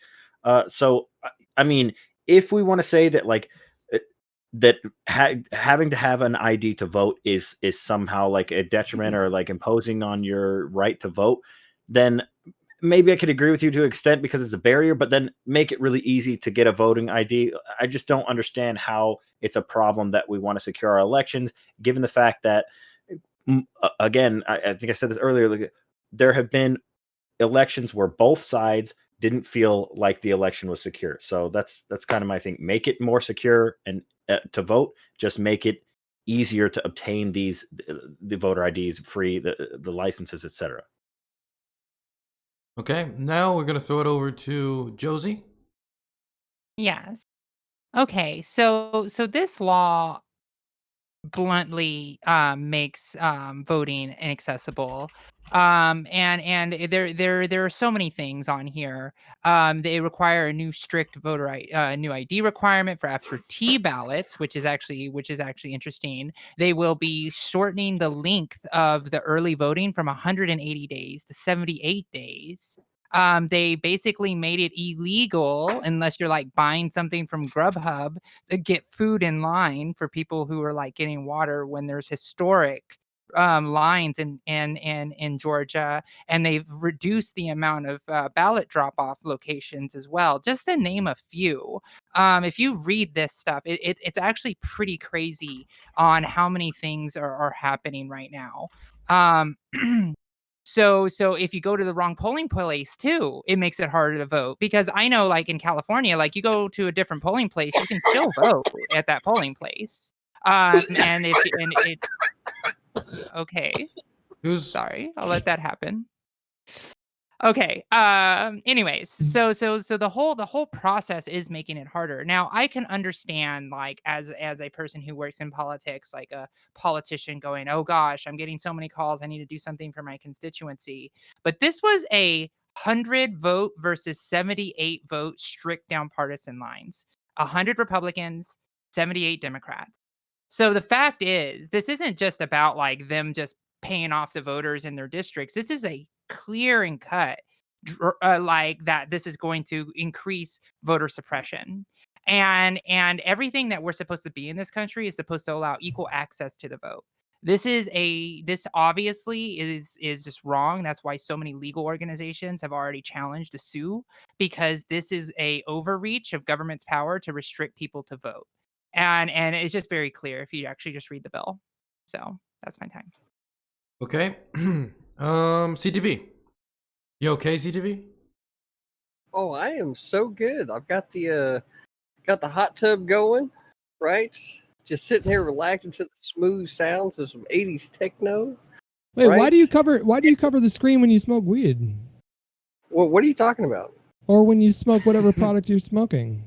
What are you talking about? You don't need to cover the screen. It's 2021. You're liberated. Just go for it, buddy. I don't You're also know white. You're protected by the law, my friend. I don't know what Embrace the privilege. that you gentlemen are insinuating, right? I mean, I'm just sitting here enjoying my time here with all of you wonderful people, right? So There's a we've got- marijuana leaf on your hat. No, That could be cabbage. It could That be could be- cabbage. that could it's be a little. cabbage. It's pixelated. It's hard to see. Or 5-leaf that's the devil's clover. lettuce. The devil's 5-leaf lettuce. clover. I- Sparkly I don't- 5-leaf clover. I'm not sure. Oh, I'm it not says sure. marijuana. Oh, let's see. Oh, I'm not sure. Reading is one of those things right here in the South, this education system that y'all keep complaining about, right? Like, I don't know. Right. So the real question here, right, is who's going to be leading this particular debate, right? So this is what I'm going to announce for everyone here, right? I want to announce a seer wolf, right?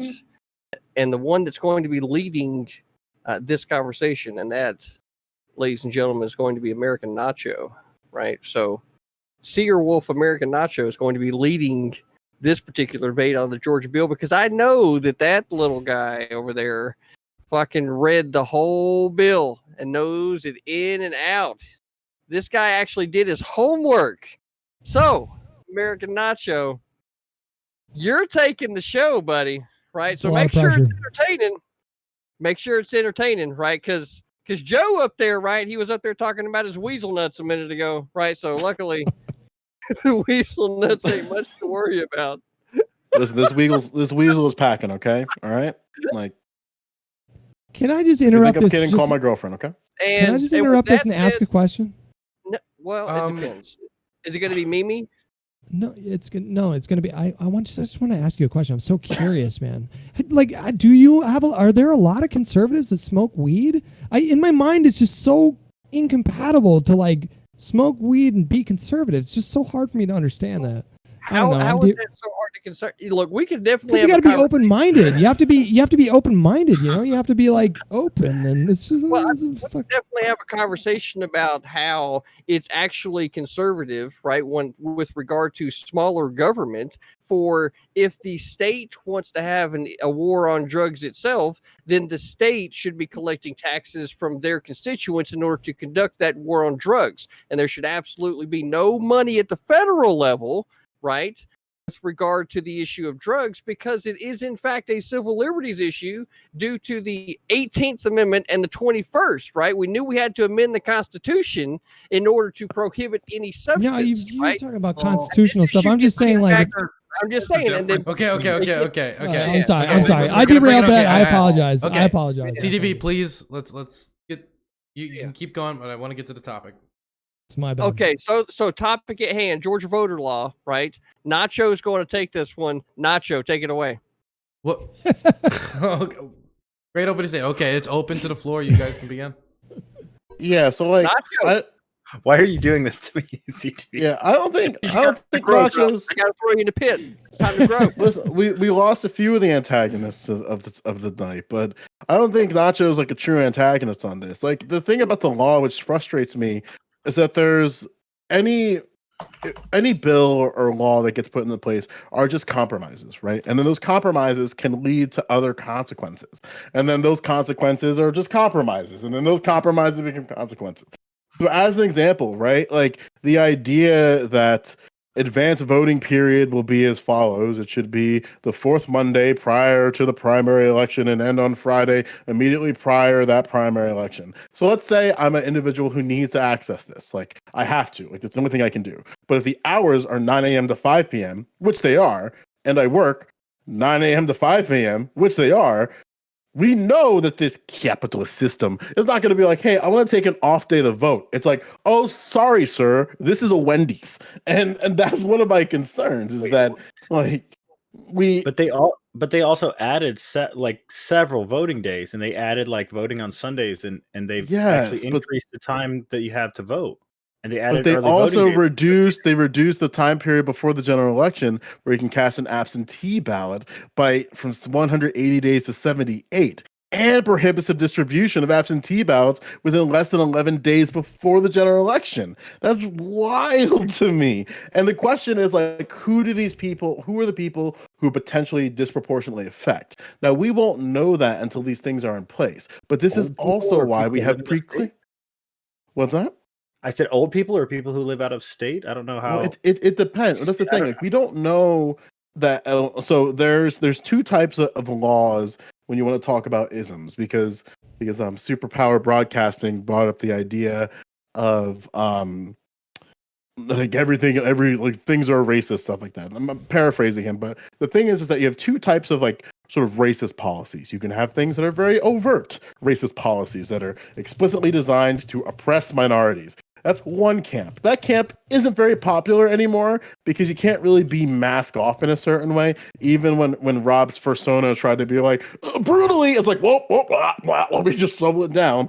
But the other camp is a bit more nefarious. It's the sneaky one. It's the one that, we're not going to overtly say who this targets, but we're going to use and write the law in such a way where we're just going to cut out this block of individual. And by the time they see it, it's too late. This is one of the problems with Shelby v. Holder, where this is why we had pre-clearance, so that we appeal to the Attorney General, they do a review of that law, and hey, if they find and determine that your law change is not going to oppress people, then sure, we'll just send it back and say you're good to go. But unfortunately, that doesn't exist. So we're going to be constantly seeing the continuation of stuff like this, where even if it's razor thin to target minorities, we're not going to have the ability to challenge it in the courts unless we somehow, by some miracle imagination, are able to appeal to the Supreme Court in such a way, or the lower courts in such a way, to even overturn something. And maybe Josie can elaborate on that more, because her brain is way more wrinkly than ours. I just want to know in all of that, how, what you're insinuating as far as what group that the absentee ballots would be targeting. That's my point. We don't know. But the problem with the thing with pre-clearance is that they use historical context of other laws and other practices to make determination if this law would disproportionately impact a group. So then that way they go, okay, this is definitely going to do this. Here's a historical context as to why we think that, and now revise your law. And now the only reason why we got revisions in the first place is because over 100 companies basically said, oh, this is Georgia, the media capital of the world. Oh, you are going to get fucked because we are out, my dude. And everyone's like, well, wait, we'll change it now. We're sorry. At the expense of black citizens too, them moving the baseball. The what was it? Black people don't watch baseball. Black people don't watch baseball. Are you kidding me? What? We don't watch baseball. Are you kidding me? We're busy working. We're busy working on those dumbass 1 p.m. games. Even if I grant you that, okay? Even if I grant you that, all of the small businesses in the area are losing so much business when all those floods of people come in to stay for a week at a time, to stay there and hang out. They eat out at dinners, go to the bars, go to all these local black-owned businesses. Yeah, I agree. You know what I mean? I agree, but the only way that you can black people that live in Atlanta than it is. Right. I agree with you, but the problem is when you don't have pre-clearance and something is overtly going to disproportionately affect minorities in the law, the only way that companies can really show that this is unacceptable is monopolize their dollar and say, if you're not going to change this policy, we're just going to fuck your infrastructure. Is that okay? I don't think that's fully okay, right? I'm not going to sit here and say all sort of political activism that companies do is okay, but I would argue this political activism over 100 companies allowed for these changes to happen in the first place. And MLB is just an example of how companies can use their capital in areas to support things that they know are not acceptable for them. Granted, go for it.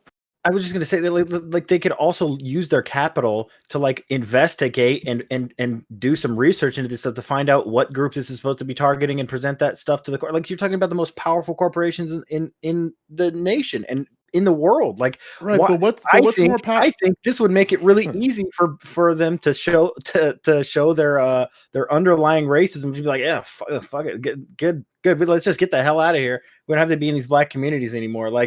That's being super hyperbolic, I think, or exaggerating. But I mean, you see what I mean? There's better avenues, I think. I can make it a bit more direct for you, right? Is that if you have something like the MLB, right, the All-Star game, that creates a bunch of other things besides the just watching the game, right? It brings jobs in there. It brings different jobs across all different media spectrum or all different professional fields. It gets for advertising. It's a really lucrative thing. despite the fact that most All-Star games, not gonna lie, they fucking suck because we don't allow steroids. But with that being said, like there's like the MLB isn't going to just make if they make a statement and say we're against this voting bill and we think it's totally unacceptable, but we're still going to stay here and not do anything about, like, we're not going to use our ability to pressure the legislature to do anything. I would say a better way to pressure the legislature is say, hey, if you don't change this, we're out. And that's what the MLB did. And then as other companies go like, oh shit, we can do that. And it's like, you've always could.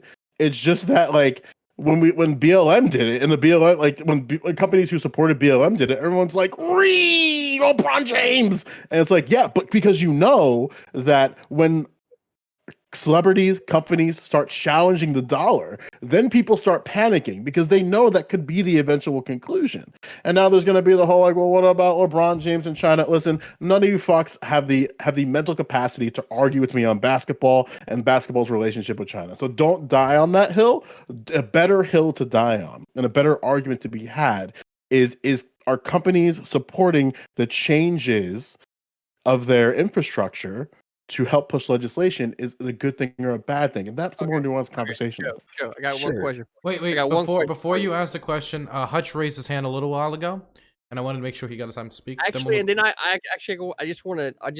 want to hit Joe right quick, and then I actually want to hit Hutch, and then Hutch can respond. Okay, Hutch, do you want CTV to go first? That's fine. Yeah, that's okay, fine. Sure. Cool. So Joe, right? First question: who's the greatest basketball player of all time? It depends on the era. Okay, so if your answer is not Michael Jordan, then I can't trust you with anything with regard to basketball. Like, what the fuck are you talking about? So Hutch, right? You asked earlier about conservatives and marijuana, right? Dude, are you not aware that Florida, right, is a conservative state, right?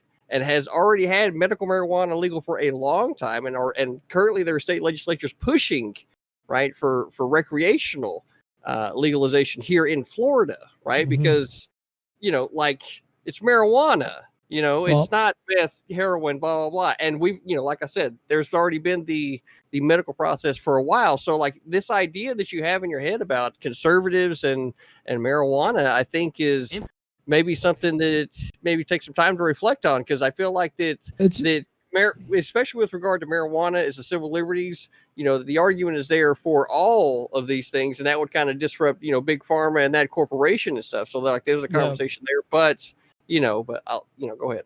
I guess it's just hard for me to imagine what conservative conversations look like when you're high. Because when I was getting high growing up, we would talk about the infinite nature of the universe, you know, the impermanence of self, the transient nature of existence on this plane. And it's just really hard for me to imagine somebody being like, you know what would be really awesome? Let's make it so that trans kids can't compete in sports. Like, that is a conversation that's like hard for me to process. Sounds like internally. Not open-minded then, I guess. What? That's one way to take that, I suppose. But like, to get back at the topic at hand, I just want to say that, like, I think we can simplify this conversation by bringing, in terms of, like, rather than talking about these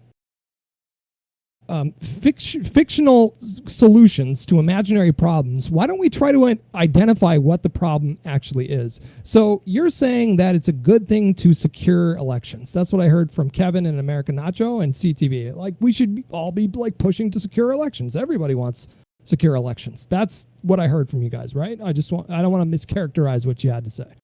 Yeah. Well, yes, but let's just be clear about something. The extent to which there's voter fraud is totally exaggerated by some basically grifters on the right.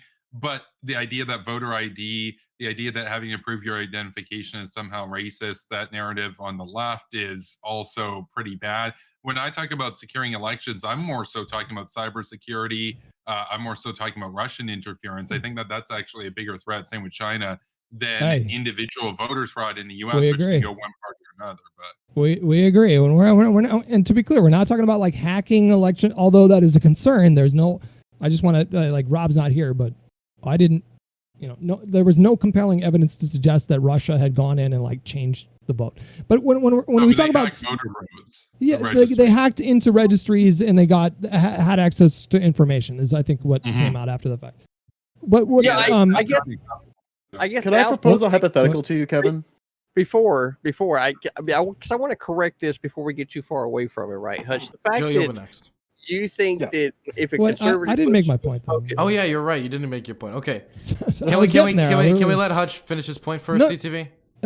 Okay. Yeah. Hutch, so Maybe finish we can your have a private conversation because I really want to get into the mind of like a conservative stoner. Like I'm so curious about that. yeah. So I set that wanted- up I just anytime. wanted- Yeah, I just wanted to point out though that like the fact that you think that restricting the rights of people is what goes on in a conservative's mind versus say what for me has been more of a spiritual experience and getting closer to nature, right? And I'm sure that's been what most people or a lot of people, right, experience is like, you know, a coming together of self in like a lot of different ways and actually being able to develop things like empathy, right? Okay. So, you know, like this characterization that you have is like, I was telling my chat, first of all, I think you and I, like, if we ran into each other at like a party when we were like 20, I feel like I would have a really entertaining, engaged conversation with you for like 5 hours. I do think you and I would have a good time if we drank or smoked weed together. I just want to put that out. Right. Probably But not like when I was getting back to the topic at hand, I just want to say, I did a little bit of research on this, and when it came, like, as far as voter ID laws being racist, when I looked at 2015 data, and I had looked at more recent data, but this is just what showed up. As far as white people that have no confirmed ID, it was 5%. Black people, it was 13%. 10%. It was 10% for Hispanic voters, and for other, it was 11%.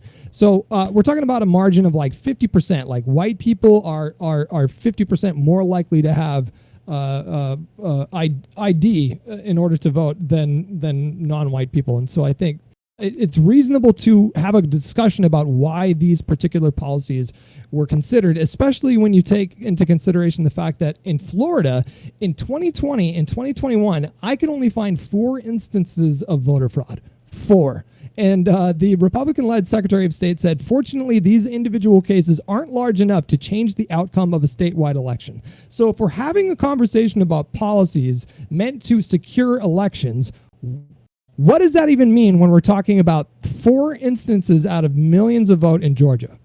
Or millions of votes in Georgia. What does that even mean? Why are we even having a debate about these solutions when the solutions aren't even necessary? They're not required. Our elections are secure, and there's no evidence to suggest that our elections are not secure. And the Trump administration and his proxies had dozens of opportunities to establish voter fraud in the courts, and they couldn't do it. Not even a single time. Not one time. Not one time. So I want to understand, like, why are these measures necessary?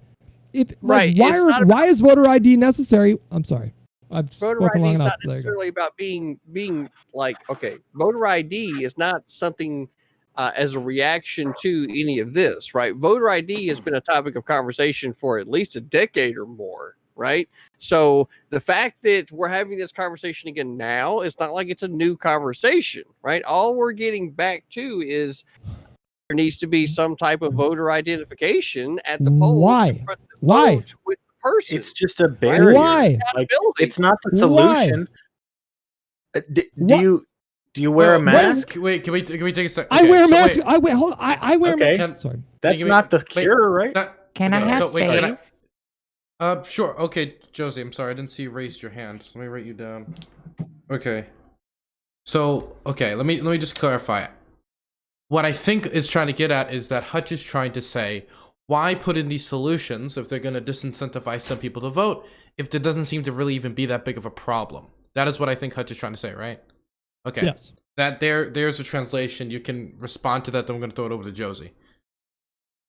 Yeah, so back to, like, I think that it's what's the right word here? Something negative about people assuming that they can't get an ID in 2021, right? Insert group and negative thing that you want to say about them, right? So, like, people have ID. This isn't anything new. Everybody has an ID to be able to do pretty much anything in society, No, right? They don't. Whether it's driving a car, They right? don't. What they do, right? And as No, a matter of fact, not everybody has an ID. So not those everybody stats has an that ID. you pulled up too. If it's the same ones that I was looking at, you conveniently left out the part that a lot of those blacks who didn't have ID were registered to vote. I don't know what point you're I making. don't know if we were What do you looking mean? at the same thing, but it seemed really similar to the same. Maybe they live in data that I states was where it's looking not required. I'm just All right, like, well, but you haven't answered the question though. Why? Why? If we have a massive volume of data to sample from, and we see that even in states where there's no voter ID required, there are minuscule amounts of voter fraud. I mean, we're talking literal drop in a fucking public pool. Why require an ID? Okay, I got a scenario for you. You ready?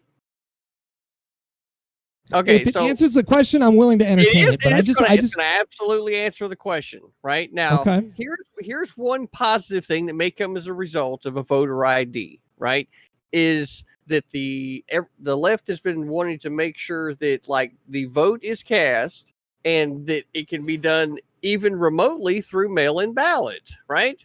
So if you require the ID, right, picture to this, it secures the remote vote that much better, right? Because now you've got the ID with it, Okay, and then you remotely, didn't answer my question. you go through that registration process anyway. You didn't answer my question. Absentee ballots are included in these audits of votes. Even when we have places like Colorado, which I think like isn't it a great majority of Colorado votes by mail or whatever, and they've done that for years now.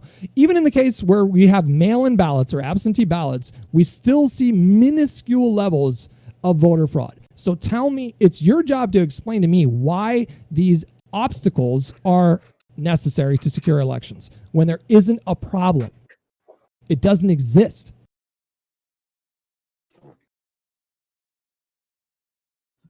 Except it does. I don't know. I think I can help with a hypothetical, but Okay, I'm gonna go. Yep, Josie. Okay. It's your turn. All right. Since I've had like no time to talk on this topic rather than my opener, I'm just gonna ask a couple fundamental questions. If I get a raise of hands, that will be better to like allow me to like judge where we are. So, does everybody here agree that more Americans voting in an American democracy is a good thing? Yes. Does everybody agree with that? Yeah. Does somebody not agree with that? I agree with American citizens voting. More, it depends. yeah, Americans. Well, when you say Americans, you can literally be referring to anyone on the North or South American Okay, continent. sorry. This is where I United States citizens. citizens. This is what I Yes, say. U.S. right? citizens. Thank you. Yes, U.S. citizens is more U.S. citizens voting in the U.S. American election system a good thing? Yes. Yeah. Yes. Okay. Nobody disagrees with that. Okay, great. Well, no, I would say no. I would push back on that. Even if 5% of people voted and 95% of people didn't care enough to vote, like they just didn't care. That's their business. I don't think you should be required to vote. I'm not saying required. I'm just saying. I'm just asking a general statement. More votes is better. The idea that more votes is better. More votes. I'm not is saying better more is votes. totally I'm just true. saying more Americans. It's only more U.S. citizens. I'm not doing that argument. I'm saying more citizens voting is only a good thing if those citizens actually want to vote. Like if they actually care.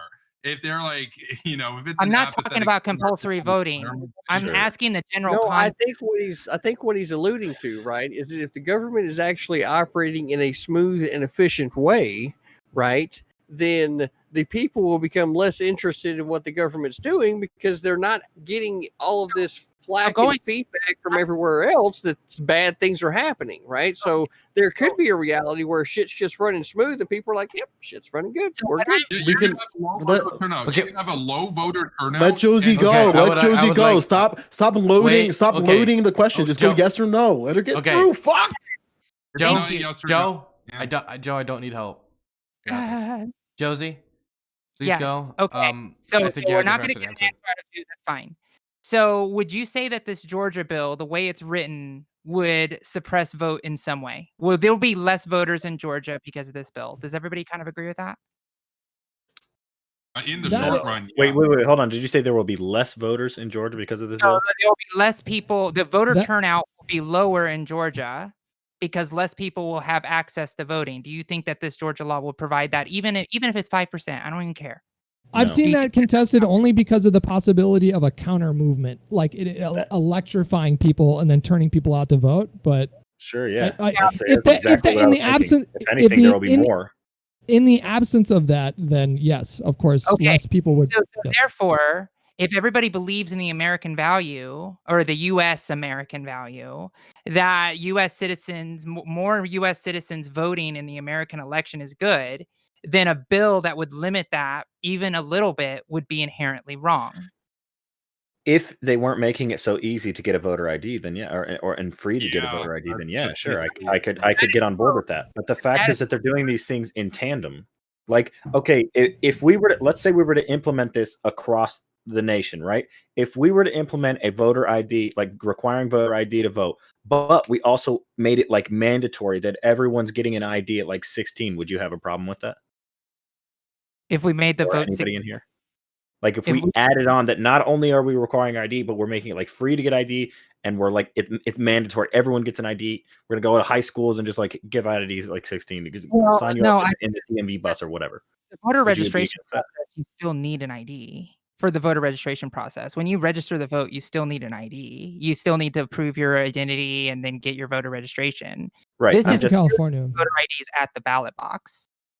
But would you? But entertain me. Would you have a? Would you? I didn't hear your question all the way. Repeat it one more time. Sorry. If we implemented like a national voter ID, like we require voter like identification to vote or some form of identification to vote, but we made it free and mandatory, would you have an issue with that? Free and mandatory. So like, I guess whatever. Like we make it free and like extremely easy to get an ID or a voter ID. Would you have a problem with that? Well, I guess I would be against it because of the fact that we already do it. We already have ID processes at the registration level. So I don't understand why we need to add another layer with a new ID. Money. It costs money to get ID.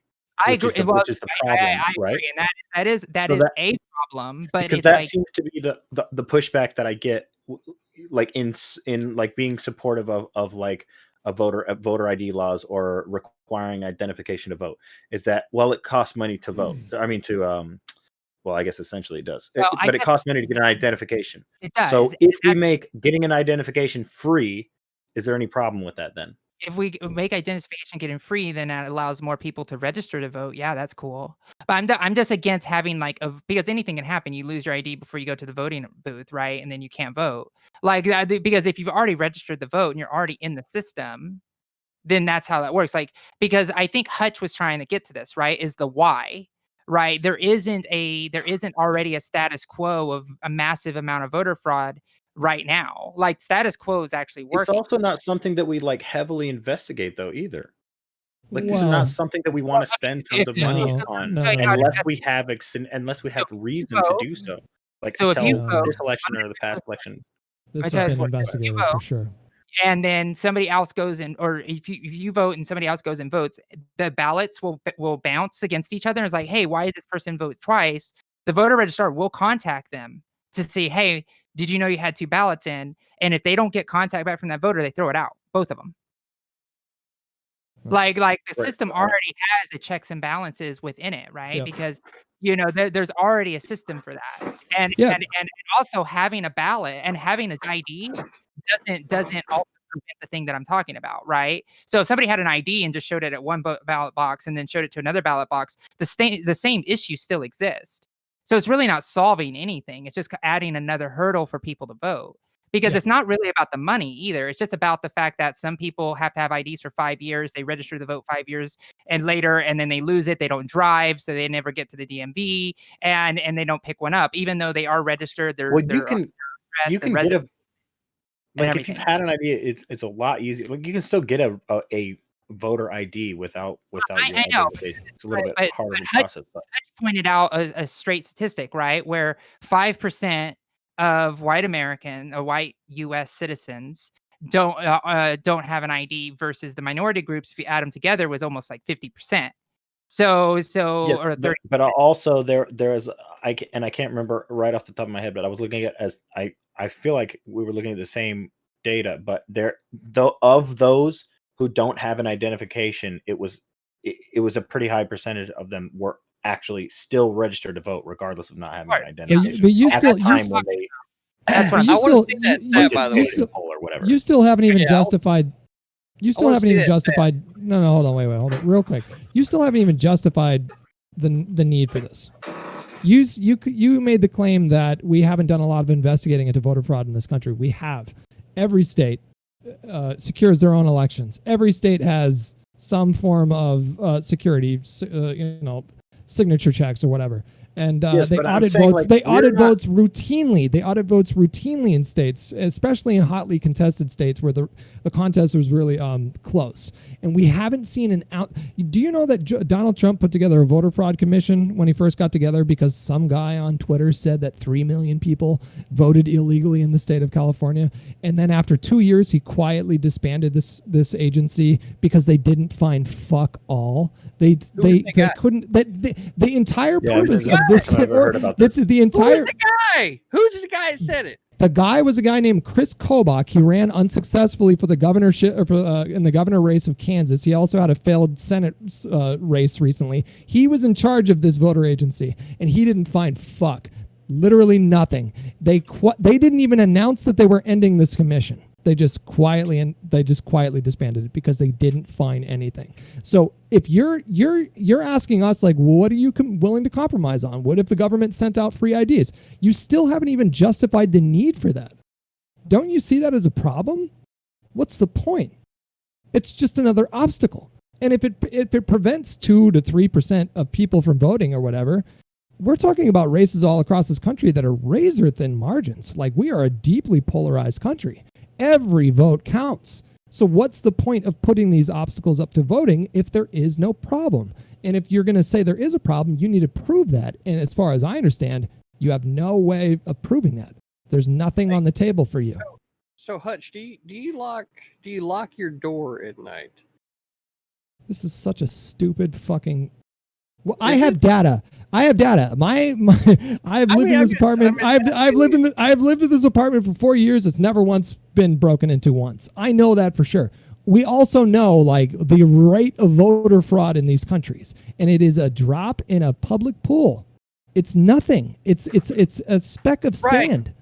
Right. So am I to assume then that you do not lock your doors? You're missing my point. Like, do you disagree with the Republican Secretary of State in Georgia who said that the elections that year were incredibly secure and there was no reason to doubt the results of the election?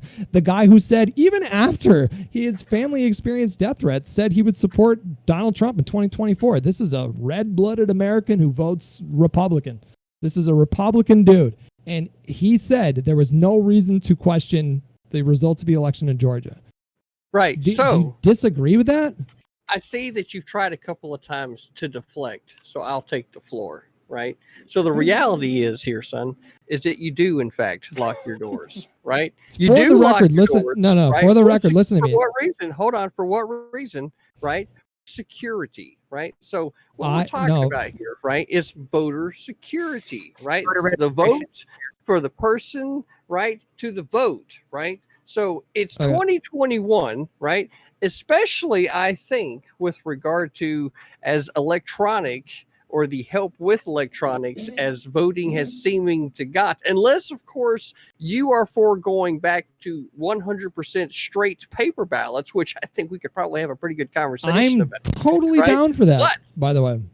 Okay, so you're down for that, but in the electronic age, right? So if nobody else, right, assuming other people want to keep involving electronics in this tally process, that's where a voter ID becomes very relevant into securing the vote to the person. But here's the thing, man. If we went back to fucking paper ballots, pure paper ballots, no electronic machines whatsoever, and these elections took a week, 2 weeks, 3 weeks to tally up the votes, your side every time is going to say that this is because of malfeasance. They're taking too long to count these votes because they're actually just like throwing votes away or fudging the numbers or whatever. You guys threw a shit fit. Donald Trump, I'm sorry, I don't mean to generalize. Donald Trump threw a shit fit on election night because not every single vote was counted on election night when that's never happened. And if we get rid of these electronic voting machines, that's just going to stretch that process out even more. And then you're going to come back to me in 4 years and say, well, the fucking votes took 3 weeks to tally. There must be something fucking weird going on.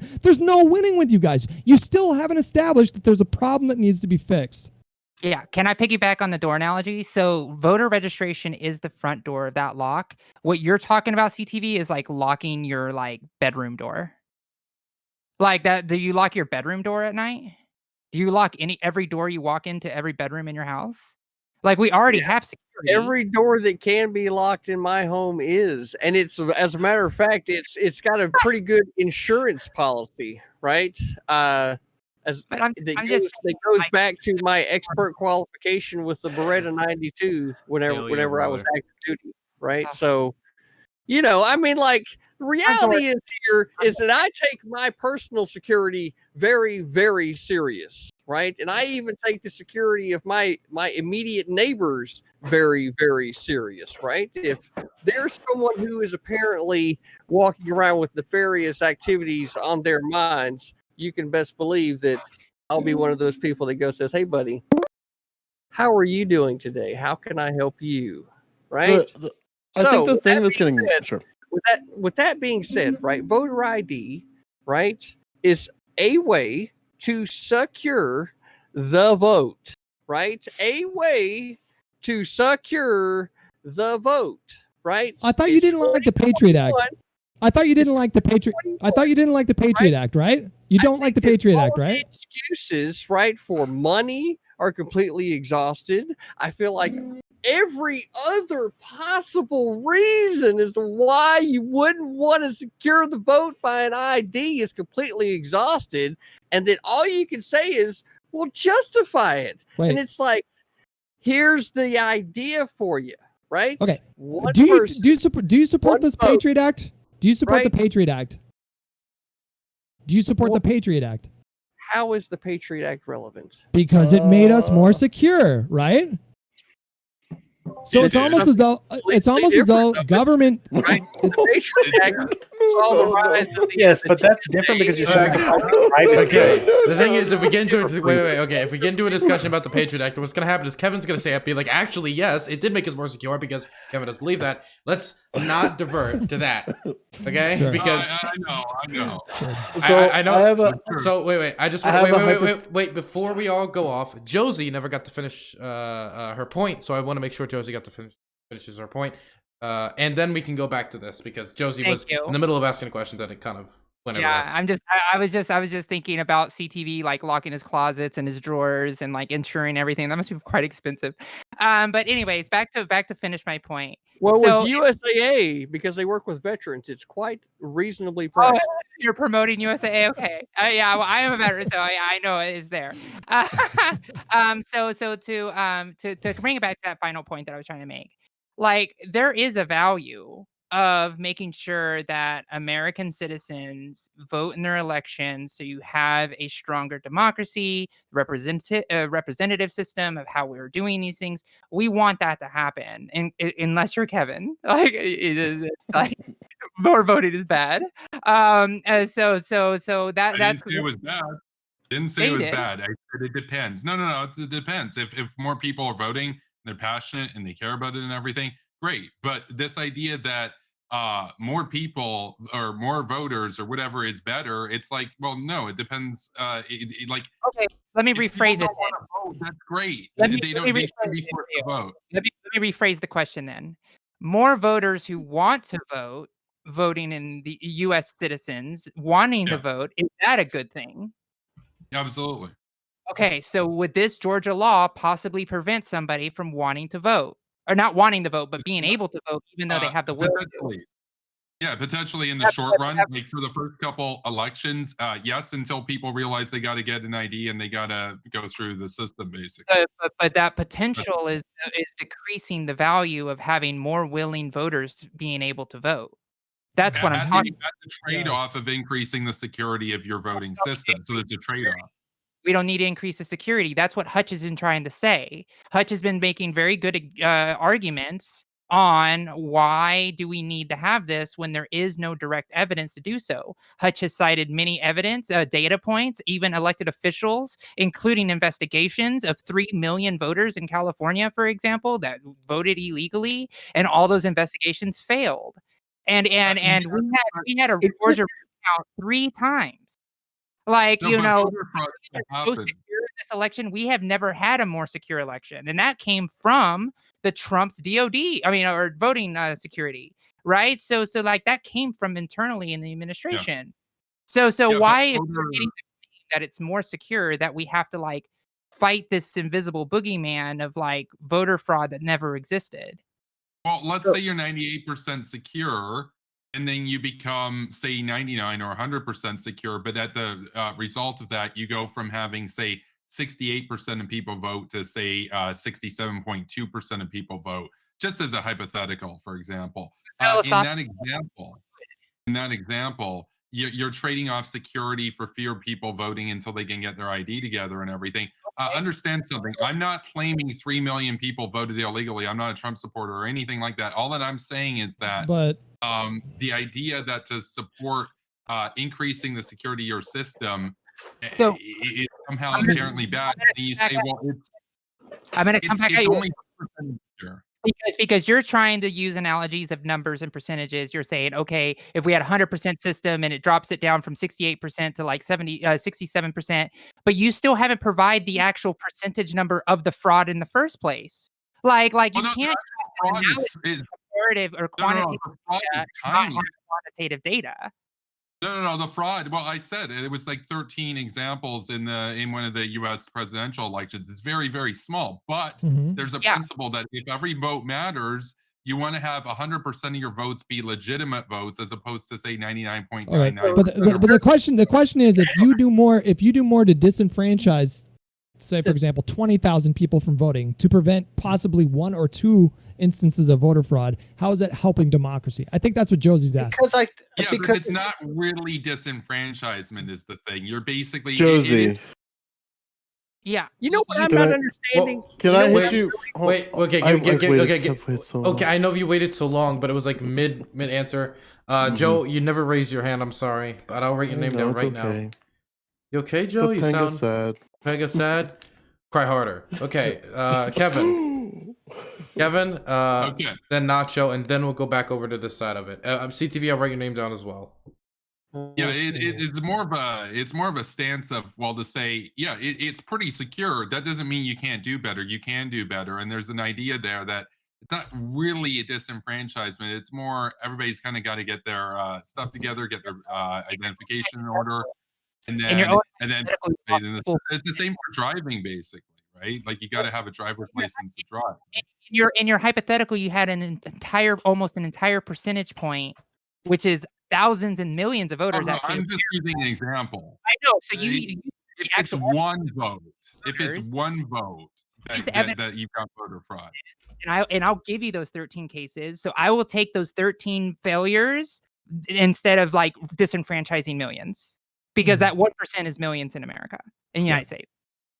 So that's what it's not really disenfranchisement. It's more people who just can't be bothered to get their ID in order. Why don't we just call it an unnecessary obstacle?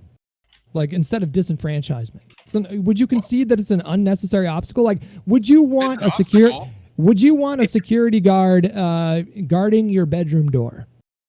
Like you have the door locked. If I could afford it. If I lived your bedroom door, you've locked the door. No one else is in your home. You know this. Now you're going to pay somebody to stand in front of your bedroom door and frisk you as you. I'm not supposed to do this, but can I add something to that analogy? Because I think there's something to be missed. Okay, so it's not just a security guard in front of your bedroom door. It would also be, you would also in that thing have to sacrifice that a certain number of people would no longer want to enter your bedroom if you wanted them to enter your bedroom, because there'd be an extra barrier between them, right? So it wouldn't just be about like a security guard at your door. There would be a certain number of people who no longer would want to enter the home, right? Sure. If it's my child's bedroom, then I'll support that because I want to make sure Matt Gaetz stays suppressed. So I would support that decision there. Okay. So I like the idea that we're basically going to say, okay, well, not actually every vote matters. We're going to be fine with having 13 confirmed cases of fraud. basically. If it means no, but Josie was saying if it means tens of thousands of more people vote in that election at the cost of 13 instances of voter fraud, that is a worthy. That's a worthwhile. Like, I mean, it's a short-term thing until people get used to the new system and then get accustomed to it, right? Like, in the short run, there would be a lower voter turnout, and then afterwards, once people get everything together and realize, oh crap, I actually need, to prove my identification and everything, then the voter turnout goes up, and that's the new system. And that's the demographic. Well. Josie, can I walk you through a hypothetical? It's Joe and then CTV. So yeah, okay, Joe. All right, Josie, we're gonna LARP. You ready, friend? Yeah, I'm ready. Let's do it. Congratulations, you got accepted into the University of Georgia. There's a match, University of Georgia. You're majoring in I don't fucking know. Killer Mike. Yay! Congratulations. Guess what? It's COVID. Sucks, right? Yeah. You're 18 of age. So you can't get an ID because we're halting the ID process. And let's say within this infrastructure, you also don't have a driver's license. The primaries are in a couple months, and you want to exercise your rights. Yeah. Right? That's pretty based, right? Okay, I'm the DMV. Well, what do you want to do? I want to get an You need ID. an ID to vote. Yeah. You can't because of COVID. You want to schedule an appointment? Certificate and your social security. Do you want? We're closed because of COVID. Do you want to set up an appointment? No, you don't need. Yeah. You don't register to vote at the DMV. Well, I mean, but you need an ID to vote. You need an ID to vote. So you want a driver's license, right, or some kind of identification, right? Okay, let me do an appointment. Okay, one sec. That's not the way. Okay, your appointment is December 9th. Virginia. Is that okay? No, I need a vote. This is the only time we have. This is the only time we have available. Then what do I do? You could, if you want to, if you needed to vote, you can use your school ID. Oh, well, I just came out of high school. Does a high school ID count? Does it have your signature on it? No, it's high school. Does it have your proof of address on it? Oh no, it just has a number on it. Oh, you can't use that to vote. You can only use an identification that has your signature on the back and a confirmation that where you live, so we can match it for records. So if you want to, you can go to the DMV and you can get an ID for ID purposes. I'm gonna need that anyway, but I need a vote. I want to Right, vote. but I'm saying you can go to the DMV and you can get an appointment. Okay. Do you guys see the problem here? Except that this is happening after COVID, right? So no, this is happening during COVID. So Georgia's point here is that though. So here's the thing. Here's the thing, right? So one of the problems with the ID infrastructure is that some of the IDs in some of the states that are used to vote aren't even valid. So you could have a state ID and use your state ID to vote. And let's say your state ID is like they say acceptable college or university. That's a state school, right? Well, surprise, you need to have your signature on it. You need to have your proof of address, and you also need to have proof of attendance to that university. Those are three things with an ID infrastructure that I think any of you who are the college educated folk and people in the chat cannot fabricate. Why is that? Because usually those school IDs, while having very strong encryption to go into buildings, just have your face, your name, and your student ID. So one part of this ID process, if you want to live in this world, is expanding what exists within identifications. So how are you going to bully the state schools to expand? So this is the question to you, Josie. What's a way that you could bully schools to add more to driver's licenses? Or sorry, to school IDs, to include signatures, proof of address, as an example. I mean, you could pass the regulation or state law. Wait, can I? Sure. Can I ask a question? Wait, can I ask a question Yeah. quick? Wouldn't there be a problem with putting people's address on a school ID or something? What do you mean? I mean, it's on driver's licenses. Yeah, but wait. But the thing is, all school of IDs. A lot of So as somebody who just exited high school, like 2 years ago, school ID is a lot of times you wear it on a necklace. The idea of wearing my address on a necklace as I walk through the school, as school policy has it, if you're walking through the hallways, you have to have a school ID out, is a scary thing. And when we're talking about like bullying and just how like children are, right? Yeah, I totally agree. And this is the problem I'm trying to lay out here, right? And then another thing that's on top of that. Alleviate that problem pretty easily by having like the back of it be opaque and then the front of it is transparent and just slide it in the right way.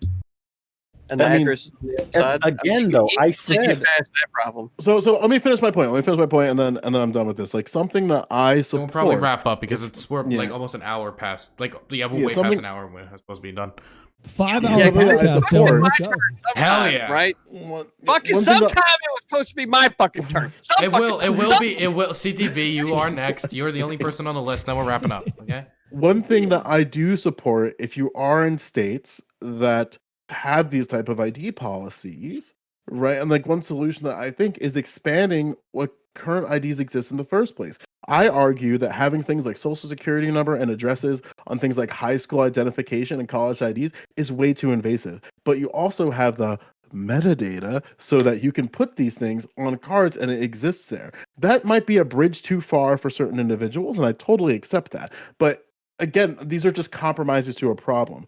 I also feel that one way that you could maybe bully these universities to do these things is maybe your university has a bunch of Starbucks. Wouldn't it suck if all the Starbucks in your, like, Starbucks just makes an announcement that they're pulling all their Starbucks out of the state universities to force colleges and universities to add things that allow their students to vote and user ID to vote? Let's say on top of that, Starbucks pulls out, and then the Chick-fil-A's pull out. And then the Chick-fil-A's in solidarity, the Burger Kings pull out. And that's how companies Student-led using their businesses are based, though. Yeah, Like you're just like- like you just created like student-owned coffee shops, student-owned like Yeah. sandwich shops, like Black Can they leave? markets. Can they leave? Is that a policy we can make that happen?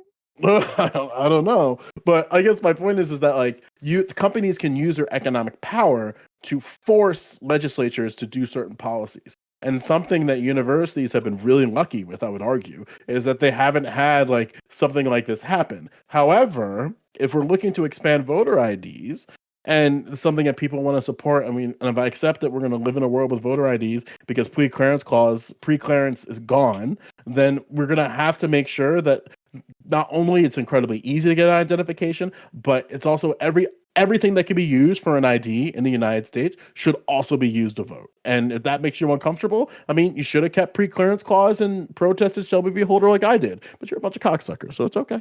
I understand. TTV, Start then we're protesting going us. into ending in statements and shout outs because we're ending stream because holy shit, this has been a long episode. CTV. Okay, so this is what I'm going to say to wrap it up because I want to use my ending statement to talk about how great the Wolfpack is, right? And how great the Discord server is that we got going on. So I want to tell you about that. But we're going to get right into this.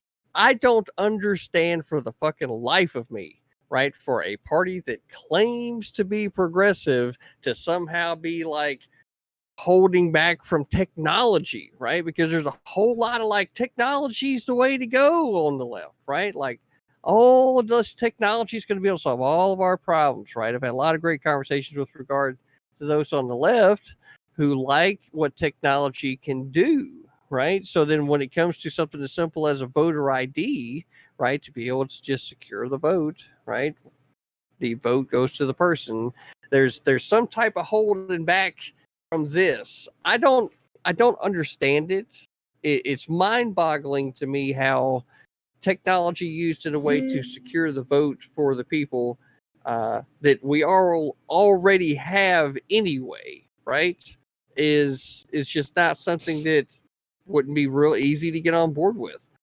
So like every time I have this conversation, it just comes back to that is there's no reason for it not to already be happening in the time that we're in and how prevalent technology is. It just seems like the most logical way to secure the election. Okay. Can I go next? Sure. Begging you. You want to get the Yeah, fuck out is of that here? right? Yeah, you can end these No, statements though. that's not it. Can I break a rule just momentarily and just ask CTV one thing during my? Okay, as long as the breaking of the rule isn't pulling an eye, hypocrite, and saying the N-word. Sure, yeah. I'll be done in less than a minute or 2 minutes. CTV, do you agree with all the mask mandates that went out over the country? I feel like where they were voted in is where they were needed, and when they were put into place, they should have been complied with. No, I mean, I'm asking you. Do you think all the mask mandates were necessary? I said exactly how I felt about it, right? So, Okay. Well, if you're a Republican that's arguing that mask mandates weren't necessary because COVID wasn't that big of a deal, I find it a bit hypocritical to talk about voter fraud issues and voter suppression laws as though they're necessary to secure our elections, but we couldn't be bothered to, secure the welfare of everybody in the country by just simply wearing a mask. I just find that deeply hypocritical. Well, so note there, right, is that you just attacked a straw man and not actually addressed me. So I feel like you and I have had conversations about masks before on this panel, but I could be wrong. I didn't want to get to, I did say this would be less than a minute, 2 minutes. So I'm just going to close it out by saying I still haven't heard a single justification from anybody on the panel for why these measures need to be taken. If there was data, if there were examples to point to say, this is the reason why we need to secure our elections, because there is widespread voter fraud. There is voter fraud on the level that is approaching the point where it could affect the outcome of the election.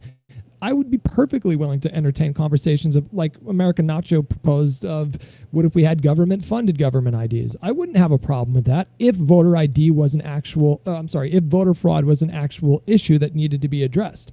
I would have no problem with that. If we had contests in cities and states and districts all over the country that were tainted with voter fraud, that would prompt me to say, okay, action needs to be taken. So far, nobody on this panel has demonstrated that. And I know for a fact that no such data exists to support that claim. So the point that we're even having discussions of like what policy would be best to address this problem, I just find it ridiculous. There is no problem to speak of. And until you can establish a problem, this conversation it's not pointless because it's a real issue, but it's really dumb, really stupid. Yeah, because leaving your car unlocked, right, and then complaining about the radio. Also stupid. This is also very stupid. Yeah, it's also stupid. Yeah, I know. I get it. You and me are going to talk. Right? So you should come by sometime. I'll swing by the Wolves Den and we can have a conversation about that. Yeah, I'd love to actually. Okay. Yeah. So we're going to throw it now over to Superpower Broadcasting, also known as Kevin Castley, for his ending statement and his shout out. Oh, Hutch, where can people find you? Twitch.tv / what was it? Destiny? So it's I forget. No, it's Hutch on Twitch, Hutchinson on Twitter, Hutch on YouTube. Got it. Wonderful. Oh, and what can I find on your channel? Like basic Call of Duty shit, right? I don't know. I'm having an identity crisis. Gun shooting game. Am I politics? Am I COD? I don't know. I've been having that conversation with myself for like 2 years now. So got it. Superpower Broadcasting. Yeah, thanks for having me on, Dylan. It's been an interesting evening, and there was a point there where it was 7 versus 1, and Hawks, we don't back down, right? We're hawk pilled. I think I made a very good case, and if you want to keep up with me and check out all my content and everything, I do 2 videos, new original videos every day. I do a daily live stream on my channel, Superpower Broadcasting, on YouTube and Twitch, as well as daily premieres over on YouTube. And if you want to follow me over on Twitter, you can follow me at Kevin Castley. And so, I hope to, engage in a conversation with you guys. And if you want to debate me, by the way, like if you have an issue with something I said tonight, I'm sure a lot of people probably did. I mean, you saw the panel. Shoot me a DM over on Twitter, and we will debate. I debate anybody, basically. I'm a self-identified debate me bro. So, and I'm hawk-pilled liberal neocon. So it's been good, and I hope to continue discussions with people. So thank you. Have a good night. I'm happy you changed your policy on debates. I'm happy you've more been open to it recently. We're throwing it over to Joe Lewis. Yeah, I mean, if we understand that there's almost 16 million children who end up in the school system, something that could be a really easy policy solution is making it so that graduating seniors can use their identification to vote. Graduating seniors in public schools and private schools are more likely to have their school identification than they do a driver's license. So something very easy that you could do if you're in support of voter ID laws is making sure that graduating seniors can use their college, their high school identification in order to vote in elections. I think it's a very easy policy with a very limited challenge and pushback, because guess what? They already have the IDs because the school has to give it to them for other things. With that being said, this is a very interesting conversation. I do appreciate Superpower Broadcasting's invite, but I think platforming colonizers is cringe. Sorry, liberators. But that's all good. If you do, however, want to watch some really quality content, you can come over to twitch.tv/Joe Lewis. The O is a 0. We talk about a multitude of things, whether that be social issues, political issues, all things around the rainbow for all of our guys, gals, and non-binary pals. So very thankful for Dylan for having me. It was very nice to see all of you new faces and faces of old. So appreciate being here. No problem. Throwing it over to American Nacho. All right, yeah. First of all, thank you for having me on, and it was a pleasure to meet all of you. Hutch, even though we disagreed on some things, I have to say again, I was really glad that you brought up the fact that we just flew a test flight of a helicopter on Mars. Glad I wasn't the only one that was super like excited and nerded out about that. Really dope. It was really awesome. So you can find me on Twitch. You can find me on Twitter, all these places. American Nacho. I'm not so great at the social media. I try to post as much as I can. I just want to end with on some of these things. I think the only problem that I seem to have is that everyone else gave their analogy, so I'll give my little analogy. I think, yeah, I can agree that it's maybe like locking the door handle when you've already locked the deadbolt. Maybe it's not going to do too much, but it seems like people were really ready to be looking into these things or open to the idea of securing the election if it were in the wake of like a Hillary loss or like an Al Gore loss. But now that since this is happening in the wake of like a Trump loss, that there's somehow something wrong with securing our elections. I don't think there's anything wrong with like improving the system. And I can concede that if this is somehow going to actually impose on people's rights of votes, as far as like them having to pay for the identification, I would say let's just attack that and make it free to get the identification. Let's make voting as easy as possible. I can definitely agree with that. It seems like in particular this bill on the face from what I read seemed to make it a lot more easy to vote. It seemed to expand voting hours and not do the opposite. At the very least, just to shut up conservatives. You know what I mean?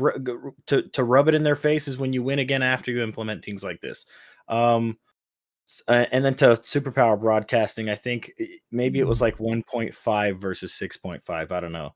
Because I don't think we should pull out 100%, but I think, there's at some point we spent too much money. And I'm glad no one repeated this on here, but like saying these things like the Georgia Senate bill is the new Jim Crow, as Biden and Harris and others did, it just takes away from what Jim Crow era laws were actually like and how insane that period of our country was. So like I said, find me on Twitch. Thanks for having me on. My brother brought my Xbox back tonight, so in celebration of my first appearance on the Hippy Dippy podcast, we're going to do a rock band concert. So if anybody wants to see me have a couple more whiskeys and then scream and play the guitar, it should be pretty fun. So thanks for having me on again. Wonderful. Now we're going to throw it over to Josie for the last ending statement. Yay, I get to close it out. Oh. What? Didn't you go? I don't get one. CTV, you said that was your ending statement. I thought you. No. I said I was going to wait for my ending statement to talk about how great it is. Yeah. Okay, then sure. Then Josie will not be wrapping it up. I'm sorry. Okay, no, it's fine. It's fine. It's okay. It's okay. I've been in the wolf stand before, so I'll let him know it. Yeah. Okay. So I really appreciate tonight. I think that it's good to have conversation about these things. And Kevin, I will take you on any of those things that you want to talk on my stream. Let's talk. Let's do some stuff. My chat is like firing up. They really want to see you and I go head to head, which I think would be great. So I'm gonna just hold to the particular topic, which is like, yeah, we need to have. I abide by the philosophy that we should not let perfect be the enemy of the good, because perfectionism, like I said before, is a symptom of supremacy. Because it's the idea that we need to be perfect and you need to be perfect so you can be active in the process. we got to be careful when we start talking about those things, because the idea of you just need to do it this way. Why don't you just do it this way? Because it's obviously okay for me to do it, so therefore it should be okay for you to do it. That's where that logic comes from, and we got to be careful that we're not trying to prescribe our own privileges to other people. And I just want to make sure that we are very clear on that, because perfection can cause a lot of problems for people in minority positions that don't have the ability to be perfect in everything in their lives because they're barely trying to hold things together. But other than that, that was my point. So for me on my social media, you can follow me on Twitter, which is JosieRose C, like the letter C. I am going to be changing my Twitch handle to JosieRose C as well, but right now it's twitch.tv/JosieRose Caballero, which is my last name. That's Caballero. I know there were some people trying to find me from the Hippy Dippy, and they were having trouble finding me. So the way that you do that, I'll spell that last name again. I'll say it again. JosieRose Caballero, Caballero, and I'll make it simpler soon. So again, thank you for having me. I hope I can do more of these panels. I had a really great time, and the challenge is open to anybody who wants to chat on stream. We have very cozy streams. It's not really debate lordy. So Josie, it actually I disagreed with a few things with your Afghanistan take, so maybe we could actually talk one-on-one sometime. I would love that. I would love that. I think that'd be great. Cool. Take you up on that. Yeah, because I'm a big opponent of an immediate withdrawal. For sure. I think it'd be fun to talk about that. Okay, throw it over to CTV. Okay, so I hope everybody had a good time tonight, right? I think we're at the point now where the Wolf's Den is actually the entire idea is elevating, right? And in 3, 2, 1, right? What you're going to see now is the name of the Discord server now, right? It is in fact, right, the Infinity Acre Woods, right? Because, right, the limited characters that we have to work with, you know, the numbers that are there are used to represent infinity, right? So the Infinity Acre Woods, right? And inside the Infinity Acre Woods now is where you will find the Wolf's Den, right? You'll also find the Bear's Lair, right? And also the Eagle's Nest. Right. So this entire political landscape, right, is just expanding inside of this Infinity Acre Wood that we're living in. Right. So I just wanted to say thanks again for the invite. I love filling in whenever things go awry, and hopefully bringing a little bit of fun and unity to everybody, because that's ultimately at the end of the day what we should be trying to do inside the community is having all fun together. And that's where the Halo tournaments, right, are coming to fruition, right? We've got Halo teams being put together, right, in Halo Master Chief Collection, first-person shooters, right, where we are actually getting together Thursday nights, 8 p.m. to midnight, right, with the practice. This is going to turn into Saturday tournaments, right, 1v1s, 2v2s, 4v4s, right? We need people in the community, right? Not just in the Twitch politics communities, but any streamers out there that want to participate. We've already got a pretty large number of people that are participating already. We need more, right? We need everybody to get behind this, because the ability to shit talk someone and blast them in the face with a battle rifle is a skill that is still not lost, and we are having loads of fun doing this. So we cordially invite everyone out there to come participate and have fun with us. Nacho is on Fire Team Alpha. So wonderful. Thank you all for coming on. Oh, and Kevin, I know you have those late night podcasts with all the other like neocons and stuff. I'd love to come on sometime, right? Yeah, you can you can put me in the reverse if you did 7. It was 7v1. You can put me in the reverse if you want at any time. Okay. No, actually, that'd be kind of funny. That'd actually be kind of funny, because we have had that happen a couple times where like people will be like, "Oh no," I'll be like, "No, I'll schedule it later on, so it's fair, so it's 1v1," and they're like, "No, come on right now and do 5v1 or something." That would actually be pretty cool. So that'd be a blast. Yeah, no, absolutely. We'll talk. Thanks everybody for coming on. You will have a blessed day. Everybody go support them. And thanks for Hutch. What was this, the longest Hippy Dippy Roundtable ever? I want to be a part of history. Technically, I can't think of anyone that's been longer, because we started at 8, 1, 2, 3, 4. 5 hours. 5 hours. Yeah, Yep, this is officially the longest Hippy Dippy Roundtable in We the did history it! of Hippy We Dippy fucking did it! history. Okay. So not only have I History. appeared in the most periods, right? Now I've Girl. appeared also in the longest. Sadly, the person who held that title before was Suspect Sushi. So thank you for taking that title, CTV. What a league game. Okay. Hey, as far as I know, we've only had one guest ever convicted on storming the Capitol. So that's an achievement. That's an achievement. Yeah, Nice. I Good was, job, guys. Only I one. was there, but I didn't go in. Okay, Hey, I was Okay, there we too, heard this buddy. before. You may have seen me I wasn't not. even close. I have the documents to You're prove still it. here too, so that's Wonderful. good. Wonderful. Thank you, everybody. You all have a blessed day. You can leave now. I'm just gonna say goodbye and message the chat. Okay. See y'all later. Yeah, yeah. Bye bye. Bye bye, guys. Outstanding.